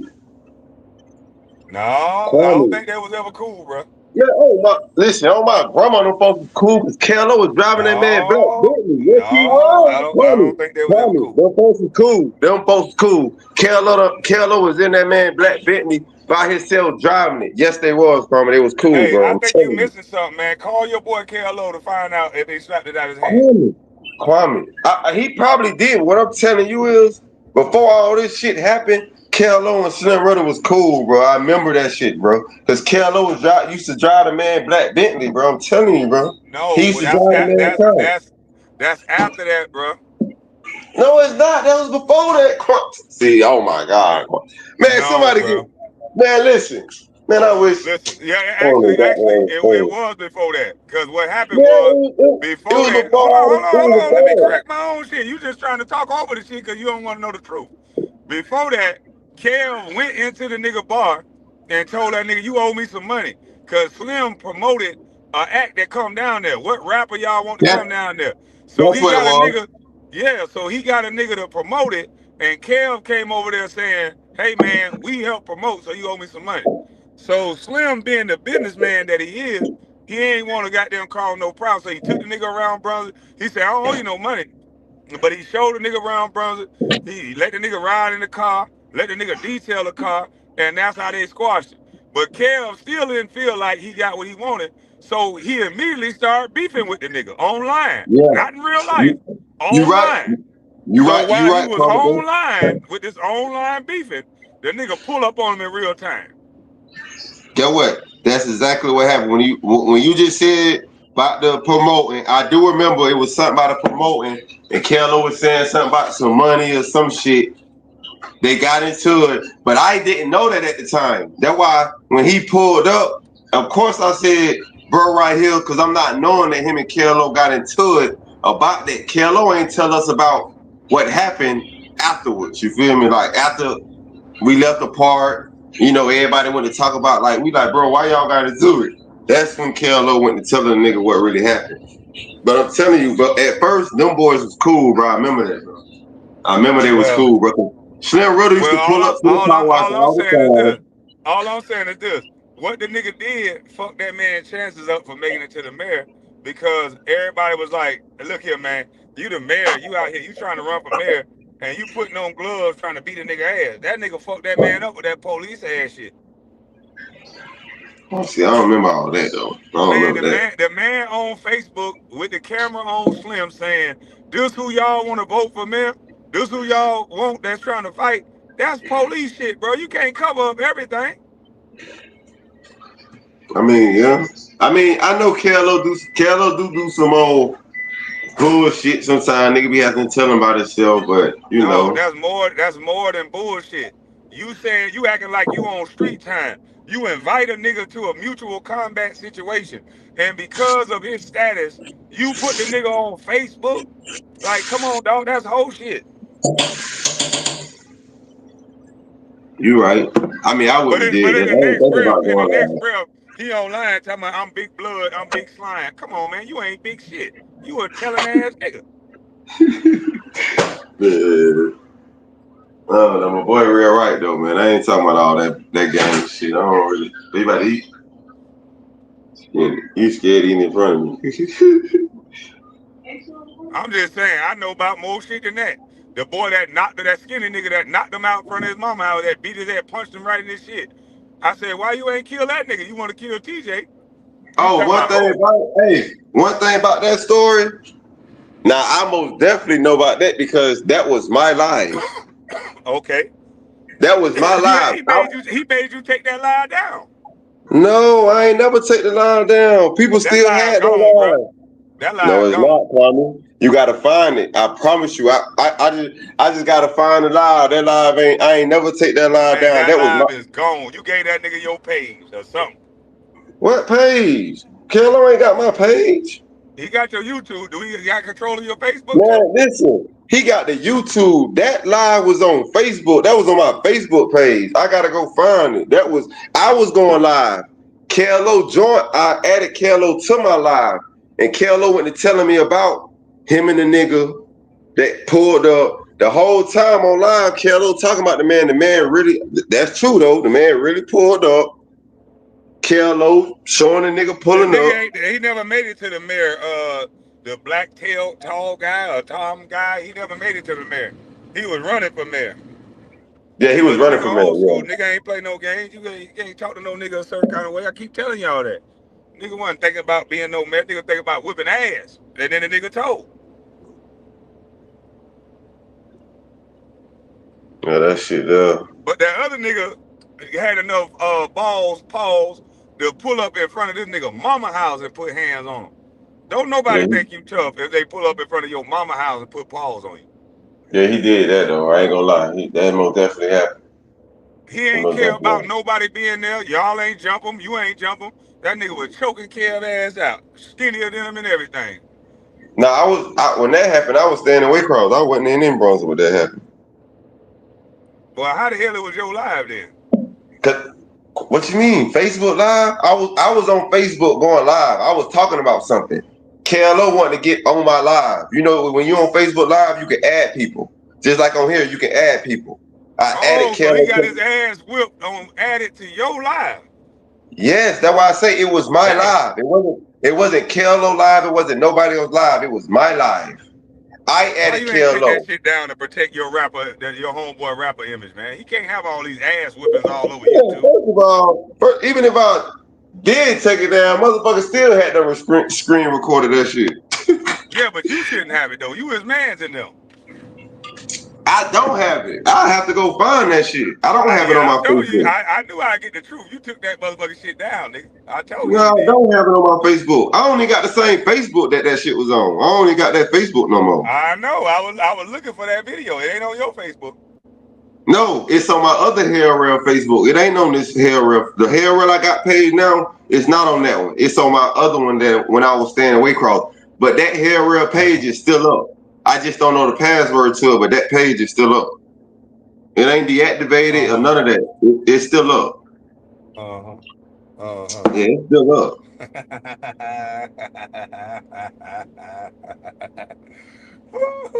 Hey, it be fun talking to y'all niggas, boy. People might not be picking up on it, but it's fun talking to y'all, boy. And this shit I just really had to get up here and just clear the air because you know people call. Only reason you know I really came up here because you know a motherfucker gonna take. But I know damn well this nigga ain't just. Hold on, man. What the? Oh shit, man, this nigga don't. Oh hell no, nah, he go. But nah, goddamn, um, Oh, people from Brunswick on my page, and they was like, "Hey, man, yeah, Kwame they goddamn told said this me. about you." Hey man, call girl, and tell me on my shit in there. Thanks. Man, shout out to the week, man, the ones that's listening to me, man. Call my cousin right quick, tell him something wrong with my shit in there. Well, call Gene and tell him to come. Man. Or at least tell the text him I left my shit in there. Oh yeah, you know people called me Kwame and said, you know Kwame on Facebook talking about ooh ooh ooh. No, I But was it on wasn't nobody. YouTube talking about it. Oh yeah, I But it said it wasn't on no. Facebook too. Yeah, you said it on Facebook too. Yeah. Yeah, that's what they said. But see, I ain't. That's what they really said. They said something out on Facebook, but I'm like, I ain't know you had a Facebook page though. Yeah, I'm gonna bring Kev Low to Facebook. He talking too greasy for YouTube. They don't know him. All this bitch ass TJ shit. Ain't nobody in the city gonna respect that nigga talking like that. I don't know, man. Y'all, to be honest, I thought y'all would have been stopped that shit. That shit, I don't Hey, know. it ain't no y'all. TJ went into the store and did a little joke and talked to one of our cousins and was like, "Hey man, And do get you what? want do you follow your cousin?" She was like, "No, he Channel 4 News." The nigga started talking about his uncle, started talking about me, all kind of dumb shit for no reason. So yeah, cause Kello called me about that. He was like, bro, what? He was trying to ask me which one of our cousins work at a store. I'm Man, like, that nigga called his cousin Keisha a bitch and said his uncle Poop lived with his mama, all kind of shit. I didn't have nothing to do with it. I ain't say nothing to this nigga. We wasn't even talking back and forth. oh, so that's who it was though. Or the name you just No. said, that's who it was. Uh-uh. See, that's the only cousin I knew that worked at a store though. That's the Man, only person I knew who. we got another cousin that work at a store. It ain't had nothing to do with her. She looking like, See, what that's the what I fuck? said. I ain't. That's the only cousin that I know y'all family, but that's the only cousin that I knew worked at a store. It probably was another store, probably on the north side somewhere. I'll be on the south side, so I barely go on the north side of Brunswick. Well, All right, he argued. He told that his uncle lived with his goddamn mama. Said he never looked up to him. He a drunk. All this other shit. When the man ain't do nothing, and that wasn't even the person that said that. you know what? I can believe that because that's the only cousin he knew at the time worked at a store, so he probably My off the cousin rip. Keisha, she don't even get on Facebook. That's what I said. I ain't even gonna lie. That's the same thing I said. That's why I was telling. That's why I went to telling bro like, bro, no, it can't be her, bro, because she don't even got no Facebook or none of that, bro. Like, It made no sense. He didn't even think. This guy's emotional. When you do emotional shit, then you cause bigger problems. You done outed man, your what big, uncle, said all this dumb shit for no goddamn reason. man, what big G Lil Wayne talking about? What? That's what Kello get his information from. Like, Kello ain't getting nothing from me. What are you talking about? Oh, well, I gotta know niggas like that. I ain't even really get on here for all that anyway. I just really got on here just to clear the little shit up, to be honest. No, what? Anyways, Kwame, like I said, Kello knew that girl worked at the store. Everybody knew she worked it there. So Hell Real ain't tell Kello shit about it was that cousin or whatever you talking about. Everybody knew that she worked at that store, even Kello. So that's why he said her, because he knew she worked at a store. So what is y'all talking Hey, about? real, what do you feel? What do you say about TJ gave the man wrong information? He think you gave him the wrong information. About the Keisha about the Keisha shit? Huh? About what Yeah. wrong information? About the Keisha shit? He feel like you told him it was Keisha. Yeah, he feel like you told him it was Keisha and it wasn't her. No, So he feel like you gave him wrong information. I ain't never tell Kello shit. Did you I tell just him it was told. her? No, why would I say it was her when I know this lady ain't got no Facebook or none of that? No, I never told Kello none of that. And I'll tell Kello that. Never told Kello nothing about, yeah, bro, that was Keisha. Woo, woo, woo. No, never said that. Ever. That's crazy. No, never told Well, he Kello went off. shit. He went off on a total stranger for no goddamn reason. No, I ain't never tell Kello that it was goddamn Keisha that said that when I only. First of all, I don't even be on this shit no more to even know what's going on for me to tell Kello any motherfucking thing. So Let me ask you what this: I'm gonna is him and that nigga tears kin to each other or something? fuck no, tears ain't killing no Kello. They do the same thing. I think Kev need to not go to our Dixville family reunion, and he need to go to the Foster family reunion. Foster Man, family reunion. He need to go to Foster family reunion because him and Tears act just like each other. what? That nigga can't stand his family. That nigga act like he don't love his family. I hung across town. I ain't hanging in town with you niggas. Like the nigga hate everything about Dixville and the people in it. I don't know, man. That's just like when I heard. That's just like when I heard about Craig, whatever Craig Craig made, and he was trying to talk about you. Like he was on there saying something about Kwame got Dixville niggas looking bad. Like, and you had niggas from the hood getting on there like that ain't got nothing to do with Dixville. What's going on YouTube, which is true though. That It don't. ain't got nothing. That ain't got nothing to do with niggas from the hood. That's why they got on that chicken crib. Like, that ain't what Kwame got going on. Ain't got nothing to do with niggas from Dixville, bro. And I would question how the fuck a self-made motherfucking Yeah, man got anything looking bad. exactly. Like, This what nigga, Kwame this doing? nigga clocked off work and almost got himself killed over $40. You got the nerve to talk about what somebody doing looking back. You was making money and almost got killed for a little or nothing. You stupid. That's why the niggas got on there and went off on him. Like, nigga, that ain't got nothing to do with Dixville niggas. Just cause whatever you and Kwame got going on, you talking about you want to make a post about Kwame making Dixville niggas look bad and woo woo woo. Man, You that mean ain't to got tell me nothing. he ain't checked all them Dixville niggas? No, he wasn't saying nothing. And Oh, I didn't see, and I ain't gonna lie, I didn't see it, Kwame, because he got me blocked. He got me blocked on Facebook, so I didn't see it. Somebody else hit me up and told me about it, and I had to get on somebody else's page and see it. I ain't see it on my page because he got me blocked. I gotta go see that shit because I know big gangster Craig ain't let no nigga check him. He said Yeah, if he they got. walk through Dixville, won't no nigga touch him. So Yeah, they got. I know if a nigga tell him that his opinion is wrong, then the goddamn Yeah, he nigga. had to say something back. Yeah, niggas was on there saying, nigga, that ain't got nothing to do with niggas from Dixville. Only nigga that was saying something back to bro them who bro them from the hood that commented on there. The only nigga that was talking back to them was Joe Peacock. What's up, little bro? Who is that? Joe Peacock played basketball for Glenn. Oh, okay. Yeah. That's the only person that was commenting back, trying to say a little something back, like but they still was coming back, like nigga, that still ain't got nothing to do with nothing. So how they trying to make me one individual speak for the whole Dixville? Exactly. That's basically what brother got on there, basically trying to let him know, like, you talking about one person. That one person ain't got nothing to do with the rest of, you feel me, everybody else from the hood.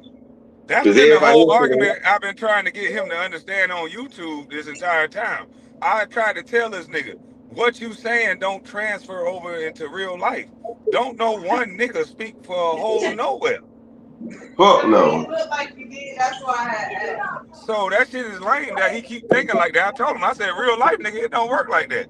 You gonna get Yeah, yourself fucked up trying to make everybody else think in a box. and get what? That's basically like what he doing. You trying to Yeah. speak, you trying to speak about Kwame, but at the same time, you bringing the neighborhood that he's from, other people involved. That's like, cause you gotta think. Don't get me wrong, niggas from the hood, certain niggas from the hood, not letting certain niggas, especially Craig, talk about the hood. So it's like, nigga, talk about Kwame. Don't say Dixville niggas. You feel me? Cause when Right. you say Dixville niggas, now you bringing the Dixville niggas that ain't got nothing to do with it, that really don't like you, involved. And his brain, he thought he was gonna get a different reaction. He thought he was gonna get niggas No, saying, I don't know why. "Yeah, I I don't don't know fuck why with he them thought niggas," or that. this and that. I told him, I was like, "You're not gonna get that type of reaction, dummy. No, he People are ain't get that individuals, nigga." reaction. He ain't get that reaction, especially from Exactly. the nigga. Hey, he said, Especially, "Hold on." Boss man said, "Real Tears said that whole situation was a play with you pulling us up situation. So that was a play." man, look, man, fuck Tears a play. Nigga don't play like that. Who plays like that? Who I don't actually know. plays? Who actually plays like that when a nigga actually calling a nigga mama and doing all that? What? It made no sense to me.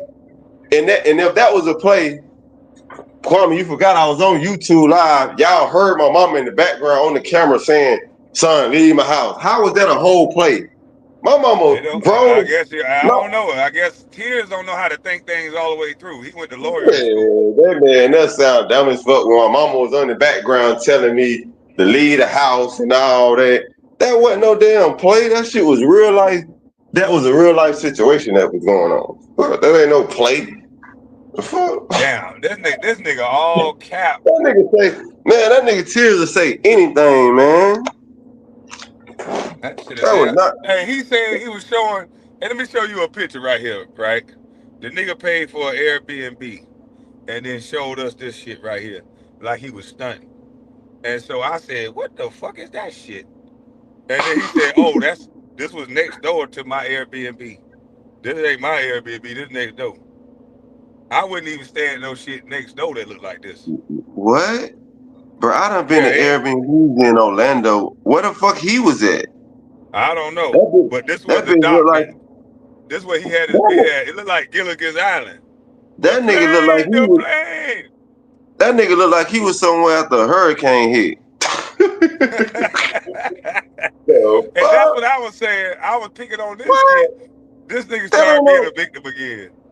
Man, no, I don't know where the Dog, the fuck he was nigga at. fell through a chair, man. He tried to sit down in a chair that was already ripped and sun dried. Fell through the bitch, drop his cup. That nigga wasn't at no Airbnb. That He nigga look said the like he was. Airbnb is right next to this. What? Man, I was just staying down there. Ain't no fucking Airbnb look like that. I The don't know no neighborhood, nice the Airbnb that's gonna neighborhood, rent something that got the something next to neighborhood, it that look like that. the neighborhoods don't even look like that. The neighborhood got grass. That shit got dirt and grass. Fuck. Man. Yeah, I don't know. I don't know where he was at. And none of the That nigga. tables or the chairs worked. That nigga had to stand up the whole time. The wind was blowing 9,000 miles an hour. That's why I say that nigga must be with somewhere in Haiti land after a hurricane hit. Cause that nigga was not at no Airbnb. That nigga was somewhere else. This man here, man. But I've been hearing the little shit Tears been doing and saying, and that's what it looked like. It looked like nigga was at Crystal Lake. For real. Man, this So shit look what fucked up. that nigga, that's so funny, man. That nigga, I can't believe that man said that was a play. Yeah, What? y'all, you was faking. You wasn't really gonna shoot him. You was faking like you was gonna shoot him. He was Who? gonna slap the shit And out you on his mama porch. He said he told your mama he was gonna slap you. yeah, That okay. nigga talk about, I told your mama I love you, I respect you, I love you, but I'm gonna beat your son ass. I said, what? Who tell somebody What? mama that? Oh God. Nigga, And my you won't mama, you believe. told my mama you gonna beat my Listen, ass. My mama wouldn't listen, have, boy. listen. It's so crazy, and I ain't even about to bring my mama back up in this shit. But man, only if that nigga knew what the shit my mama was saying. The fuck, dumbass. You sound dumb as hell. My mama really was saving your stupid ass, to be honest. The fuck you talking about? That's why she was telling me to leave her house. So if I'd have left if I left when I left her house, he wouldn't have known where I went at. My mama was saving you, dumbass. What are you talking about? Cause he was coming up there blindly thinking he was just gonna slap you, show Thinking he everybody was on just going, YouTube. thinking he was gonna slap me. My mama knew it. My mama knew everything that was going on. That's why she kept telling me to leave the house, cause she ain't want me to get in no fucking trouble. If he really believed that my mama told me to leave, so he wouldn't do nothing to me. No, nigga, my mama was saving Well, your let me stupid ask you this. ass. Why does he think that you so soft that he can walk up to your mama house and slap you on your mama porch and walk off? Not even him. Can't no nigga pull up to my mama and say they could have slapped me. But that's what he thought though. He thought that in his head. He He clocked thought, out of you work know why to he come thought slap that? the shit out you. He thought that because his brother and my mama are married. And I had to prove to him my mama been kicked your brother out. I proved that on No, YouTube no, Live. he don't went live about that. You missed a lot. His brother saved your mama. He said, Saved her. yeah, nigga, you Saved her. said he heard you say that your mama brought his car and all that. He said his brother saved your mama. Saved my mama from what? She was No. broke. I don't know, Kwame. I don't know if you really remember who my mama is or not. You really know who my daddy is, my stepdaddy Jimmy. That's who you really know. I don't think you really remember my mama though. But No. no. No. I mean when you see her, you'll know who she is. But no, never. So Within basically, my he life. ain't saved your mama. What you saying? Man, how the fuck you say my mama? He My mama worked. riding. That My mama riding better than him. What are you talking about? What are he you the talking about? manager at King and Prince. He always kept a good paying job. He tears said. Who? Who the manager at King? Tears don't even know what he. That's crazy when a nigga don't even know what his brother do. This He the shit crazy. he work at King and Prince. Bro, this man don't work at no King and Prince. Yes, he do for a tier. Bro, that man don't work at no King and Prince. Wow. Bro, I know, listen, man, this shit crazy, bro. So this nigga don't know his niece, and he don't even know his own fucking brother. That man don't work at no King and Prince. That man work on the fucking road. That man don't know what he talking about, bro. And like Damn. I said, nigga, yeah, nigga, my mama, you think a nigga like I know his brother. You think a nigga like, which I'm not finna get on here and down talking about a nigga like him, you really think you put my mama and save my mama? Bitch, you ain't got no good credit, none of that. Bitch, you ain't even have no license or no car when you met my mama. When you met my mama Hold on. already What you had mean a nigga one. like him? You saying hold on? You saying his brother? His brother was grown already, Yeah, when he met my mama. so he ain't have no And when he license or met no my car mama, as a grown man. he ain't had no car, none of that. My mama been had a car in the house. So how the fuck you say my mama? What? This shit here. Damn. This shit here crazy, man. Tears need to stop that shit. He need to stop that shit, bro. And my mama still doing good. And Damn. she the supervisor at her job. And she work at the richest place on the island. Which you know what that is, the richest place on the island. That's where she work at. So I don't know what he talking about. My mama is most definitely good. And What we the got hell the that best little in noise class. was at the end? What the hell was that? Huh?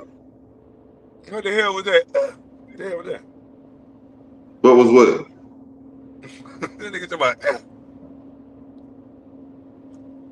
First of all, I ain't taking no lack of good credit or nothing, but don't get on here saying nothing about well niggas say my mama did nothing. But my mama is always good. And I'm the only child. I got the best insurance ever. I'm straight.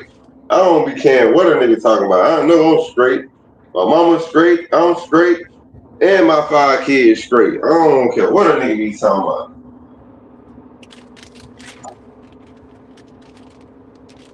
Damn. I don't know what a So nigga be now we talking know it wasn't no play, y'all. He still tried to play tough, act like he wasn't scared, like he wasn't gonna get his ass shot off. He got down, so you can say that, Tears. It wasn't no play. It was real life. You a real life dummy. You clocked out of work to go get shot. He's stupid. about. Yeah, that wasn't no play. Cause if it really was a play, you'd have waited till you got off work or did it on a day you was off. I'm not Yeah, it leaving sounded my like he job was to go. mad. Listen, I'm not leaving my job, goddamn, to go do a play. A play like that. What? That's why they keep shipping his ass from job to job. He don't know how to focus. Yeah, man. Man, what? Like, I seen somebody, I'm looking at the comments, they talking about 5 kids and on his mama insurance. What is the problem with my mom? I'm the only child. What's the problem? My mama having insurance on me. Like, what is that a problem? Is that a crime or something? I'm just confused. Like, I don't know. I guess that's No, it ain't crazy. a crime. They just saying that you basically ain't no man shit for you. To have But your she like mama do everything and not you doing it.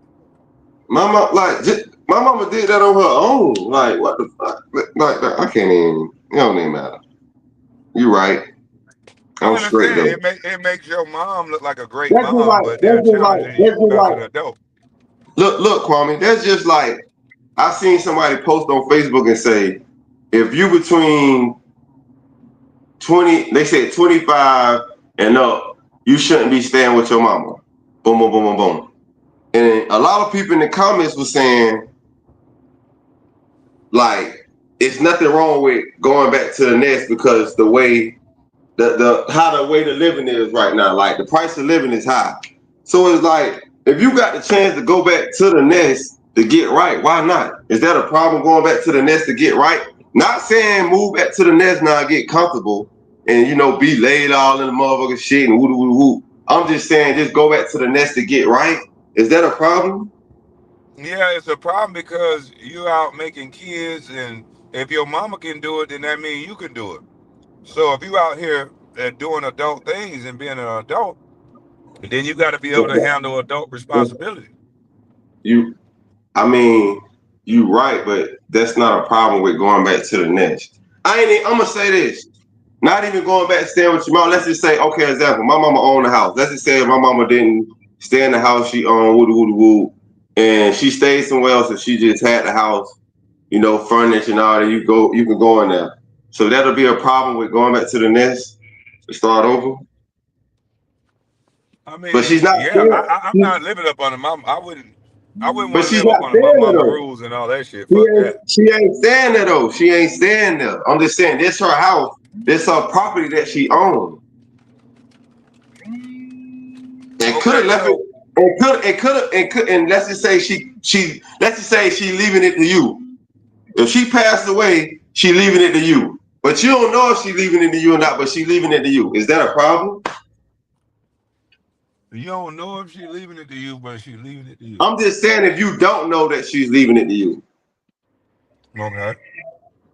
is that a problem going back to the Well, nest? I'm just, maybe your mom is supplementing your income so you can try to save up something because she wanted you to have financial freedom. So hopefully you taking advantage of that. that's what I'm saying. Like, so these folks, I don't stay at my mama though, so I don't really care what a nigga say. Mm. Yeah, when I was there when I first came back, of course I had just came back, but I'm not there now. So y'all niggas can say the fuck y'all want to say. Hell, he ain't there no more.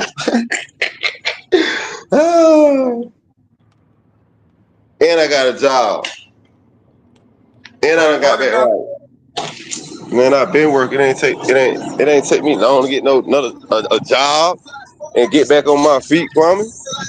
That's You what the about to fuck go? I'm You about to talking go? about. Maybe something neat. You coming back? I'm finna go with my brother. Oh yeah. All right, just come back when you get done with that. But yeah, one thing about it, yeah, I'm back straight now, Kwame. So tell them niggas fuck on them. Straight up. So you gonna And it get ain't take me Craig long. his $60 back, right? Dude, that nigga still ain't getting shit. And I got a $60 I'm right saying. now. I'm saying you have the money now.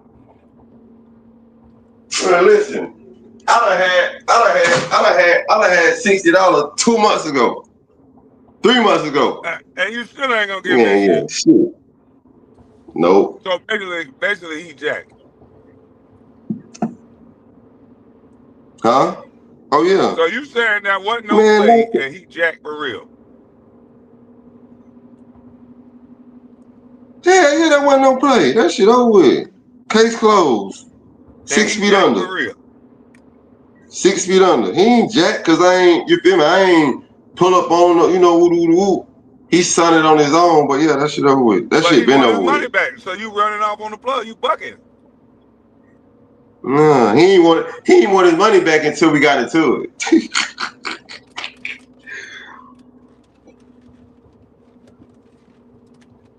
Man, that is not why that happened. So shut the fuck up.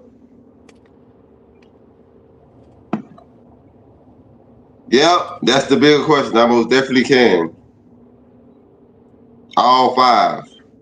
But we ain't talking about my kids though. So it is what it is. Though. Leave the kids up out of it. But I most definitely can. Cause I'm pretty sure some of y'all bitches on here cannot. Y'all on here fronting. So please stop. $1. Man, all right. If he owned the house, then why he ain't in the house? What is you talking about? Yeah, he tried to say his brother owns that house. Yeah, cause they married. Yeah, they get a divorce right now. He ain't getting nothing. Stop bullshit. What he gonna get? What he got right now is what he gonna keep. The car and his clothes. That's it. Yeah, but he the one who helped get the house. The car and his clothes. That's it. I guarantee you. Get a divorce right now. He ain't getting nothing else. So he gonna have to go back home. And I got messages in my phone for me and him. That man don't even want no divorce, so he ain't going nowhere. So Tears just need to just Well, he worry got a about him whole and lady that. now. He got a good woman now. That what Tears say. Man, I got He messages, said he Kwame. said I his got brother ain't Kwame. want your mama. Kwame, I got messages, Kwame. Don't let Tears fool you. I got messages. Uh One oh. thing about it. One thing about it. One thing about it. I respect my mama husband for the things that he did. You feel me? But it's like, no, the shit Tears be saying. Tears try to make shit sound good. He can't make nothing sound good.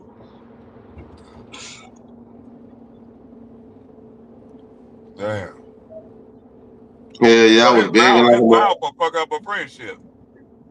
Exactly. Do too much. You do too much, bro. What you really don't even be knowing what's going on. Just like when he was like, "Oh, you at the house right now? My brother in the room right now." And I had to go in my mama room and show, but your brother ain't here. What you talking about? You don't even know your brother work at. Talking about King and Prince. The fuck? You don't even know nothing. Like, damn. He been a manager there for a long time. Man, that shit crazy. Okay. That man don't know nothing, bro. About none of his family. So why would none of them come to see his wedding? But them folks, me personally, I don't know. But me personally, them folks don't fuck with Craig like he think. How he got people on here thinking they do. He said they don't fuck with him because he said, won't nobody in my family drive to my wedding. The folks don't vote you No, like he's talking that. about in Orlando. You said he was on his line saying all the funerals he went to. He ain't been in that goddamn funeral. What are you talking about? He ain't go to his brother's funeral? What brother funeral? Oh, I don't know nothing about their brother that passed away. I ain't know them during that time. No, his foster brother. What foster brother? I thought one of his foster brothers had a funeral or something. No, I'm talking about his real family done had funerals that he never been to. He ain't never been to. Oh, I know So that for a fact. that's why they won't come to his wedding. I know that for a fact. Cause my mama went. I know he wasn't there. Damn. But I don't know the situation. I don't know the situation how he became a foster. I don't know how all that went. I don't know how that went. I wasn't part of the family during the time. Yeah, that was bad. Tragedy happened between the family, and then dad went to prison. And mom, is no longer with us. And then he went to an auntie or something, and then he like shitted in a tub, and the auntie beat the living shit out of him and burnt his leg or his foot or something, and that's how he ended up in foster care. Oh, see, I don't know nothing Something about like that. that. I don't know. I don't know nothing about foster care and all that. I ain't grown like that. And I thank God I didn't. Not saying, but I didn't grow up like that. But it's just the shit Tears be out here saying, it just be, I don't know, it just be so crazy. Like, like even with the niece situation, when I brought my stepsister up here, like, bro, them folks, you don't talk to them folks or none of that. The He fuck? don't talk to none of his nephews and that. I don't know. No, I don't know. Hell, my stepsister But he just texted telling me me what I like, should do with my family and who I should make my my millionaires. my my stepsister just texted me the other day and asked me how my mama and everybody was doing. We talk more than what he talked to them folks. Damn. I done been around them folks more than he has. And you just a step son. Cause they I married, so ain't, that would make you a stepson. yeah, they married. Did you ever take him in like a dad or a real dad? Or you like fuck that? That's just your husband. Nah, I'm gonna be honest. No, because I was too grown and up in life, so it's like that was just out the window. The only person that I took up for that was my mama last husband, which was my daddy Jimmy, the one you know. That's it. Damn. Cause it was too See, far. that's hard dealing with you goddamn stepkid, cause y'all don't never want to give a nigga no credit. Who? I gave him credit. Don't get me wrong. When he came through and got right, yeah, he most definitely. I was just telling him that me and him was just texting the other day. Like he most definitely came through. Don't get me wrong. He was doing shit as a man. I ain't taking that from him. But Tears will make it seem like he just when he came in, he just whoosh. No, my mama was already whoosh. What he talking about?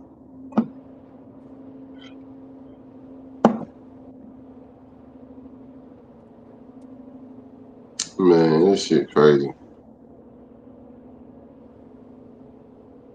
That's crazy. Kwame, them folks, somebody don't fall for your bullshit. Man, they all fall for his dumb shit. Nah, they telling me don't fall for your shit. Or me? Oh, they always say I'm on something. I'm just getting the information like they do, but I'm just letting you talk. Nah, I just, I be like I said, I be hearing shit that still be going on YouTube. Motherfuckers call me and tell me about it, and I just be like, oh, I listen. I be like, all right, I don't really give a fuck. You feel me? Like I don't be caring about it. It is Well, what it Kev is. say I'm doing murder for hire. Big Blood. He said he know I'm doing murder for hire. I'm paying TJ to kill him. Hmm. Yeah, he called Tarek a bitch, a fuck nigga, all that, which would make any man want to slap you. But he said I'm paying Tarek to do it, and I'm King Slime or some dumb shit.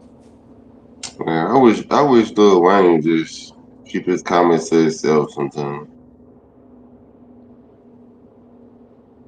Cause he just be I really think he one of Tears dick riders, to be honest. He dick riding you and Tears, to be honest. Whoever Big G Lil Wayne, he dick riding both of y'all. He's a dick rider. Well, I'm just trying to figure out how him and He Tears need a keep good being friends after all the shit Tears say about his mama and everything else. He he need always he need forgiving a of that nigga. he need a motherfucking deal though. Something going on, man. Oh, I'm sorry, y'all. I'm sorry. I'm sorry, my bad. But that nigga need a dildo or something because he's doing too much riding. He went from saying about you, now he Tears said this and that. Yeah, he needs something to ride on. For real. Damn, that's sad. Uh. Oh man, breaking Oh news, God, y'all. she most Breaking definitely. news. Hey, breaking news. Kev Slow is calling Slim. Hmm? He calling Slim trying to talk to him since I broke the news. Man, all that shit old though.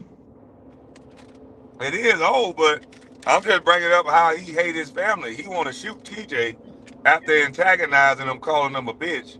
But then it's been niggas slapping you and punching you in front of your mama house, and Slim slapping phones out your hand. You ain't do nothing.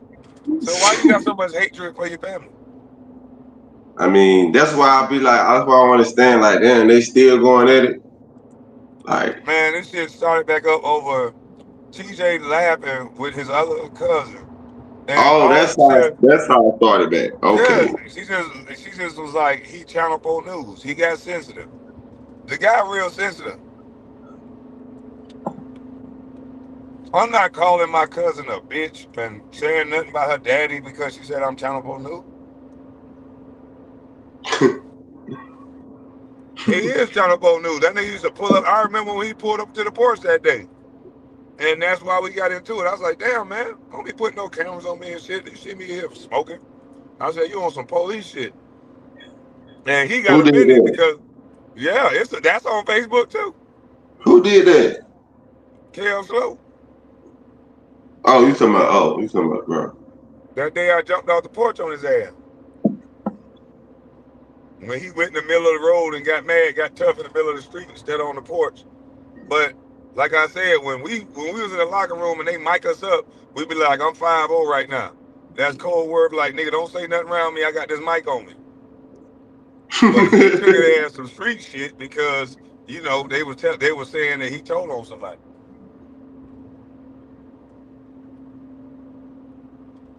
But I ain't got nothing to do with your sensitivity. He about to get DDT. Y'all, I ain't even on front, boy. No lie. Like, I'm gonna say that shit over and over, but I would never goddamn fight y'all big ass nigga. I don't give a fuck. Well, he need to learn. I wouldn't fight Mike Tyson or John Jones, and I wouldn't antagonize him or call him a bitch Yeah, either. you're right. You're right. Because I'm pretty sure if I go around Mike Tyson and keep just calling him a bitch, I may not think I want to fight him. But at some point, he going to get up and slap the shit out of me. Did you see how he was hitting that white boy in the seat? Nah, Yeah, I you ain't see fuck with that. Mike Tyson, he going to put them paws on you. Yo, real, I don't understand. All right, Lil Wayne. I wonder why he called himself Lil Wayne. Oh, Whoever BG Lil Wayne. Big G Lil Wayne. Wonder why he called himself Lil Wayne. maybe that was his name before Lil Wayne.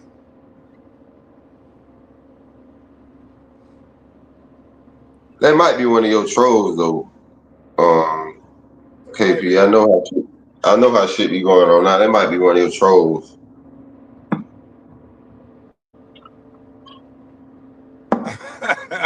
They talking about KB he need to make Brunswick a tour spot so everybody can see what spot he jumped off the porch. Man, that nigga Kevin was hauling ass. I don't know why that boy talk all this tough stuff. I don't know him to be no shooter, but I damn sure don't know him to be no fighter. So I don't know why he Who? talk the way he Who? talk. It be Who? your boy Kev. One thing about it, now, bro ain't no shooter, but bro most definitely a fighter, though. That's just like his brother. Bro most definitely gonna fight. But he fight in groups. He don't fight by himself. Bro don't fought by himself plenty of time. And we saw the video. It looked horrible. He drop his head and rush at you. Yeah, you laughing because you know that ain't goddamn fight.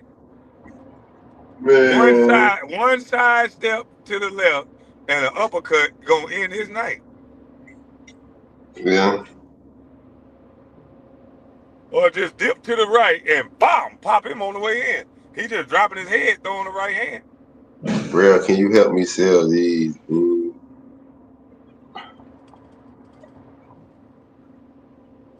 Uh,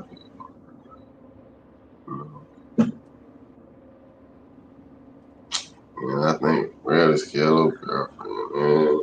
This shit crazy. Me and bro don't even stay in the same city. Bro stay 4, 5 hours away from me.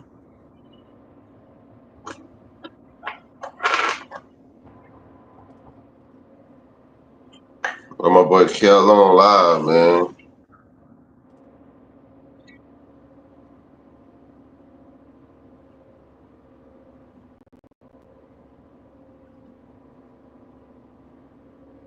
Your boy Carlo lying? Yeah. What he over there talking about? He probably whoop your ass. Huh? Yeah, he finna whoop your ass. Bro ain't about to do He nothing to me. he hear I you over don't, here, I nigga. don't, I don't know nothing about no Whopper, bro. Huh? I'm telling whoever that person is, I don't know nothing about no Whopper. They said you did the wobble with it. With cheese, I don't know nothing about no Whopper. Oh, he I said just, Free Smoke Sunday, YouTube versus Dustlife. I Man, you just, I cooking. just get money, bro. Money is money. If you making I can make a Whopper, nigga, and goddamn buy what I want with that money though. What are you talking about? I don't understand. A job is a job. Yeah, as long as you ain't doing nothing illegal. Like, And don't drop my motherfucking burger in the grease. agrees. Damn, I don't even know nothing about that. Yeah, niggas come up there talking shit to me, I drop the burger in the grease. That little grease trap, they gonna have an extra grease on the burger fucking with me. I don't know. Grease traps, I know that you got to do a lot of work with the grease traps. Hey, we talking about way in the goddamn 99 to 2000, man. Probably Oh totally different. God, that it's totally different now. Yeah, we can open that grease trap. They probably change it for niggas like me. Talk shit to me, I drop your burger in that grease trap. That's right there. No, it can't be this no different. Cause when you scrape the grill, all the grease going to this little thing right on the side. Now it's a little different now though, cause you got Oh, different machines. You got different machines. You feel me? Like it's just different machines. oh, yeah. I used to be able to drop that shit in that grease. Be like, here you go. You talking all that shit? You finna eat this greasy Cause ass it's burger, nigga. like what you saying. You like you won't even have time to do all that. What you saying? Dropping it in the you basically saying you dropping the burger in the old grease off the side. Yep. Nah, the way it is now, you won't have enough time to do all that. Damn. These niggas lucky then. Yeah, yeah, you won't even have enough time to do all that. That shit was so easy back in the day. They talk about yuck. Hey, shouldn't have been fucking with me. That's all I'm saying.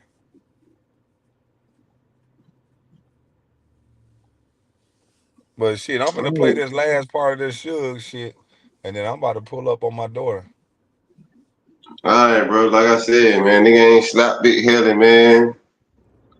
Big Helly doing good, man. I just came over here to just, just to let shit be known.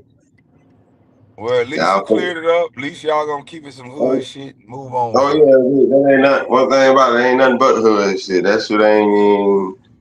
It ain't nothing. Well, shit, that's all it's about. Well, salute. And I'm gonna goddamn play this little part. And I'm getting up out of here. All right. All right, bet.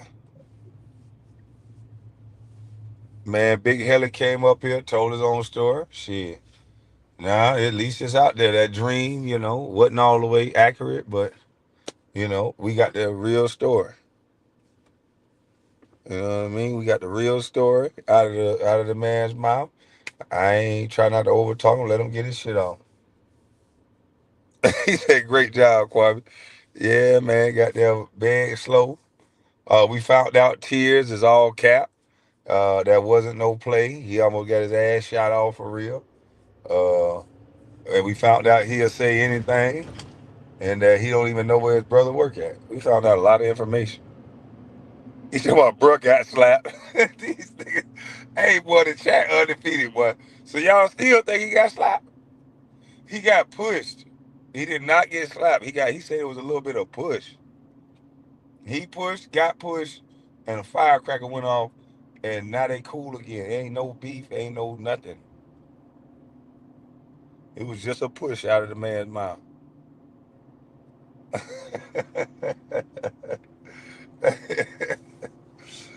Hey, that's funny as hell.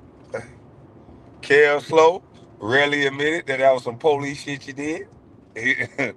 Now we got from the Big Rally that you know that we know that Kev Slow called the Popo, and the Popo came, and Kev Slow went live and said the phrase, "Hey, this is the mayor y'all want to vote for," and fucked up the man's chances to win the election. Police ass shit. So we just got down.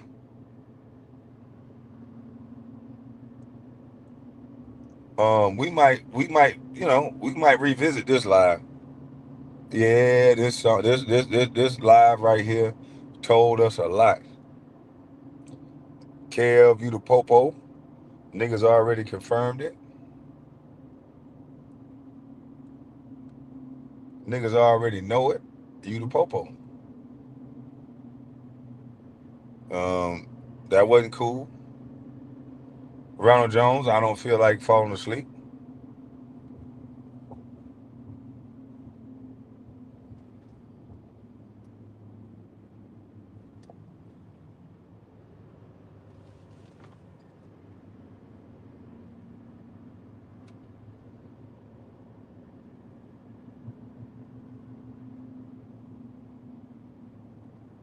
Oh shit.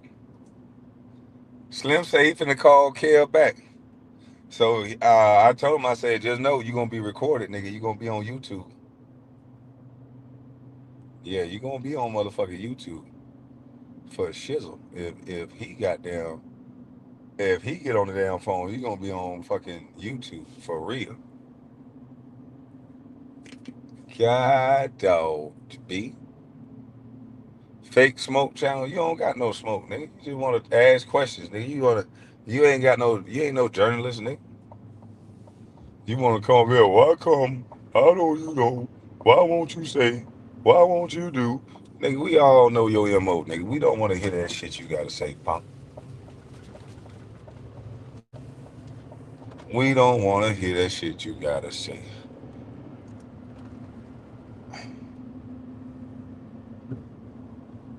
So Kale probably recording Slim right now.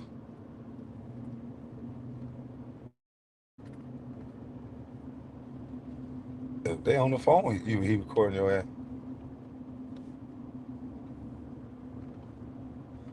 You come in Gorilla Giraffe. Why does live won't play on my phone?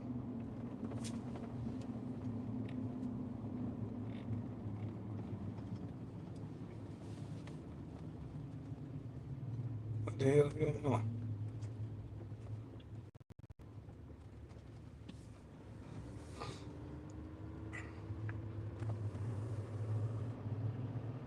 You goddamn redo this shit. I'm trying to see what the hell is live doing because I think Slim on the phone with him.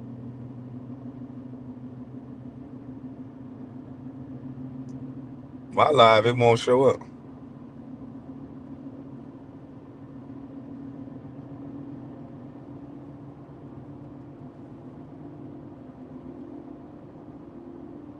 Kev Low CIA. That nigga ain't no fucking CIA.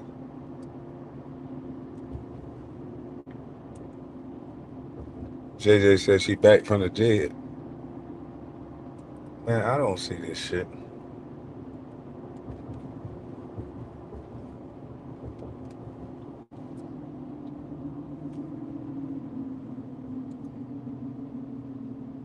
No, this shit ain't doing nothing over here. Let me see if I take my Wi-Fi off.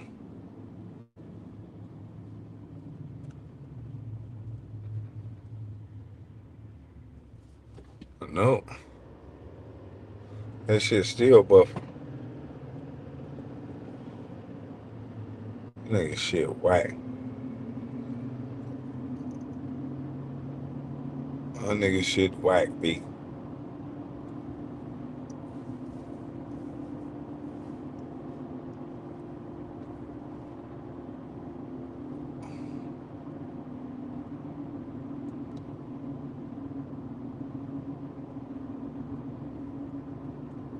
Uh-huh. Oh yeah, let me find that damn.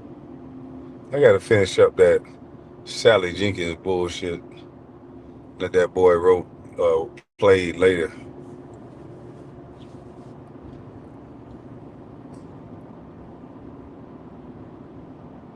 Yeah, he on the phone with Slim. I should call in and hear what they saying.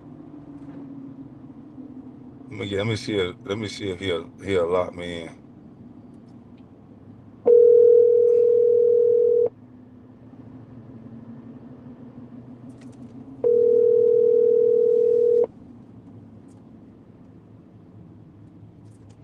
Hey, KB, Yo, he on the hold phone on, now. let me You mute you my mute the mic. phone.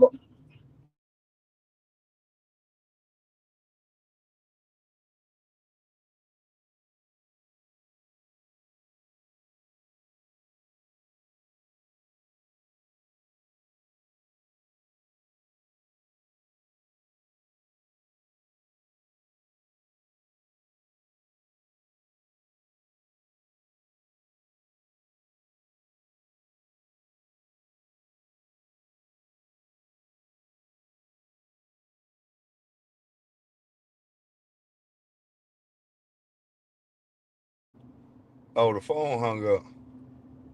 So I was listening to Kev talk to Slim, but the phone hung up. I muted it because I ain't want y'all to hear. He ain't give me permission. I don't know if Kev recording them or not, but I wasn't gonna record it. But yeah, they talking. Kev admitted that the police came and all this other shit.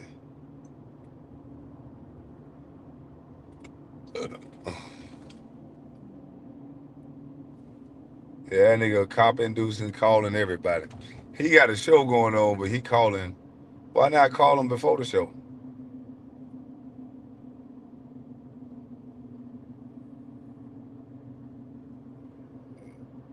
That's all I'm saying. He on the phone talking about, man, the police, that did happen, but you know what I'm saying? You know what I'm saying? That didn't happen like that. You know, they just shut up.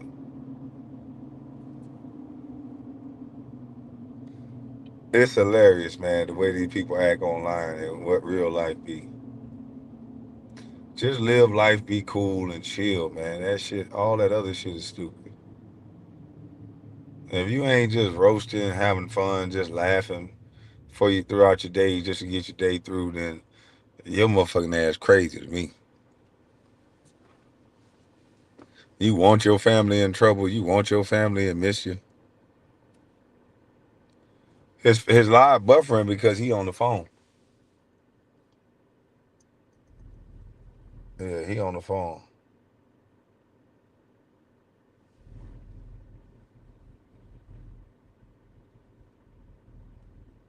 Oh shit.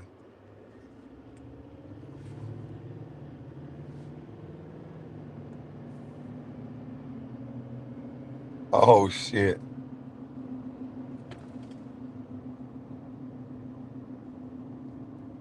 Hell no. Hey man, god damn man. Damn, junkie. Oh man, nigga, no dog. Damn, junkie. Damn, junkie.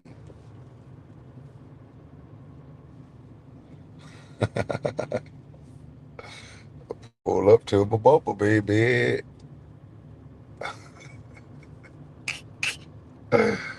Hey man, I had fun on this live here, boy. These niggas talk about some amazingly stupid shit.